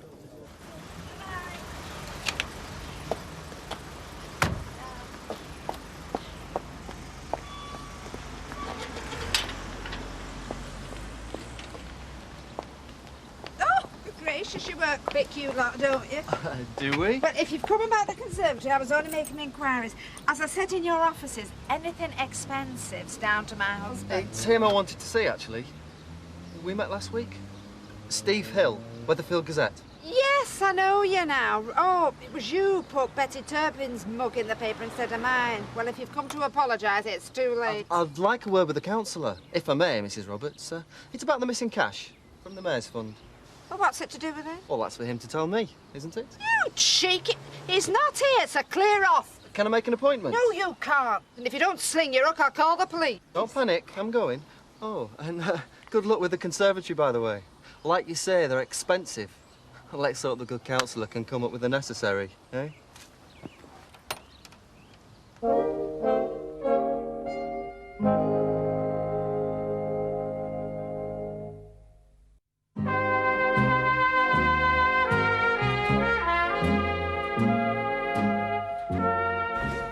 Not seen Don today. Oh, I'm picking me up in 10 minutes. You said half an hour ago. Going somewhere special? Oh, come on, girl. We never go anywhere special. Not that I'm prying. No, I know. Odd meal in. Watch a bit of telly. That's all we ever do. Nice for Don, though. You think so? Yeah, well, he didn't have much of a life, did he? I mean, when they left. Come to think of it, they didn't do much together when she was here. No, not much in common from the bit he said. I mean, not that he's been slagging her off. How do you see Ivy? I mean, from what Don's told you. You're trying to get me into trouble? Confidence. Quiet, more introverted than Don. Well, an inner calmness, probably because of her religion. I mean, I'm not being critical, I'm not saying that, but... Well, the sort of person that can show her feelings without saying much. What's funny? Well, you did say you'd not met her, didn't you? Thank you for sharing that with us. Don Brenner's taxi's outside. Oh, I suppose it's for you. Yeah, in confidence. You enjoy yourself. Just a cup of tea, please, Mrs. Baldwin. I'll be sitting with Mrs. Bishop. Right, Bertie. I thought you'd grown roots in that chair. Well, you could say what you like. I think she's smashing. What, Don's lady friend? She's either a great diplomat or a born liar. Same thing, isn't it? I said I might call in and see Tracy. I didn't say for definite. Well, I thought if I came with you, I could offer some moral support, and I have seen despair, Mrs. Bishop. Please don't talk about the war, Mr. Sugden. You know, I'm talking about the Bowls Club. When a lad lost his wife at Christmas, it floored him, it really did. I seek him out now when I can, you know, and crack a joke or two. Well, that's very noble of you, but from what Ken's been saying, I don't think Tracy's in any mood for jokes. No, of course not. But I think she'd appreciate some company. So if you want me to come to the hospital... No, really, as I say, I've not yet made my mind up about going. By gum, Betty, it is grand to see you. I intended to call in as soon as I was feeling better. I'll give you a ring. Look, sit yourself down. Oh, no, I can't stop. So, you're not so good then? Oh, no. It's pretty awful, terrible, Betty. In fact, you don't mind if I sit down, do you? No. Oh, that's better. I thought twice about coming, you know, I can tell you. You upset me the last time. I know. And I deeply regret it, I really do. But I got my comeuppances, didn't I? I've not had a decent night's sleep since. Serve you right. Well, I mean, at least you admit it. Go on, then. I will sit down. Good.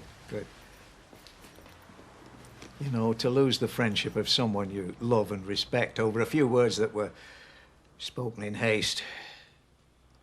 Well, we mustn't let that happen to us, must we? No, I suppose not, lovey. So we're friends again, are we?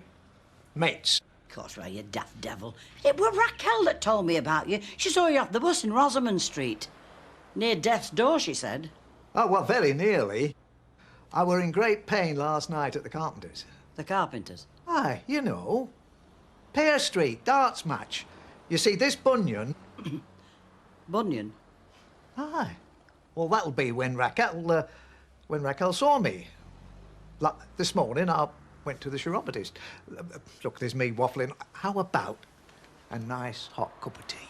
Well, if you make it, the exercise will do you good, lovey. That's what the chiropodist girl said. Don't stop using it, she said. It might seize up. I'll put kettle on, love. Right. Bunion? You're Ken Barlow. You should have heard what he said, Audrey. I suppose it's only in times of crisis you find out what people really think about you. I've been making a few inquiries and it won't hit your pocket as much as you think. He's right, of course, you know. I mean, only an idiot would think I'd do anything dodgy. And that grid you thought would be in the way, well, it won't be. Mind you, I've always put my reputation before anything else, whether it was grocering or counselling. I've always made honour my code. Anyway, I'll let you suck your tea, then you can look at the brochures with me. Yeah, same as he says, people always think somebody's got their hand in the till. And then they... Brochures? What brochures? For the conservatory. I mean, there were some that were more fancy than others. Are you mad? Extending our property at a time like this? You've not robbed any money. No, I know that, and you know that. And Ken Barlow knows that, because you've... Never mind Ken Barlow. What are we going to do for encore, Audrey? Go to the Seychelles for a month? Hey, now don't talk down to me. I'm not one of your council crew. Yeah, well, you know what would happen if this came out, don't you? I'd be a suspect. I'd be even more of a suspect than I am already. Well, just because I want a conservatory. I mean, as Gail says, it'll save you doing any gardening. You know what? Gail knows about it. I know, Ma. And who else? Well... Go on. Nobody apart from them where I got the brochures from. Oh. Hey, you didn't give them your name and address, did you? Did I, Eckers? Like, I'm not a complete fool, you know. Yeah, well, we won't take a vote on that. Listen, you don't spend nothing until this lot's blown over, all right? And if you go out shopping, go at night so nobody sees you. I'm going for a bath. Conservatories. 2 months behind with the flaming mortgage. Have you been in my handbag? Where you with it? Yes. Tell me, Vera, if the building society wanted to chuck us out, don't you think I have got a right to know? No, this is only a reminder. I've had these before. What else haven't you paid, Vera? Just how bad is it?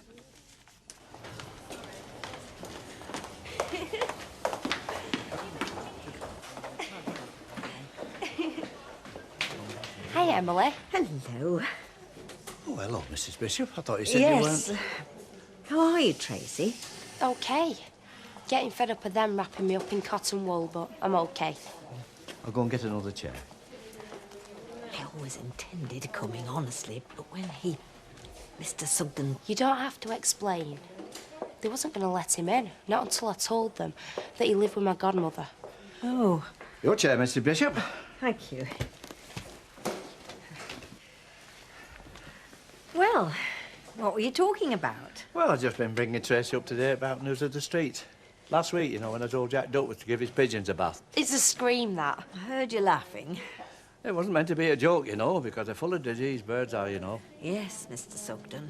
Aye, and especially his sort, because I don't even think the toilet trains are anything. I'm sure there have been other happenings in the streets that aren't quite so basic. Oh, I'm speaking out of turn, Mrs. Bishop. I'll go and get you a cup of tea. No, really. No milk and sugar for me. Now, you think on, young lady, what I said.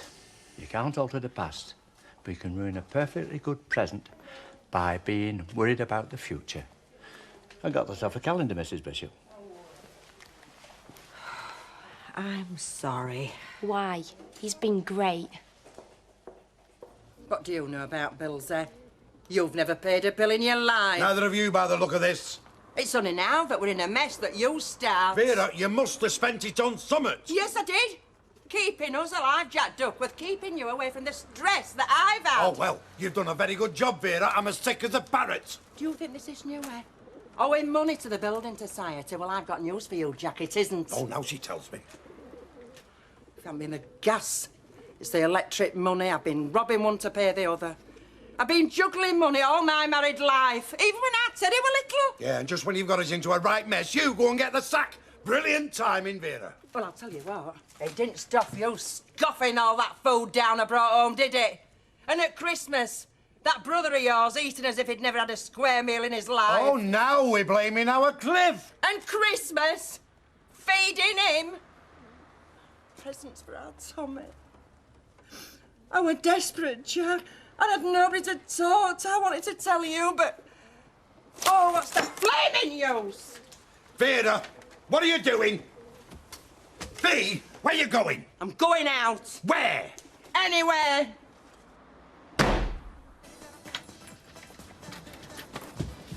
My Alyssa's twin brother. Thought you were working today. Well, I'm just on my way. Oh, right, because if you weren't, I thought you could help us out here, like, you know. Oh, busy? Oh, yeah, and pulled out. It's a Dublin job. Burning the midnight oil and that, you know. Mum popped in earlier. Couldn't find you. Oh, probably popped out. What do you want? Offer you your old room back, I suppose. Our old room. Fiona's been saying something, has she? Look, this is only temporary, you know, just until we get back together. Meanwhile, you're dossing down here, eh? Kipping in the print shop. Look, Andy, the only reason I don't go home is the same reason you don't go home. I don't get home with me dad. Well, who do you get on with then, Steve, these days, eh? Baldwin? He's got about as many friends as you have, hasn't he? Or is it, Skinner the Bookie? Well, he won't be sending you a Christmas card this year either, will he? No. Fiona was the best chance you've ever had, mate, and you've blown it. Yeah, well, that's my business, isn't it? Is it? Look, this was your business. What is it, Vicky's now? Oh, don't push it, Andy. Oh, yeah? Who am I pushing? You went over the edge a long time ago, pal. I'm just worried about who you're going to take with you. Well, that's Vicky said now. About you and Fiona? I don't even think she knows. Yeah, well, don't tell her. Don't tell him Kipping in here, either. Pride, is it, mate, eh? How the mighty have fallen. Look, I just need a little bit of time to sort myself out, that's all. And look, Andy, keep this stuff, eh? I still do have some pride, you know.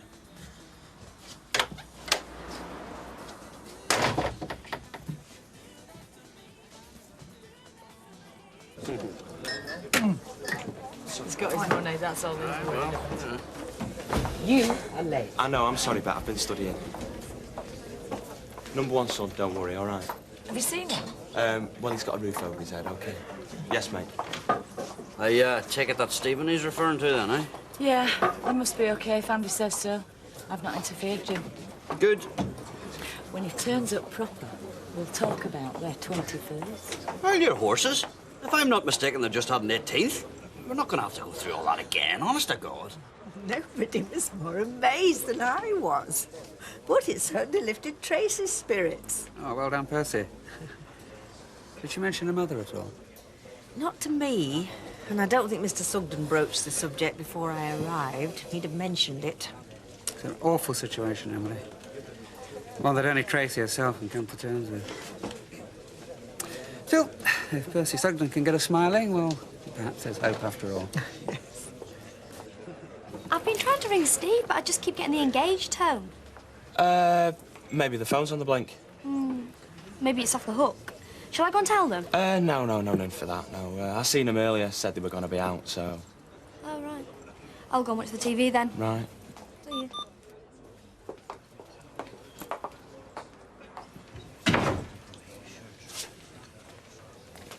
Booked bed and breakfast down that cellar, have you? Changing the barrel. For an hour?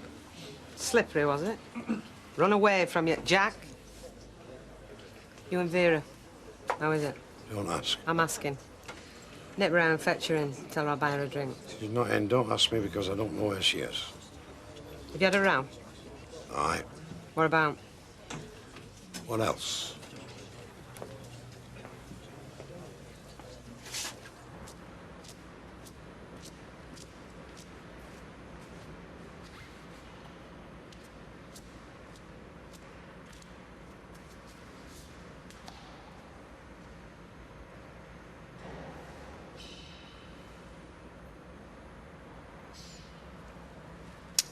You don't know me, God, but I'm a friend of Ivy's.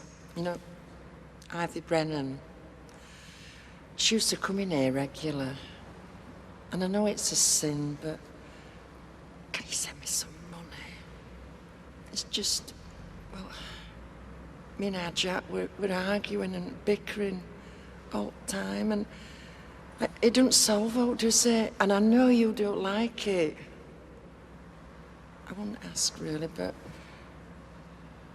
please send us some money. Just till I, you know, sort myself out and get myself a job. Please. Please, God. Send me some money.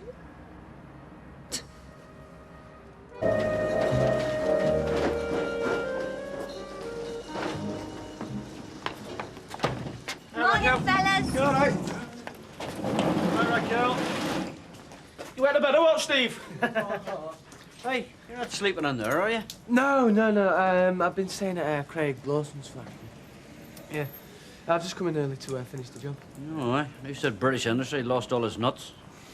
You brewing up? Yeah, when you wash your face and got out your pyjamas. Can you not take these back and tell them we've moved? Morning, Raquel, love.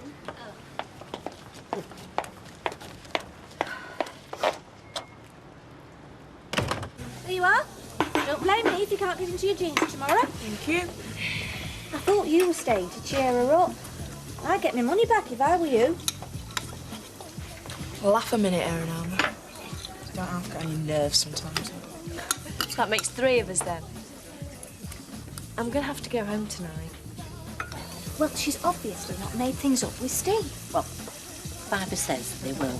You've not seen the face on her. Oh, mate, she's young, she's gorgeous, she's talented. She's due a big mistake by now. Anybody serving? Toasty tea cake, please. Hey, back of the queue, Blondie. Give us a couple of crumpets, scale up. Coming up, Phyllis. Hot and steamy. Yeah, and you were a lot of use. All this comes to more than the house is worth. Don't exaggerate, Vera, love. We'll never straighten the mortgage up. Vera, love, we are ductless. We can run faster than that much. Yeah, you used to be able to, maybe. No, you'll look back when we've cleared all these bills and you'll laugh at yourself for panicking. You will. When I got nits at school, my mum used to say, look, I'll put this stuff in your hair and comb it through. You'll go back into that class, you'll feel cleaner than any of them. I never did. I always felt as if I'd still got nits. They'll have the house off us, Jack. We'll be blacklisted. Oh, what are we going to do? Hey, you think we've got worries? Honours amongst thieves. £7,000 missing from the mayor's fund, eh? I thought he'd best know. Well, this is libel. He virtually accuses Alfie of nicking the cash himself. Oh, yes, but with all this alleged and suggested, these journalists get away with a murder. Right, I'm going, whether you're ready or not. Oh, hello, Harry. Yep. Let's see it.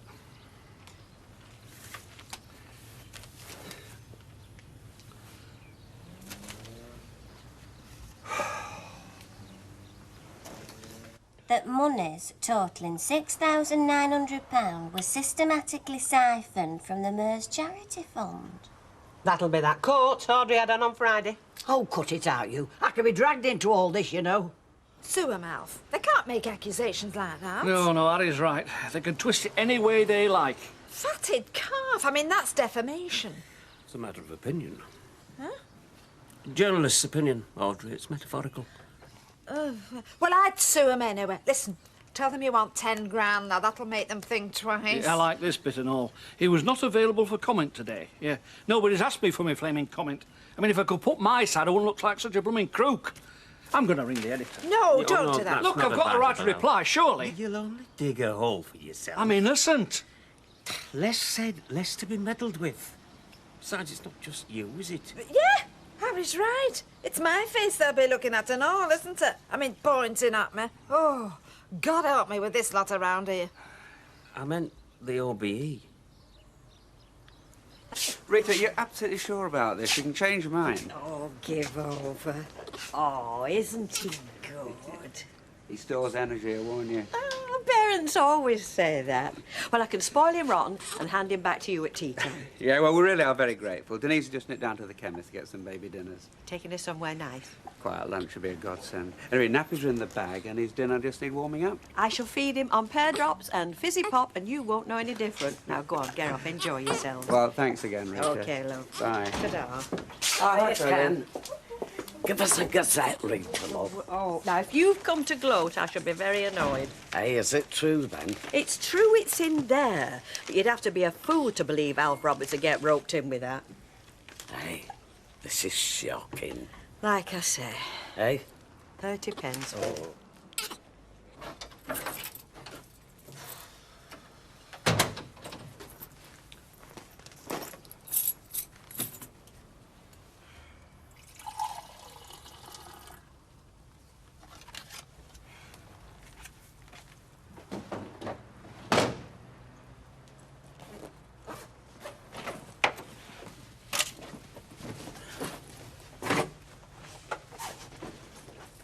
I thought that was someone looking for you. What are you doing? Couple of Loads of jeans, shirts, tape, CDs. They're all mine, and they'll only get in your way, so... Where you staying? Mate's flat. You were just gonna, like, do this while I wasn't here? Well, I didn't want another round, did I? Right then. Right.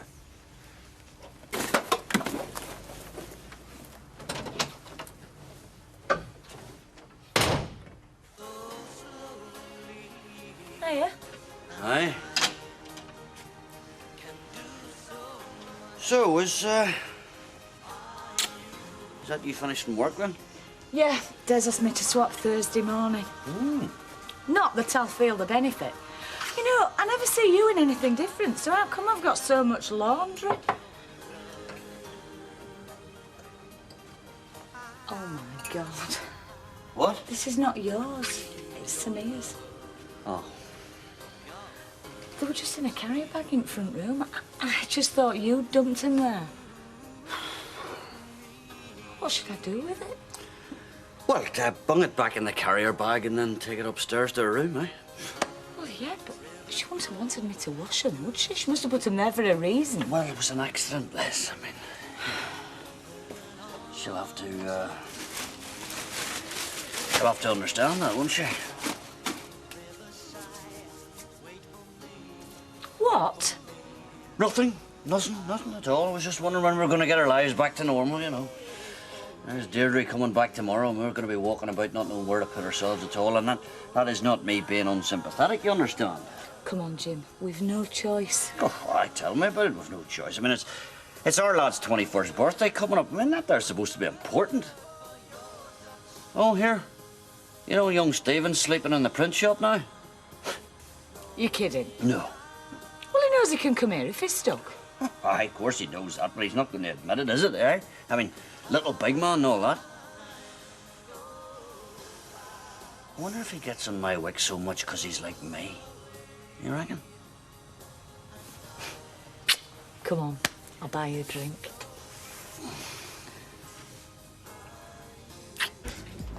If it's any consolation, I don't believe a word of it. Alf's a decent man. Thanks, Maud, but you're 1 in a million. Of course, when I say decent, it's all relative. But they're all bent on the council, aren't they? What's the point of being on the council if you can't feather your own nest? Pie and peas, Maud? Sorry to rush you, Emily, but I'd like to get back from the hospital by 1:30. We're escaping for lunch. Rita's taking Daniel for a few hours. No, I'm ready. Only Tracy asked me to get her some makeup. Don't see the point in hospital myself, but at least it proves she's feeling better. And you'll know better. Pull that down. Well, what's your mum had to say about this? Answer machine's on. I suppose she's sick of people calling. Hello, Nicky. Something wrong at school? No, it's a dinner break. Mum, this is Melanie. Melanie, this is Mum. Oh. Hello. Hi, I'm Martin. How you doing? Hi. Well, sit yourselves down. What can I get you?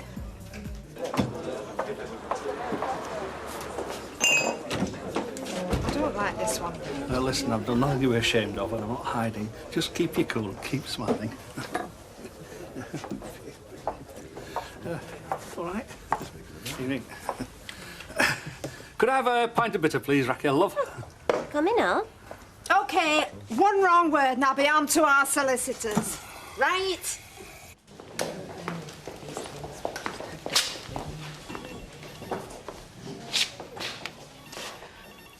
I'm going. What are you saying? You can't do that. I can. I'm 18. Ask them. I can't face her. She's coming back tomorrow, and I can't even sleep. Come here, love.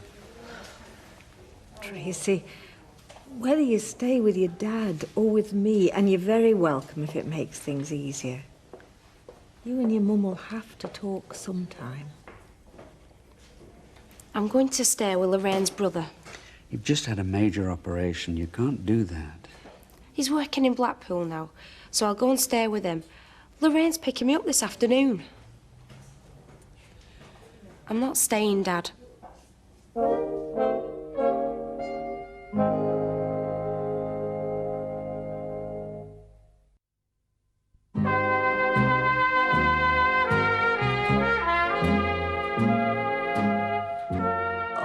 Doesn't it make you wonder what it would have been like to have one of your own? No. No, it doesn't. And I'm not sure it's hygienic in a shop. Yes, Alma. Please, ring Lorraine's brother and tell him you've changed your mind. I don't want to be around here. Well, don't you think that's a bit selfish, bearing in mind what your mother's gone through? Dad, I'm not saying that I don't want to talk to her. I just can't face being blamed. Tracy, you don't know that'll happen. It's my fault that I'm in here. It's my fault that Samir died. I've thought about it, Dad. If I was her, I'd hate me. Look, you are not responsible for what happened to Samir. That was a dreadful tragedy. You didn't cause it, Tracy. All right, then. If she thought differently, she would have come to say so. She had nearly a week and she didn't come to see me at all. I'm not stupid, Dad. It's quite obvious that she's blaming me. Look, if you'd rather I went... Oh, no, Emily. Every time she looks at me, I'm just going to be a reminder, aren't I? Mr. Barlow, message for you. Can you ring Denise?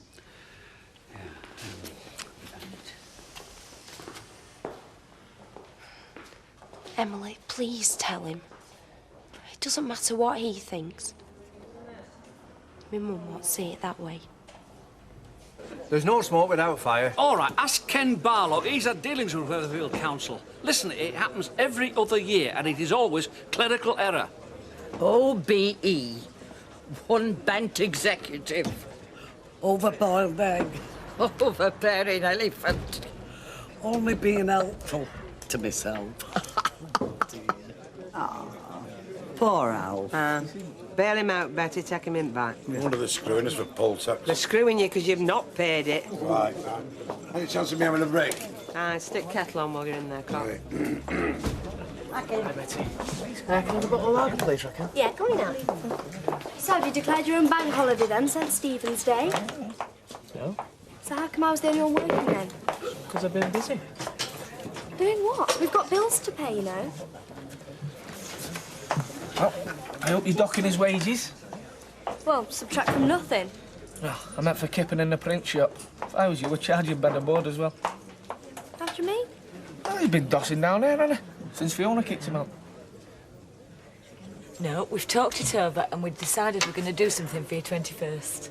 Oh, well, you did something for our 18th. We're not expecting anything. Besides, he's not got himself past 15 yet, have you, mate? Now, listen. Hey, behave. No arguing here. This is our treat, OK? We're giving you £500 each. Well, we always said we would if we could, and we can. No, you can't. Hey, ignore him. Look, I'll take it smiling even if the social worker doesn't hear. See, it's all active pensioners or dolly birds. Well, not unless you've got a skill. Well, have you phoned Building Society? I mean, I've never had a mortgage, so I don't know, but you'd think they'd have a department that deals with people in trouble. Yeah, well, they have. But when you ring, well, they just want to know when. I mean, what can I tell them? Well, can't you ring one of them ads in paper that pays all your debts off so you've only one bill? Oh, aye, a stinkeroo one. I mean, you might sleep nights, but they own your liver. Might be desperate, but I'm not stupid. Oh, Vera, what are we going to do with you? Hey, you can cut that out and all. What? Cracking on, it's above you. I hate that. What have I said? Listen, the only reason your electric's on is because the welfare pay it.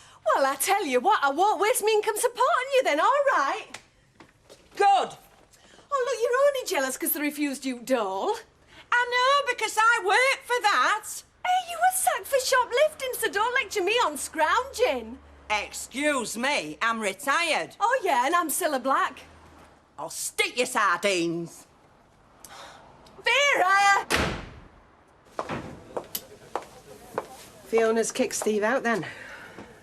Oh, well, I don't know if that is true. I mean, he hasn't told me that. So, you had naught to do with that? Look, but Yeah. me and Steve are just business partners, if that isn't too much of a joke. Nobody makes Steve McDonald do anything, least of all me. OK, love. I'm sorry. Sorry. See you later. I'm not being selfish, Alf, but, well, will it affect me? No, no, you've no contact with the money.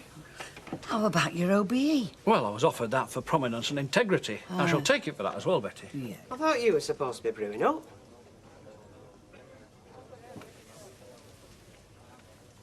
Janet?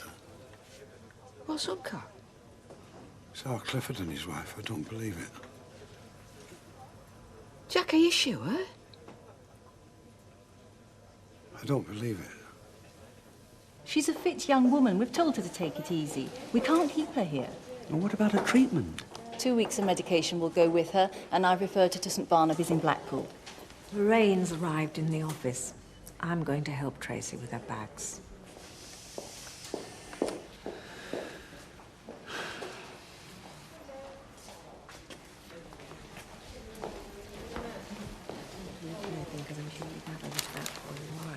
Thanks. This is just running away from it. I know.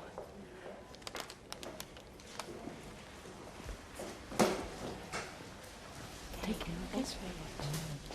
Tracy, take care of yourself. Okay. What are you talking about, only closest family? I'm his flaming brother!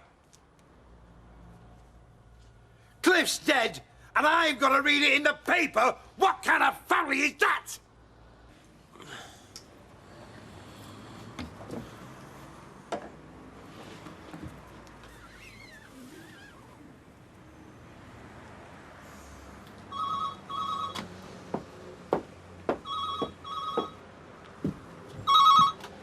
Hello? Yes, I can give you a quote. How many? Mm-hmm. Yes, that's fine. Front and back? Postman brought this afternoon. It's for Steve. Right. Thanks. Oh, it is just some booze that he ordered. I can give them to him if you like. No, but you could tell him, like, they're here. If you want. He's moved all his stuff out. You're not the first, you know. I've told Martin to sling his up many a time. And when he's driven off at 60 miles an hour, I've wanted to shout him back. I keep thinking it's me. I fly off the handle too easy, but he makes me do it. I know. Just, don't give in too easily, eh? Make him struggle a bit. Tell Jack we'll manage if he needs time off. Oh, thanks, Bet. Okay, Cock? Aye. If there's out I can do. Thanks, love. Oh, Jack. You were right this morning. What's Bill's, eh? This puts an whole new light on things, doesn't it, eh? Oh. You'd think Alf and Audrey had enough money, wouldn't you? Big house, big car. Yeah, but you know what they say, the more you've got, the more you want. Oh, it's true, is that? Well, don't hang him yet. Leave the jury something to do, eh? I'm entitled to speculate, Bet. Not if you're going to sound like Ina Sharples, you're not. Who's Ina Sharples? I've no idea. Sounds like an anagram, doesn't it? So that's a pint, Pint, please, thank you. vodka and tonic, and get one for yourself, Bet. Thanks, love. I'm off out now. Enjoy yourself, Tinkerbell. I am sorry, Kim. Denise told me when she came to collect Daniel. Never rains in your house, does it? What are you going to tell Deirdre? Well, maybe Tracy's right. Maybe Deirdre doesn't give a damn where she is right now. Before she buried Samir, maybe. But you know and I know how she'll be feeling. You need people round you. Well, I hope that's how she's feeling. Oh, and you should have seen this one with Daniel. It was like watching Julie Andrews bond with the Von Trapps. Ran you ragged, did he? Yeah, he's a very pleasant little boy. Oh, you're too late, Mike. You'll have to get your own. Oh. There you are, Martin. And thanks for standing in for me this afternoon. I wouldn't have asked you unless it was important. Well, you're welcome, Alma. Use me while I'm floating. Yes, Darcy's new job on Monday. Oh, you've got a proper job now, have you? Oh, you know he has. Yes, still nursing, Mike. Full-time casualty. Look forward to seeing you there. Cheers, Alma. Raquel. I put it here, Vera. I know I did.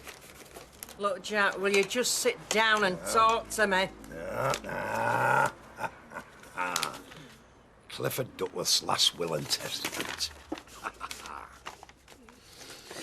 Have a look at this.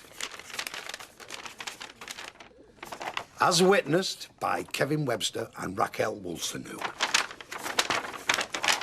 On December the 28th, 1994. Right, so they reckoned we weren't that close, eh? Well, I'm gonna slap this in the face. Clifford Duckworth's last will and testament, when he left everything to us. But he had notes. You can't die and leave nought, Vera.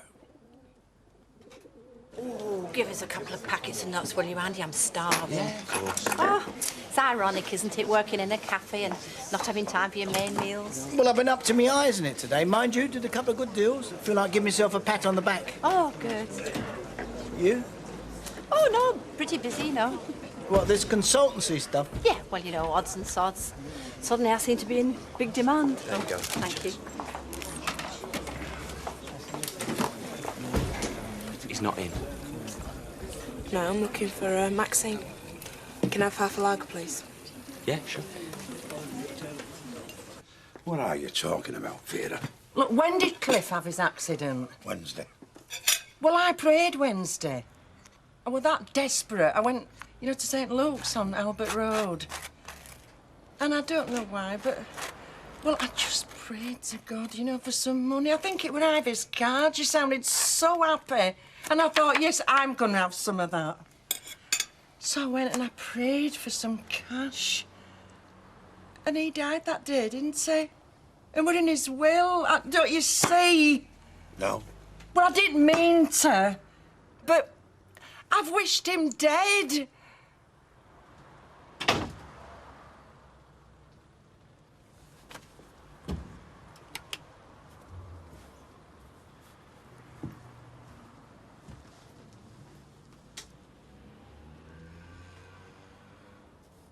You can come out now.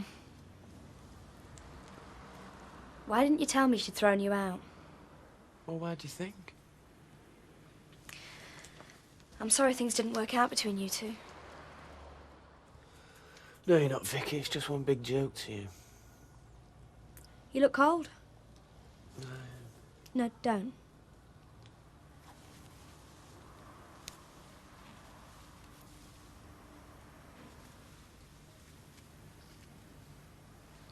Tell me if this isn't what you want.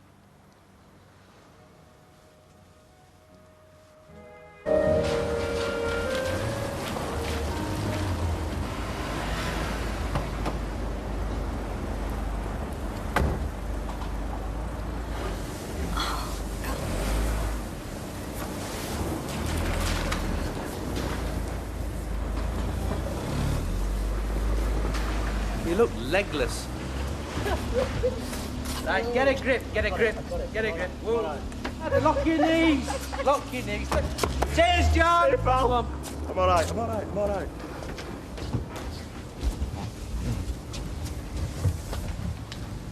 Steve. Steve. It's 3:30. What? It's 3:30. Well, can't you stay? Well, if I stay, then people will find out. And if people knew, it wasn't just a one-night stand, was it? Well, I don't know, was it? I asked you first. Many happy returns.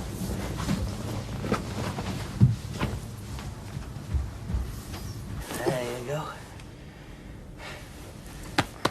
Happy birthday to you. Happy birthday to you.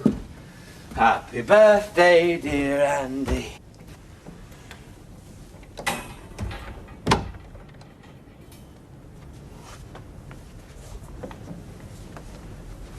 Coffee? Oh, I'm sorry. I meant to ring you and tell you I'd be late. From? Gabby's.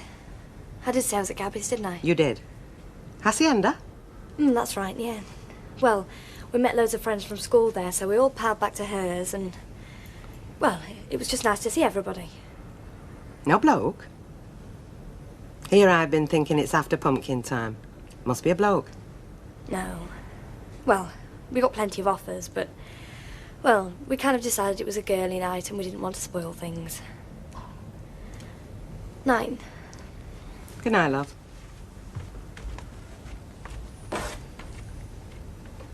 What are you hoping to do with us here? Just nip home in about an hour and turn the oven off. That's all. Now, I can't be late. I'm going to tap Des for an early finish. Okay. Of course. Last but not least. Well, you can say that again. Oh.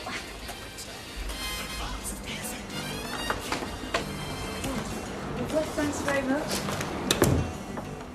More cards. Mm-hmm. And a parcel from you, ma'am. Oh, well, guess what? That'll be socks, Socks and underpants. underpants. Yeah, that's funny. I was working the other day, Liz, in the garage. I didn't know I was doing it, I swear to God. I don't know, I was working on brake discs or something like that. Do you know, I didn't know I was laughing. I had no idea at all, and young Kevin said to me, he said, Jim, he says, share the joke with us, will you? Do you know what I was thinking about? I was thinking about that old caravan in County Antrim, so I was. Remember? Eh? That dodgy windy at the end. Jeez, it had more drafts than a free house, didn't it? Remember? Yeah, we were meant to be going round to your mum's caravan to play pontoon. Certainly. And you said come to bed now. I'm freezing.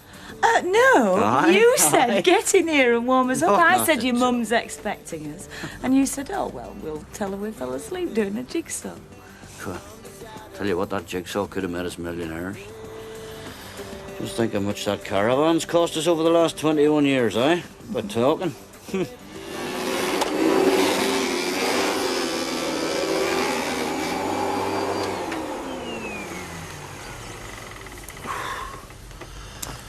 How long have we been here? Well, you look about 40, so work that one out for yourself.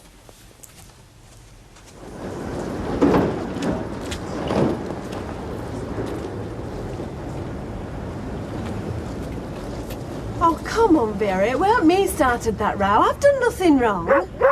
I know, and I've been going over it, kid, and I'm sorry. Come on then, make us a cup of coffee and we'll shake on it.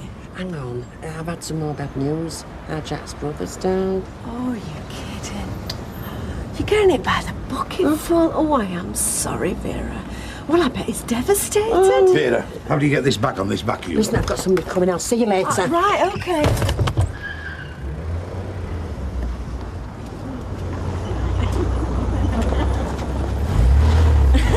You're having me on. I'm not. He parks in near Churchill so people don't know he's dossing at work. Oh, he must be desperate. Don't be wrong, Kevin. Hey, I was going to put a bid in for that car, and now he's going to take it off the market. He can't be that skint. Well, you know, if you'd been here an hour ago, you would have seen him sneaking that bag out.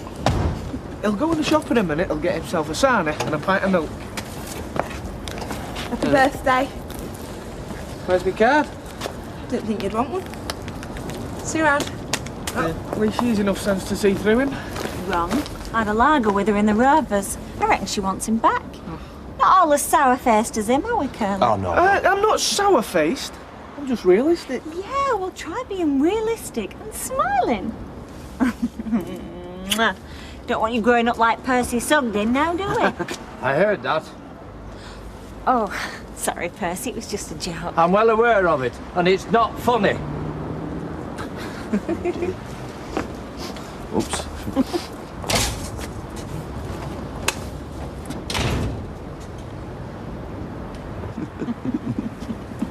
Do you think I'm simple or what? There's 6 empty bottles here with tops on. 4 more here, Raquel. Oh.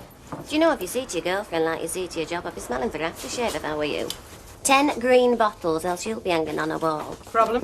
No, not anymore, no. So, where is the dirty stop out then? Oh, I'll leave her sleeping. Missing out if she's late for work. Give little Richard Branson a chance to do something, won't it? I must say, Betty, I'm relieved. MacDonald on his Todd again and her out late. You see, I reckon Vicky's a lot like me. What? Well, when she's seen a person's true colours, she's very good at assimilating loss and seeding new friendships. All right. And what did it say in your stars today? Well, they were fairly...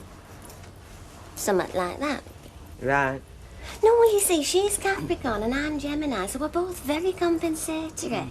I think you should be chuffed she's going out. Not with a bunch of St. Trinians. I'm saying I'd rather she were out with a bloke. I feel a lot safer while my laddo's on the prowl. Look, I'm telling you, on the day I prayed, your Cliff died. You talk till you're blue in the face, it's on my conscience. Tell me, Vera, how many times have you prayed? When? Ever?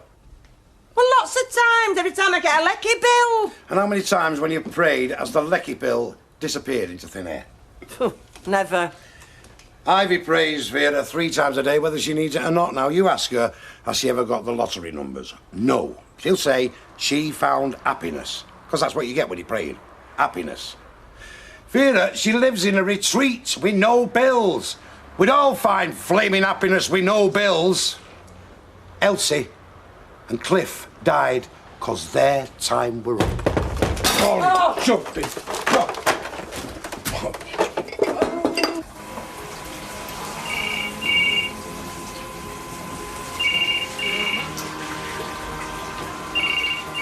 Hello, Denise. It's Salon Fiona speaking. No, it's me. Listen, do you fancy a drink at dinner? I'm washing my hair. Look, do you or don't you? All right. Okay, I'll be in the roads about 1-ish. Okay. I'll see you then. Maybe.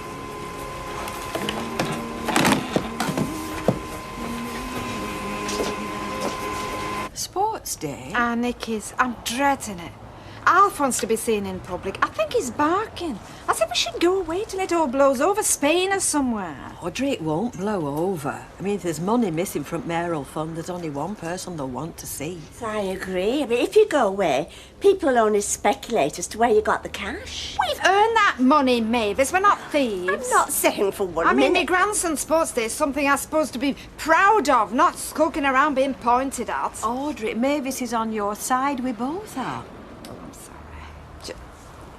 Alf has had me digging up receipts for everything I have bought since the time I was putting on lipstick.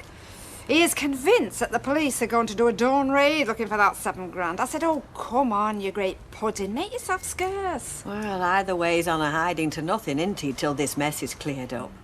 I do think it's a good thing that he's pouring himself about a bit. Oh, do you, Reese? Yeah, I do. I mean, it shows he's honest and innocent. Or hard-faced and guilty. They give medals for both round here. Yeah, well, there will be an official hearing, you know, but I've just got to bide my time and appear unbothered if I can, you know. Mind you, I'm not bothered because I am innocent. I'm innocent, love. Look, ring if you need cavalry. No, no way, Ken. You've got enough on your plate. Deirdre's coming back tonight, isn't she? 5:30 flight into Ringway. I'm picking her up. Ah, well, give her my condolences. Oh, well, thanks, Al. Right, Jimmy. Oh, Ken, hi. Listen, I know it's not the best of circumstances, mate, but Liz and I are trying to do something for the lads' 21st. I was just wondering, do you think you could stall Deirdre just till we get all the family stuff out of the way, you know? I hope you don't think I'm being selfish, I don't mean... Oh, no, not at all. No, I can take it back to the flat. I got to break the news about Tracy anyway. No, you've been wonderful to her. Thanks. Thanks, Ken. But you, Vicky? Oh, yeah.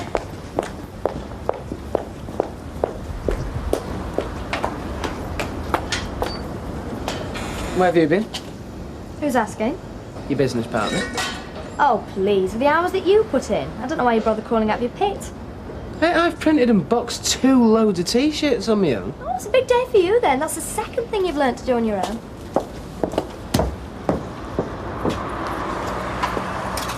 You don't mind me asking, Stephen, now? What was that all about? No, she just thinks she's clever, doesn't she? Oh, I see. Well, it's none of my business, but why don't you give her a bit of leeway? I mean, your mummy doesn't want you coming home with blood on your hanky for your 21st birthday, now, does she? Cheerio now.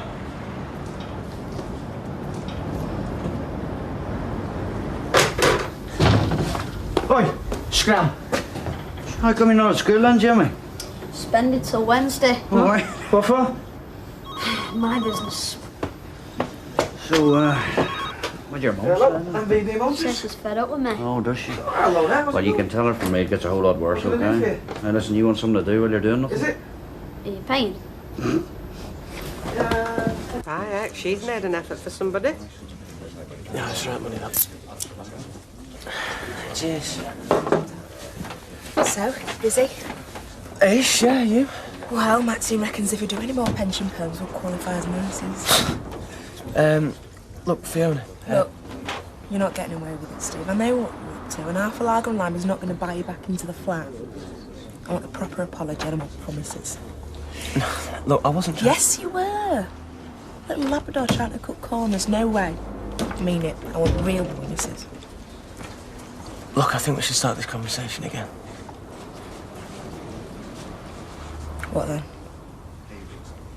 Oh, look, it doesn't matter. We'll save it for another time. No, there might not be another time. What did you get me here for?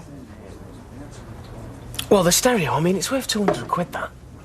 I'm going to let you keep it, but... Well, if you give us 50 quid, then...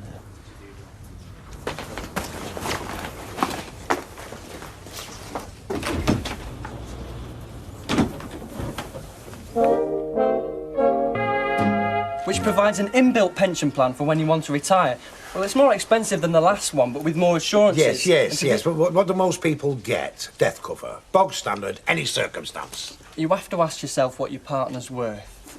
Mrs. Duckworth's very dear to you, I'm sure. Oh. This lovely home. I mean, would you wish to leave her with a bog standard cover? No. Yes. But if we both went out, flat out, pair of us, one set piece, how much brass would we leave? Well, I have to warn you, Mr. Duckworth. It's illegal to plan your own death on the back of a policy. Eh?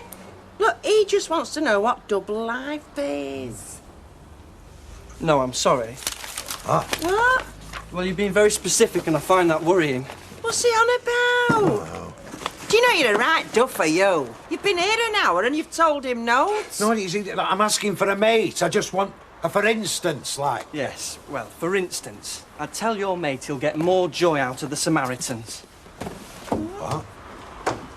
Oh, it's muddled in. Let's have a look at this. Thanks very much, love. Bye. Did you want something else? Well, it's just a favour, really. Come on through. This is daft. We're kidding ourselves. Cliff never spent money on out. He couldn't see. Spent money on Elsie. Hardly ever saw her.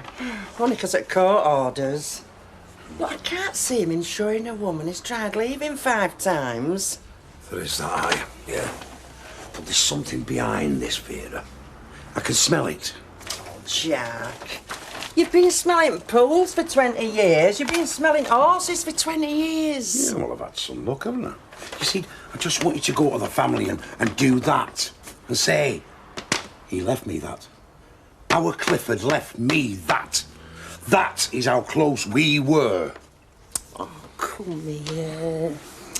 Look, you just go see him and remind him of it, well, that he came to, eh? When he did leave home, he came to you, Jack. And you'd take him in, even though he was skint. Just remind him of that. Well, I don't cash checks. Well, it's just it'll take a few days to clear, and I could really do with the money. I'm really stuck. I wouldn't ask otherwise. Can't you ask your mum and dad? Well, they gave me the cheque for my birthday, and I couldn't really ask them for the cash. It'd be a bit off. I see. Well, that's something. Wouldn't bounce, would it? No, I wouldn't do that. No. How much? 500. On your way, mate. Well, not the full amount, you know, just enough for a meal for 2 or something. I knew she'd have you back, you know. I shall tell her. I shall say, Fiona, you want your head seen to. Go on, then. I'll lend you 100 quid against the cheque, but only because I'm pathetically romantic and only because it's your mum and dad's account. But I want the cheque in my hand first. You will. Thanks, Rita. I really appreciate this. You want your head seen to. Oh, radar switched on, is it? And your bereavements are all wonky. Yes, Hi, Sally, Rita. love, hello. Okay, bye. When Denise gets in, will you tell her I've gone to her? Right, okay, thanks. Right, bye. Look, I know you must be feeling rough, but I can't run this place on my own. Fiona! Hello, Denise's. Oh, hold on. Ken! Hello, Deirdre. Sorry, just missed him. Right, yeah.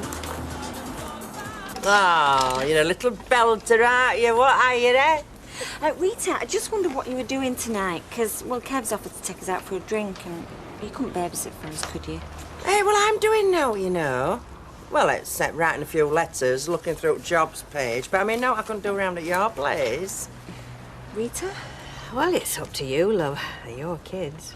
No, you want to be at home, you, with your feet up when you've been in here all day. And to be honest with you, it suit me down to the ground, because I could do with money, you know. Right, see ya. No, Jigsaw? more. What do you mean, Aye. jigsaw? Jim, don't you dare. No, my lips are sealed. Well, look, come on. You've had the first clue, right? Jigsaw, okay. Second clue, caravan. I'm you. All right, oh, fair play. Caravan. Third clue, buy me and stop one. Oh, I get it. The Big Bang, the dawn of evolution. Do you want to know where you were conceived? No. Well, tough. It was in a dodgy old caravan, County Antrim, and it was your mother's fault. Sit down. Sit down before I stick your head in that salad. This is meant to be a grown-up party. Now, shut up. I want to be serious. 21 years. I don't know how long that feels to you two, but I stood in work today and I thought, we've known them all our lives. I used to push them round in a pram this big. I know we've had a couple of dodgy corners, but I feel really proud of us all for getting this far and still being able to, I don't know, still being able to talk to each other and look after each other. Because a lot of families can't, and we can't take that for granted. So, to Andrew and Stephen MacDonald, Andrew and Stephen. I really mean this. Happy birthday. Happy birthday, fellas. Thanks, Mum. Oh, come on, catch yourself up. Come on, now. what's up with you? Hey? Hey? Oh, daft. Hey? Hi, could you just drive around the block and park up there? I will give you a £5. Yeah. Thanks.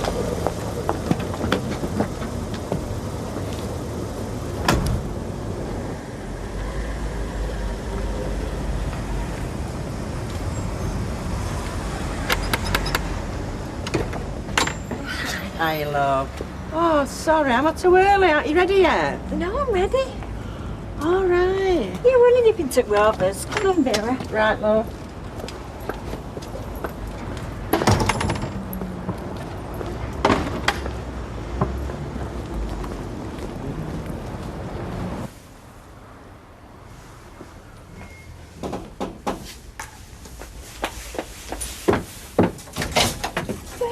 Been.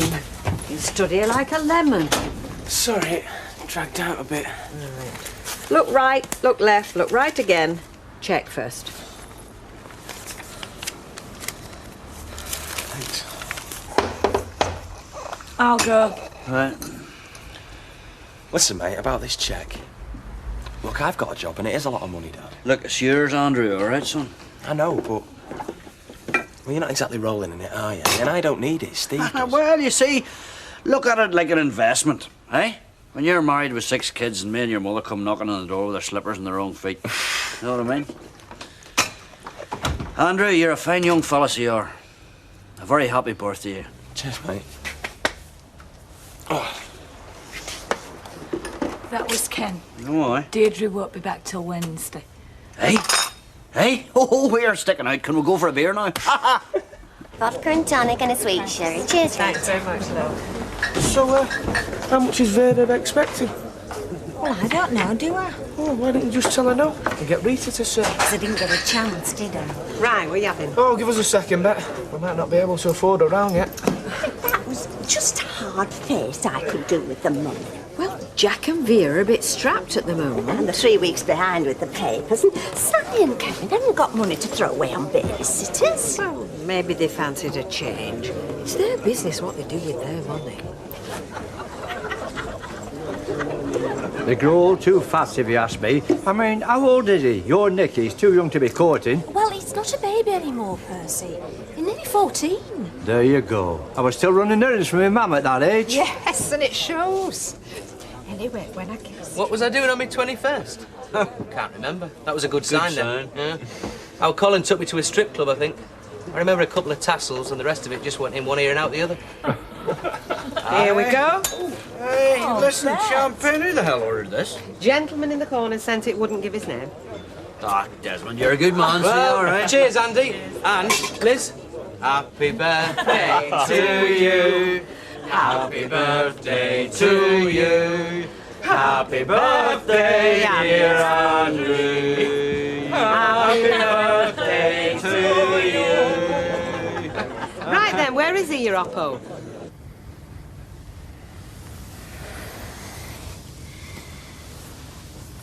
This is getting to be quite a habit. It's not a bad one, though, is it?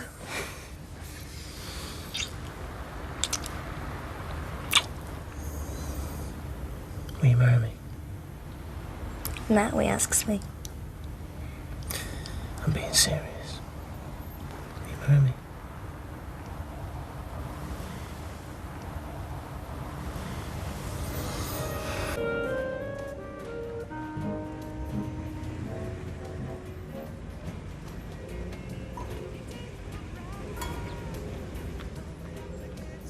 So I was wondering if you were having a bit of a run out today, you know, like north.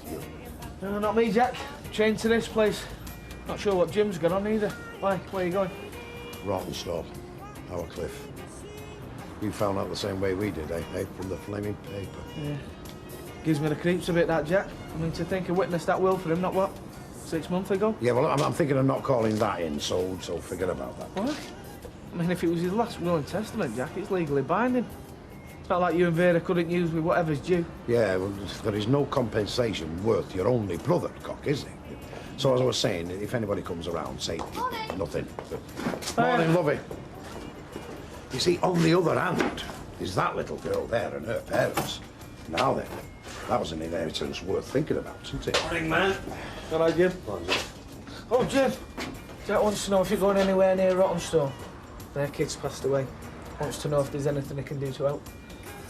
Oh, sorry, Jack. Well, as a matter of fact, Michael's made the Jaguar available today for good deeds. So, like, if you and V want a bit of comfort, I don't mind There you taking go. In the Jag? Aye. No thanks all the same. I mean, you might get a bit upset if I turn up in that. It's our kid, yeah, but a couple of sticks of furniture to his name, you see, so... I mean, thanks, anyway. I'll get the bus. See you, Jack.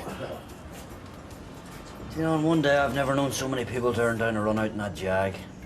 Death. Tell you what, there's a lot of it about, so there is. Do you want a brew?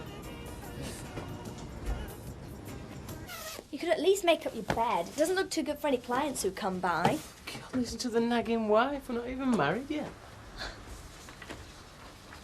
So, you were serious then about your proposal? Well, were you serious about accepting? I was, yes. Well, then why do you think I wasn't serious? I don't know. I mean, what are people going to think? I mean, you were only living with another girl last week. What, you mean like they said when I took up with Fiona just off the rebound off you? Did they? Well, that was months in between. Yeah, well, time doesn't make a difference, does it? I mean, Fiona could see it too, you know. That's why she's so paranoid all the time. I mean, especially when we started working together, she well knew we were going to get back. No, people are just going to see it as inevitable. I mean, I've fancied you for ages. I just didn't think you fancied me anymore. Me? Well, I tried to tell myself that I didn't, but Bet saw straight through it. Well, it's like I say. Everyone else could see it apart from us. It's not going to be any surprise. We should keep it a secret there for a while. Yeah, well, not too long, that way. I mean, I don't know why anyone goes in for these long engagements. Well, because they have to save up, you know, put a bit by. That shouldn't bother us, though, should it? Well, no, I mean, the business is going great, isn't it? We make an ace team. Speaking of which, ladies' choice, what should we do first? Invoices or chasing up clients? Clients, definitely.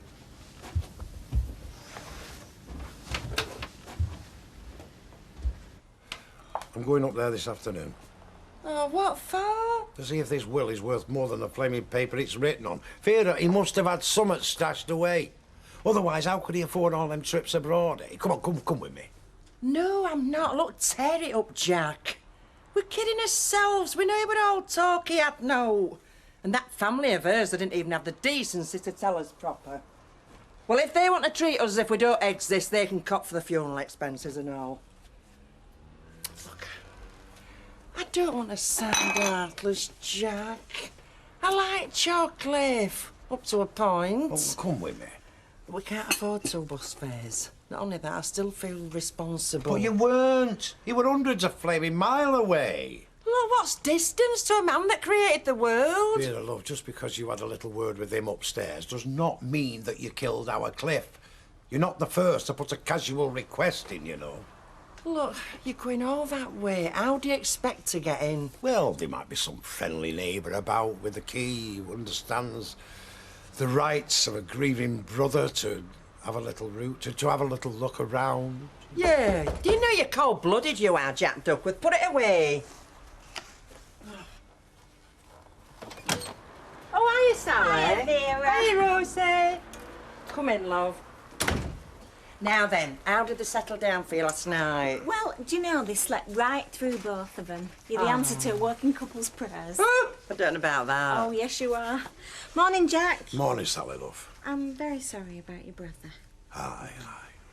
Anyway, Vera, you left your glasses in Rosie's room. Do you know, I've had the house upside down looking for these. I told him a couple of stories, you know. Oh.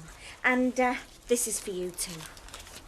Oh, I've no change. No change, we've got note. No, we don't need any change. No, it's too much, that. No, I'll go to Maureen's and get 2 fives. Vera, keep it. You bought some sweets. These things, they all add up. Fair enough. If Sally wants to show her appreciation. All right. But I owe you. I'll sit again sometime. What's neighbours for, eh? No, we're just saying that. The innuendo she can put into an order of sausage and chips astounds me. And she's shameless with it. And another thing, when it's a fella ordering, she moves differently. Mavis does that. I don't know how to describe it, really, because there's not a lot of room behind our counter, but she struts. She struts and wiggles. Oh, if Mavis tried that, she'd fall over. No, she just flits about like a fairy. She's all light and delicate on her feet. And another thing, Alma lowers her voice, you know, so it's all husky. Oh, Mavis goes higher, if you can imagine that. Still, he gets her tips, which are good enough to share with me. Well, I must be in the wrong job. Mind you, nothing would compensate for watching Tilly flop in action. Where is she? She's gone round to your cafe. I sent her for a break because I desperately needed one. Well, I better get back because they're probably tearing us to pieces. Oh, hey, Gail, do you know, I haven't seen a glimpse of Alf since that stuff in paper. No, well, he's worried what people will think. They'll think he took that money. Not round here. Oh, the grief I've had all day. You'd think I wrote that article instead of standing here selling the paper it were in. Anyway, you tell him his reputation's intact and to call in. I will. Hey, and if our reputation's on the line when you get back there, you give 'em what for. I will do. Ta-ra, love. Ta-ra. She's tall and blonde into men in uniform. A path is clear, a modelling career. A boyfriend, Greg, needs no encouragement, 'cause she always does her best to please him. Taran, taran, taran, taran, taran, taran, taran, taran. Bring forth the customers. She will sell them shoes, 'cause that's what you used to do then. Right. And she will amuse. Bring forth the birthday girl. Just don't let her drink all the booze. Well, I did though, you know. Oh, that singing telegram went last thing of the night. I remember my 21st. It was great. It was really great. Yeah, sounds it. Well, I suppose as we were spending so much on the 18th, we didn't really bother with 21. Well, it's not too late. You can have a belated party here. Yeah, when? Oh, Friday. Oh, great, right, well, I'll tell Steve then. Hey, Steve. Party for us here, mate, Friday night. Is it? Yeah. Oh, brilliant. Right. Listen, could I use your keys, you know, to use your shower and that? When are you going to get yourself sorted, you? Soon, mate. I will, soon. It's a good idea, that, Raquel, thanks.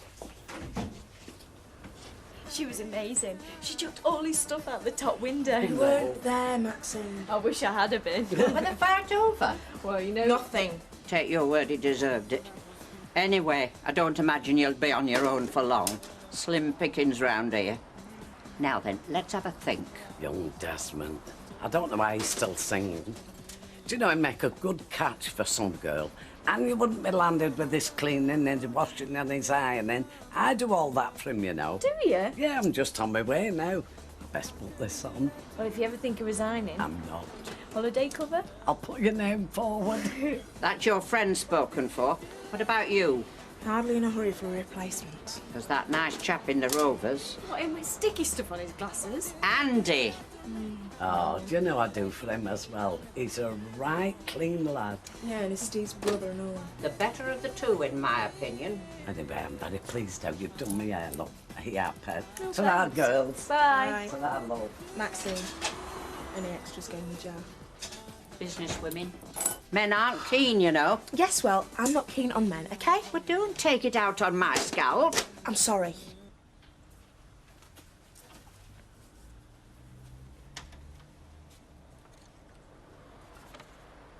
For the woman who helps me lead a clean and pure existence. 20 years ago, I wouldn't have. Oh, make it 30. Desmond? No, Phyllis, it's me. Well, I'm with... The nice one's brother.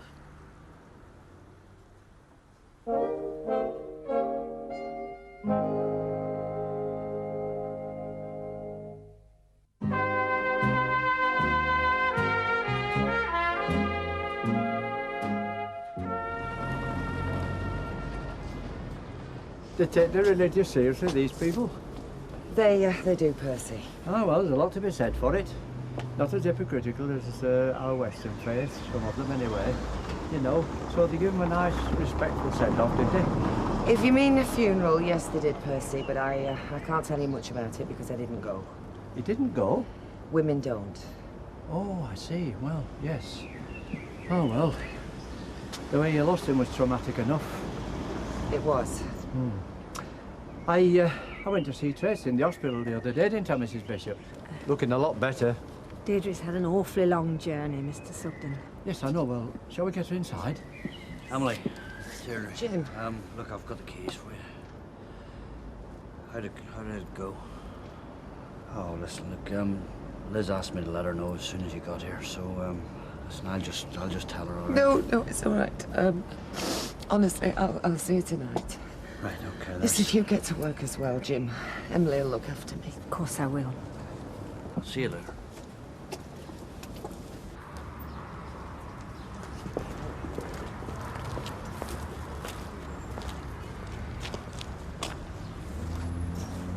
Well, there we are, Jack lad. The end of your rainbow, just as you imagined.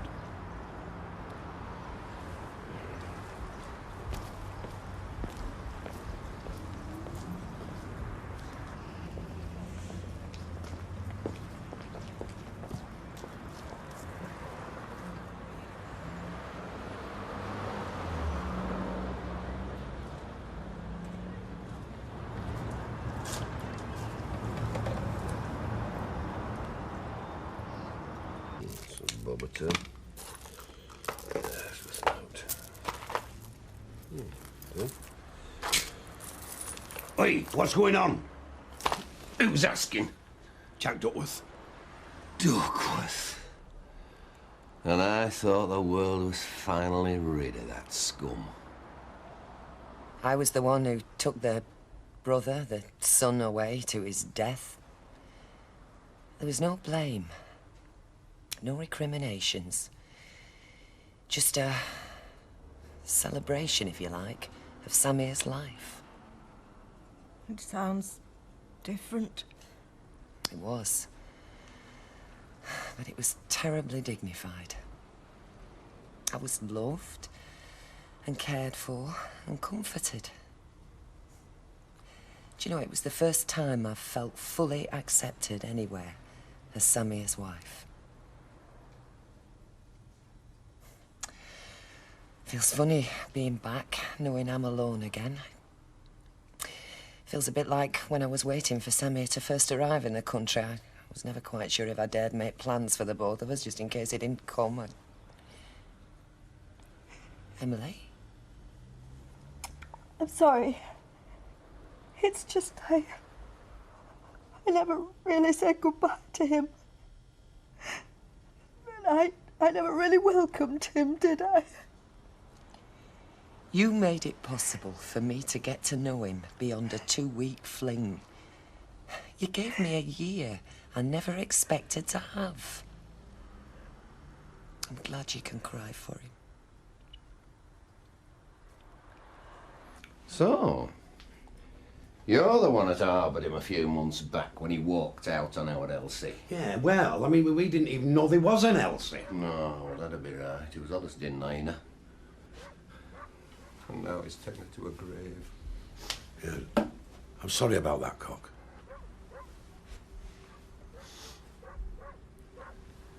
Paid for that holiday, I did. I mean, he wasn't going to cough for it. He never did for anything, the rotten swine.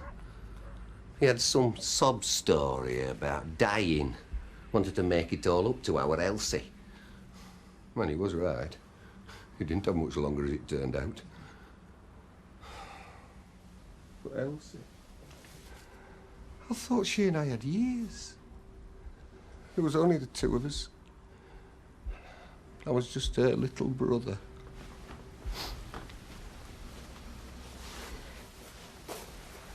She seemed a decent lass. Decent? She was worth 100 of him, a slime. He took us for everything.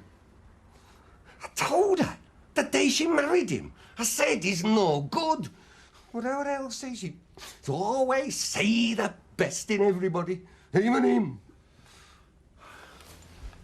What are you here for? Well, I'm his brother, like, you know. Oh, come scrounging, have you? No, just pay me respects. You can do that Friday. At the funeral? Aye. I'm going to make sure that they put him well underground. All sorted, is it? Aye. Unless you were thinking of something fancy. No, I didn't know him that well. I mean, not since we were kids, you know. My recent memory of him is him stood on our doorstep with that old camel coat he used to have. That old camel coat cost me plenty. Con me out of that and all. But since he was so fond of it, I thought I'd bury him in it. Oh, now hang on. I mean, don't you think that's a bit of a waste? I don't want any reminders of him left. Elsie. My Elsie. She could have had any man she chose. Why? Why did she have to choose him? She's fine, remarkably. I wasn't. I'm afraid I got a bit emotional. It's an emotional situation. Yeah. Did she ask about Tracy?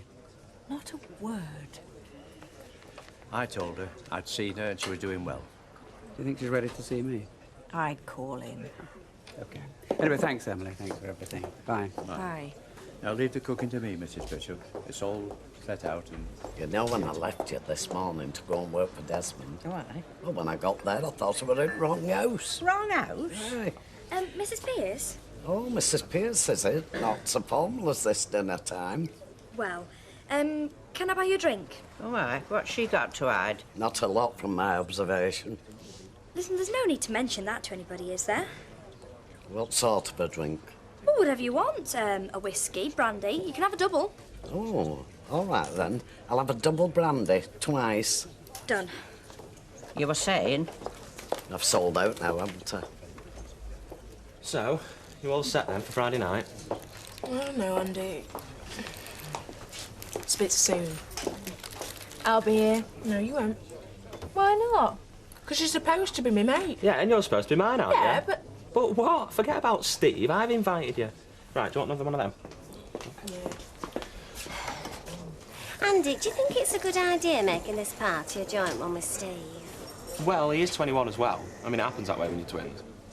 You realise Vicky'll be here? Well, I hope so. You have mentioned it, haven't you? Yeah, but Beck generally likes to work things around keeping Vicky and Steve apart. It's just a precaution, you know. Look, they work together, Raquel. They see each other every day. Nights are different, though, aren't they? And not to my knowledge, no, they're not. Girls seem to resist me round the clock. No, it's a party. Never know your luck. Oh, yeah. Hiya, Jack. Party near Friday night. Oh, great. Somebody else died, has it? Hi, mate. Proper 21st in here on Friday night for me and Steve. Hey, well, now you're sucking diesel. Listen, have you been home? Yeah. Well, what's the atmosphere like? Well, I'd have a pint, not a half. Oh, well, I'll take a pint then. So we're not going to get stung for the funeral? No. What about the house? Rented, apparently, behind in the payments. Oh, we don't have to have what to do with that, then? No. So it was up to the end, you see, Vera, so therefore your prayers haven't been answered because we are stony broke as ever we were. Plus, we've got to get to and from a funeral in the bargain. Come on, son, I'm gagging. Hey? Oh, hiya. You could have had a wash before you came in here. I'm all right, aren't I? Well, you're off the hook for another half hour or so. Ken's just turned up. Liz, look, you know I'm no good with helping out with all that grief, but you know that. How would you know? You've avoided it all so far. Oh, is that right? Listen, that young fella told me about his operation, so he did. Samir? Aye. All you lot were running around being concerned about Tracy, so you were. And, fair play. That wee lad was terrified, so he was, but he couldn't tell Deirdre that, could he? So he told you? Aye, so he told me. Poor lad. Hmm.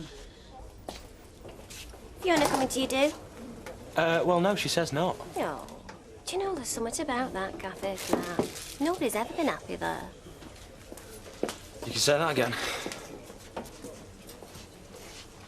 Denise and I are on a better footing at the moment, so if you wanted to take over the flat for a while, you're welcome to it. Oh, I can't say at the moment, Ken. I mean, there's no real reason for me to stay around here. But then again, I might take you up on it. I'd be happy if you did. Can you wait till after I've been to my mother's? Of course, of course. Tracy's doing well. Good. But if you were thinking of going to see her, she's left hospital. I tried to dissuade her, but I'm sorry I couldn't. Yeah, she's gone to Blackpool. Arrangements have been made with a hospital there, and she's hoping to pick up a bit of part-time holiday work. Yes, she's staying with Lorraine's brother, so she's not on her own. I met him. He seems a little more sensible than Lorraine. Seems a nice enough chap. Right. Anyway, I've got the address, so if you want to go over... I've got a lot to think about, Ken. Oh, no. I mean, I need that house sold. I could do with the balance of the money. I've not come back to sponge off you or any of my friends. It's hardly sponging, is it? I mean, you and I are family. It's a long time since we've been able to call ourselves a family, Ken. I mean, you've got Daniel and Denise. And apart from my mum, what's left of my family's back in Morocco. Tracy's been wanting to make her own way for a long time now.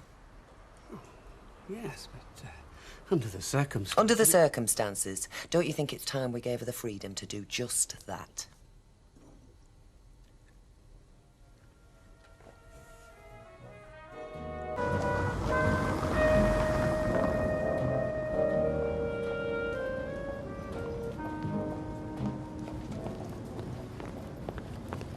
Bet's even ordered a cake. Hey, she's really pushing the boat out, you know. I offered to chip in, but she wouldn't hear of it. Listen, what are we going to do about you-know-who upstairs when we're out partying, eh? Well, I'm taking Deirdre a cup of tea up now, so I'll ask her if she wants to come. Well, dead on. Great time we had by all of us then, eh?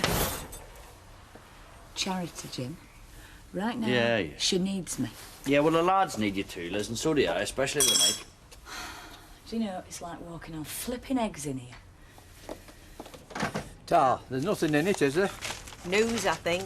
No, adverts I meant. Well, that makes a change.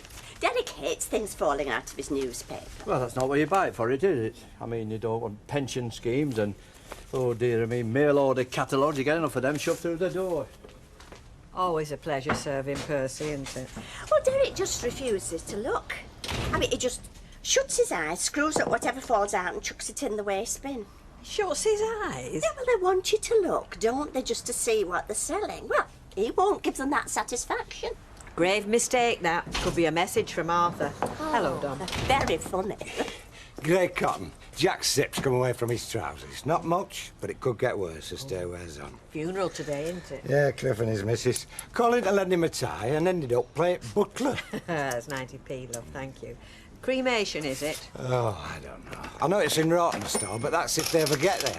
Vera's still in her dressing gown. It would take a miracle for Jack to be there on time. A miracle by the name of Don Brennan? How did I get myself involved, eh? Like I say, I only called in to lend him a tie.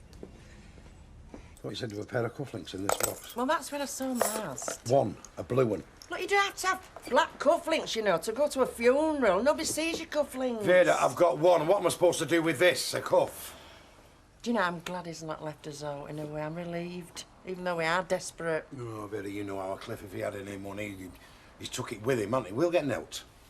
Born losers, that's what we are. Well, we seem to have lost my cufflinks between us. Right, bob in a cotton wool pair of trousers. Right, I'll get you a needle. No, Vera, you get ready, we're late. Now listen, have you booked a taxi? No, I'm skint. We're going on the bus. On the bus? Yes. So get ready, it leaves in half an hour.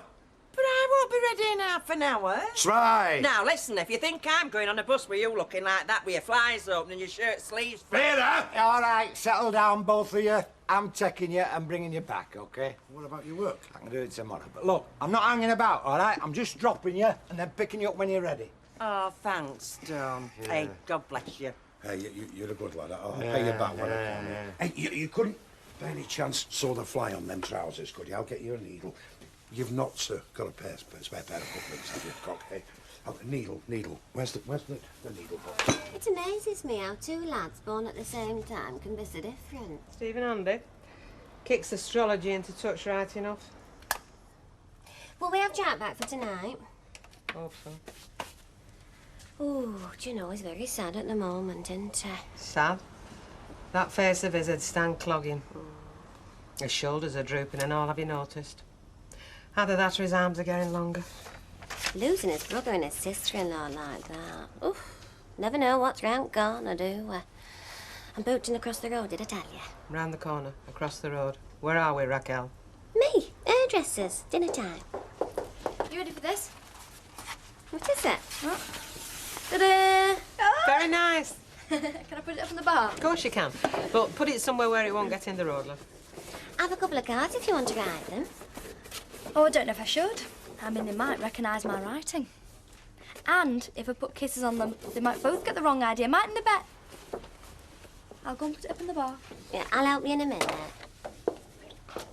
She bets you, don't she, about Steve? She knows what I think about him. The only consolation is she thinks the same. Vicky might be willful, but she's not daft. I hope.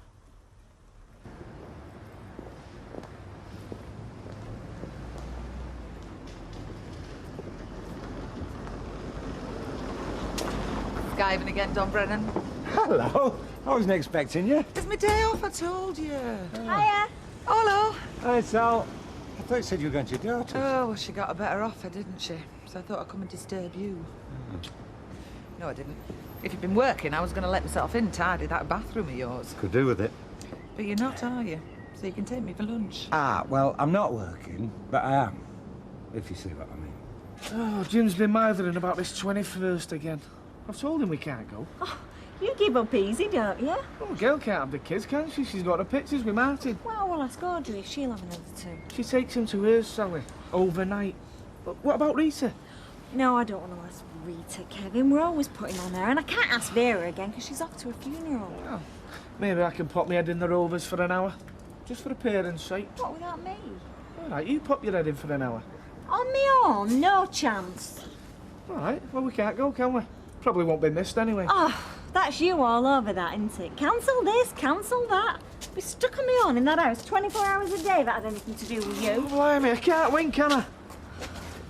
Now listen, have you locked that door? Yes, I have. Morning, Joseph. I'm sorry to hear about the news, Jack. Aye, thanks. We've fit done, lad. Yeah, ready when you are. Oh, yeah, that's a nice suit, Vera. Yeah, well, I bought this when I had a funeral bill. Hey, Jack, you sit in front because you're not waiting. No, you'll be all right and back with Vera. Shout instructions as we go along. Get in, Josie. Where's she going? She's going with us. You bet it's a family funeral. I'm just going to keep Don company. He said there'd be a lot of hanging about. Should have had a shower. Would have invited everybody. Vera, this now tired. This is from Don Creed Batters. Well, get in and shut your trap. Women. Yeah. Funny how do you do if you ask me. Well, nobody's asking you. Sorry about this, Don, lad. Right, are we all belted up? Yes. Vera? Right, here we go. Right, you go down the bottom, turn right on the Rosamond's. Jack, look, I think I'm fine M62 from here. You just come in when we get to Rottenstall, OK? What's your fee, you silly pig? Oh, shut your mouth. The town hall must have cleared his name by now, surely. There's no smirch on Alf's name, Betty. No smirch at all. The chief executive knows that. He just can't bring himself to admit it. I'm surprised you've not had reporters round. Me? Well, Betsy, your word is mayoress. Oh, no, Phyllis, I'm sorry.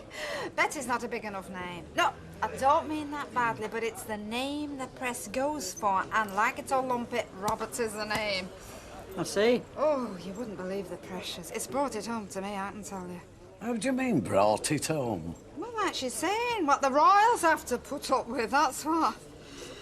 Do you know, we even have to draw the curtains when we're having us tea now. I mean, honestly, well, you never know who's outside with one of them telescopic lenses, do you? Still, it's true, the bigger you are, the more they want to pull you down. Stay up the ski slopes, Audrey. It's my advice. Yes, love. Well, what's Deirdre doing at her mother's? Same as what she does around doors. Nothing much, I suppose. Yeah, but all her friends are here. She can't have too many friends at state she's in. Yeah, but all her memories are around here as well, aren't they, Michael? I mean, there's not a day goes by she doesn't see that wee house she used to live in with Samir, right? Eh? Bricks and mortar. I will tell that to the grieving widow. Well, it's all the more reason to stay. The more she grieves, the sooner she can pick up the pieces. Yeah. You are making her welcome, aren't you? Do you know, I wondered how long it'll be before it'd be my fault.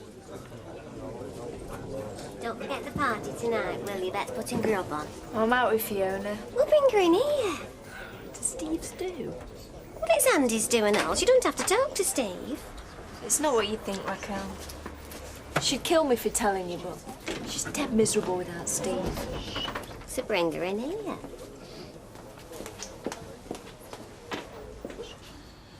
There's a cynical streak in you, Steve McDonald. Come on, Vicky, it's Andy's do. The only reason I'm involved is because it'll look bad if I'm not. You're in for a good surprise. Oh, yeah, Bet's bought a cake and, Yeah, and she's put your name on it. Now, she wouldn't do that if she disliked you. Yeah, well, like I say. Anyway, there's not much point in talking to you because you don't listen. Yeah, because that's because you say things you don't mean. Like? Like that you're playing second fiddle to Andy. I mean, you don't mean that because your ego's too big. All right, so far I'm cynical. My ego's too big, and I don't say things I mean. Well, how come you're so madly in love with me, then? Because occasionally you say things that you do mean. Occasionally. Go on. Like when you said you wanted to marry me. Well, you might just have meant that. Well, I did. Oh, you did at the time, then. Well, now, actions speak louder than words, so... I was going to save it for the special occasion, but I'll wait until we can make it official. I mean, it might not even fit, but... It's beautiful. Can I try it on? Yeah. That's perfect. Right, now apologise for being nasty to me. I'm sorry, I'm sorry, I'm sorry, I'm sorry. Now put it back in the box. No. Come on, Vicky. Look, it'll be safe. Look, it's our secret. So safe I might not see it again. You're right, actions do speak louder than words. I mean, you've given me a ring and now you're taking it back. I was proving a point. You'd prove a better point if you'd let me keep it. I promise I won't wear it. I won't show it to anyone. Look, come on, Vicky. Please.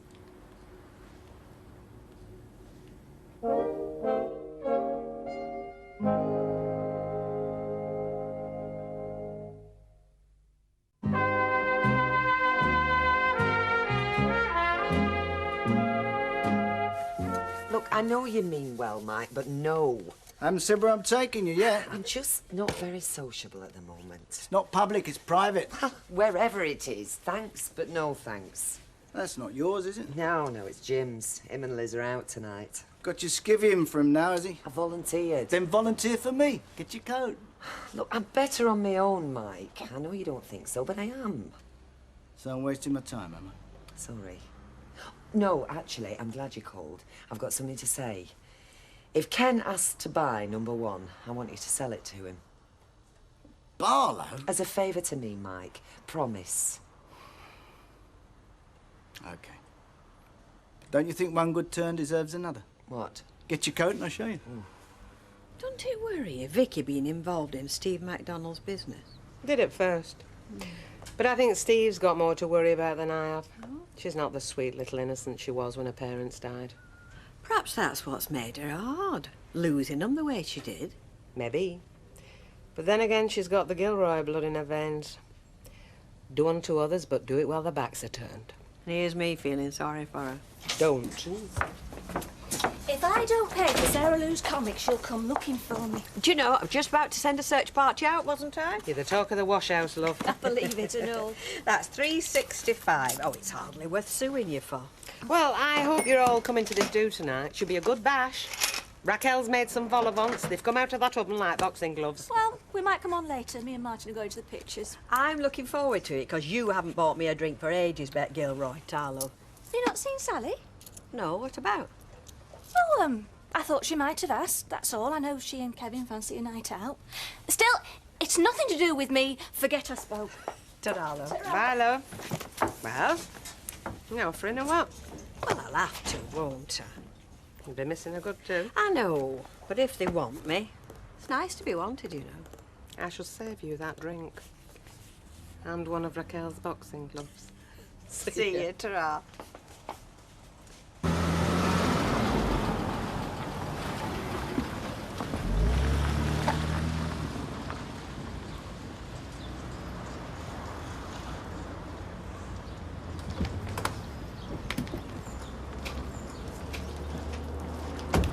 Behold, my latest acquisition. You mean you're going to live here? No, it's been converted into flats, 8 of them. The bloke that was doing it got taken ill, so he wanted a quick sale. Then you made him an offer and he got worse, I know. Something like that, yeah. Well, that's fine, but I don't see what it's got to do with me. Patience? Come and have a look. There's no reason why you shouldn't be there, you know. It's more for Andy than for Steve. Want something to read? Come over, test the water. If you don't like it, you can always go. The kettle's boiling coffee. It's no good being stubborn, you know. Lost a few good fellas being stubborn, I have.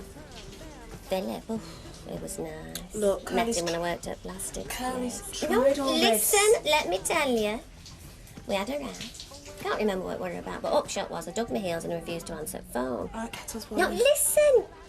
So when Philip couldn't get me to speak to me, took to writing. Well, I was ever so chuffed when I got his postcard. Right. No, till I read it. It's in Australia, wasn't he? Heartbroken, he said. Started a new life. So why didn't you go out to him then? Oh no, plastics firm were paying good money, but I often wonder what might have happened if I'd not been so stubborn. Yeah, well, I can hardly see Steve going out to Australia, not with Vicky around. Don't be daft. We're plugged in over there, you know, me and Bear. What do you mean? Don't be seeing here things. Vicky's got a sight set on somebody much better than Steve MacDonald, I can tell you. And if that offends you, I'm very sorry.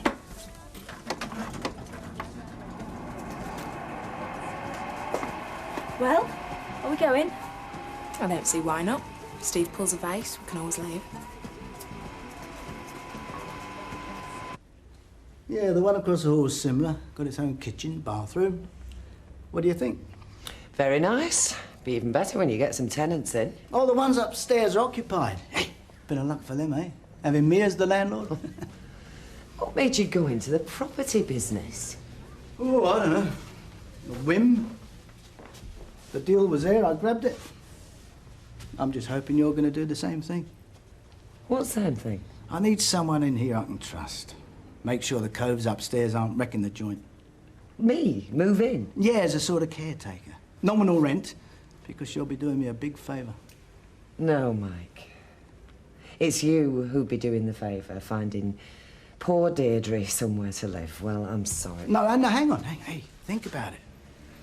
You'll be amongst your friends, relatives. Oh, I know you and Tracy are a bit odds and sods at the moment. That's my business. Too near Coronation Street, is it? If I put it on the moon, would you move in? Mike, I can't live round here. The world's not big enough, Deirdre. Wherever you go, you take yourself with you. All you're doing is changing the scenery. Look, what better place to mourn Samir than here, amongst your friends that cared for you both? Take me back, Mike. There you go, sweetie. Yes, about whistle that, Jim. You come into the money or something? You know, I'll tell you what, a wee spell in the army wouldn't do you any harm at all. It might smart yourself up a bit. It'd also let you know who your betters are. So Gail worked the oracle with Rita, did she? Well, yeah, I'd never have asked her. It's as though we keep putting her. Hey, where's your other half? Well, he's coming, he says. I haven't seen him all day. Oh, I hope you don't mind us being here. We've not been invited or anything. No. Catch yourself on, Alma. You're welcome. So is Michael if he bothers to show up. Take no notice of him. Seen that, have you? So? Well, says young Vicky did it. Very artistic. She's a hussy. No shame.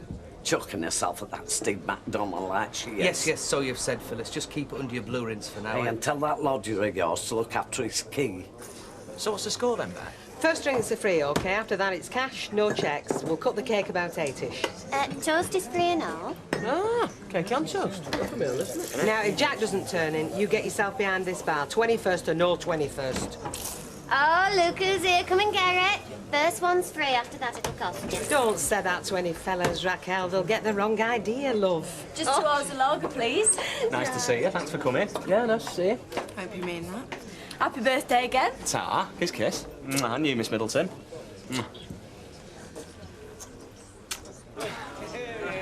It was her wanted to come. I didn't exactly have your arm up your back, did I? My feelings don't matter to him. He sees, he wants, and he grabs. Well, I tell you what, it's not stopping under this roof, I tell you. Just wants to remember his brother, Vera. Well, he's only got to look at the stone cladding for that. Now, look, Jack, I'm warning you. If you intend keeping that coat, it's going to end up with the pigeons. He owed me, Vera. He always owed me. So you'd rob a dead man, would you, eh? He wanted burying in that. Yeah, well, I've got one over on him, haven't I? For the first time. Look, I don't think that Cliff would begrudge Jack his coat. Look, it's not just the coat, is it? It's a reminder of what I did. Vera, you prayed for money. Cliff's camel coat isn't money. You haven't still got ump about that coat, have you? You're very funny, yeah. It's just a joke, love. Yeah, I bet Ivy will laugh her socks off when I tell her about you two. Oh, you mean you haven't told her yet? You must be losing your touch, Vera. I've lost nothing. No, well, you haven't lost your voice, have you? Because I've been listening to it all day. Who do you think you're talking belly to? aching since we sat out this morning. And you've said plenty, but one thing you haven't said is thank you to Don. I'll tell you, next time you pray, ask for a few good manners, eh? Did you hear what she said to me? Hey, look at this. It's not a bad fit, this, you know. Get it off. Get it. Josie! I know they're your friends and neighbours, but that woman is unbearable. No, look, it was terrific. Vera's face, did you see it? You don't think I spoke out at her? No, it was your turn, definitely. Definitely.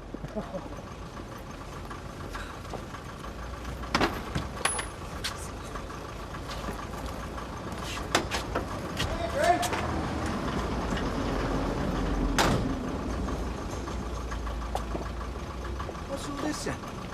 I'm going to my mother's, I told you. Look, Mike, it's for the best. Yeah, but what about... I made you an offer. I know. And I don't want you to think I'm not grateful for everything.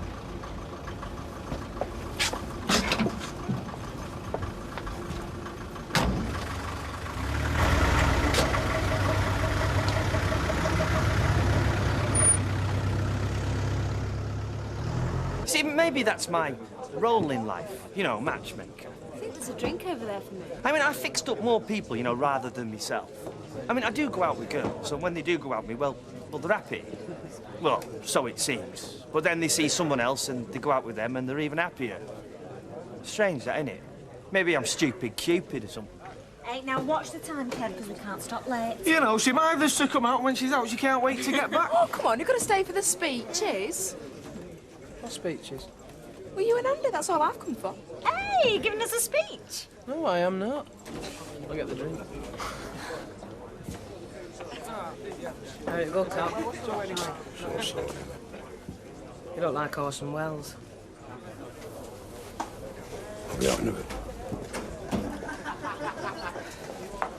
See, the King of Comedy's arrived then. Hey, you. He's been to a funeral, OK. Same again, Mike, as if I didn't know. Yeah. First one's free, mate. Well, they're all enjoying themselves. Yeah. Stick him. Oh, you can just do the presentation. Aye, well, I suppose it's times like these. Makes it all worthwhile, doesn't it? What, worthwhile? Do you find that, Jimmy? You ought to be proud. You tell him, Alma. Hey, at last. Hey, straighten your face, it's a party. Oh, yeah, right. Well, congratulations to the parents. The next round's on me. Oh, cheers, thank you. Yeah. We're gonna blow 'em out?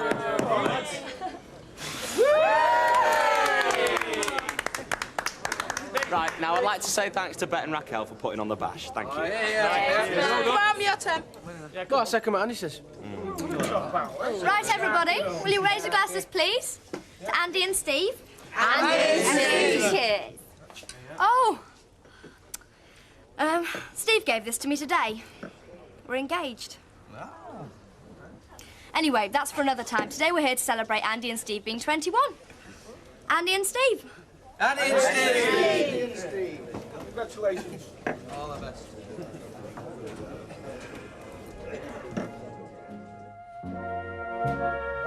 Which episode of Agatha Christie's Poirot is ITV3's most wanted? Tune in Saturday at 7 to find out if your favourite is the one.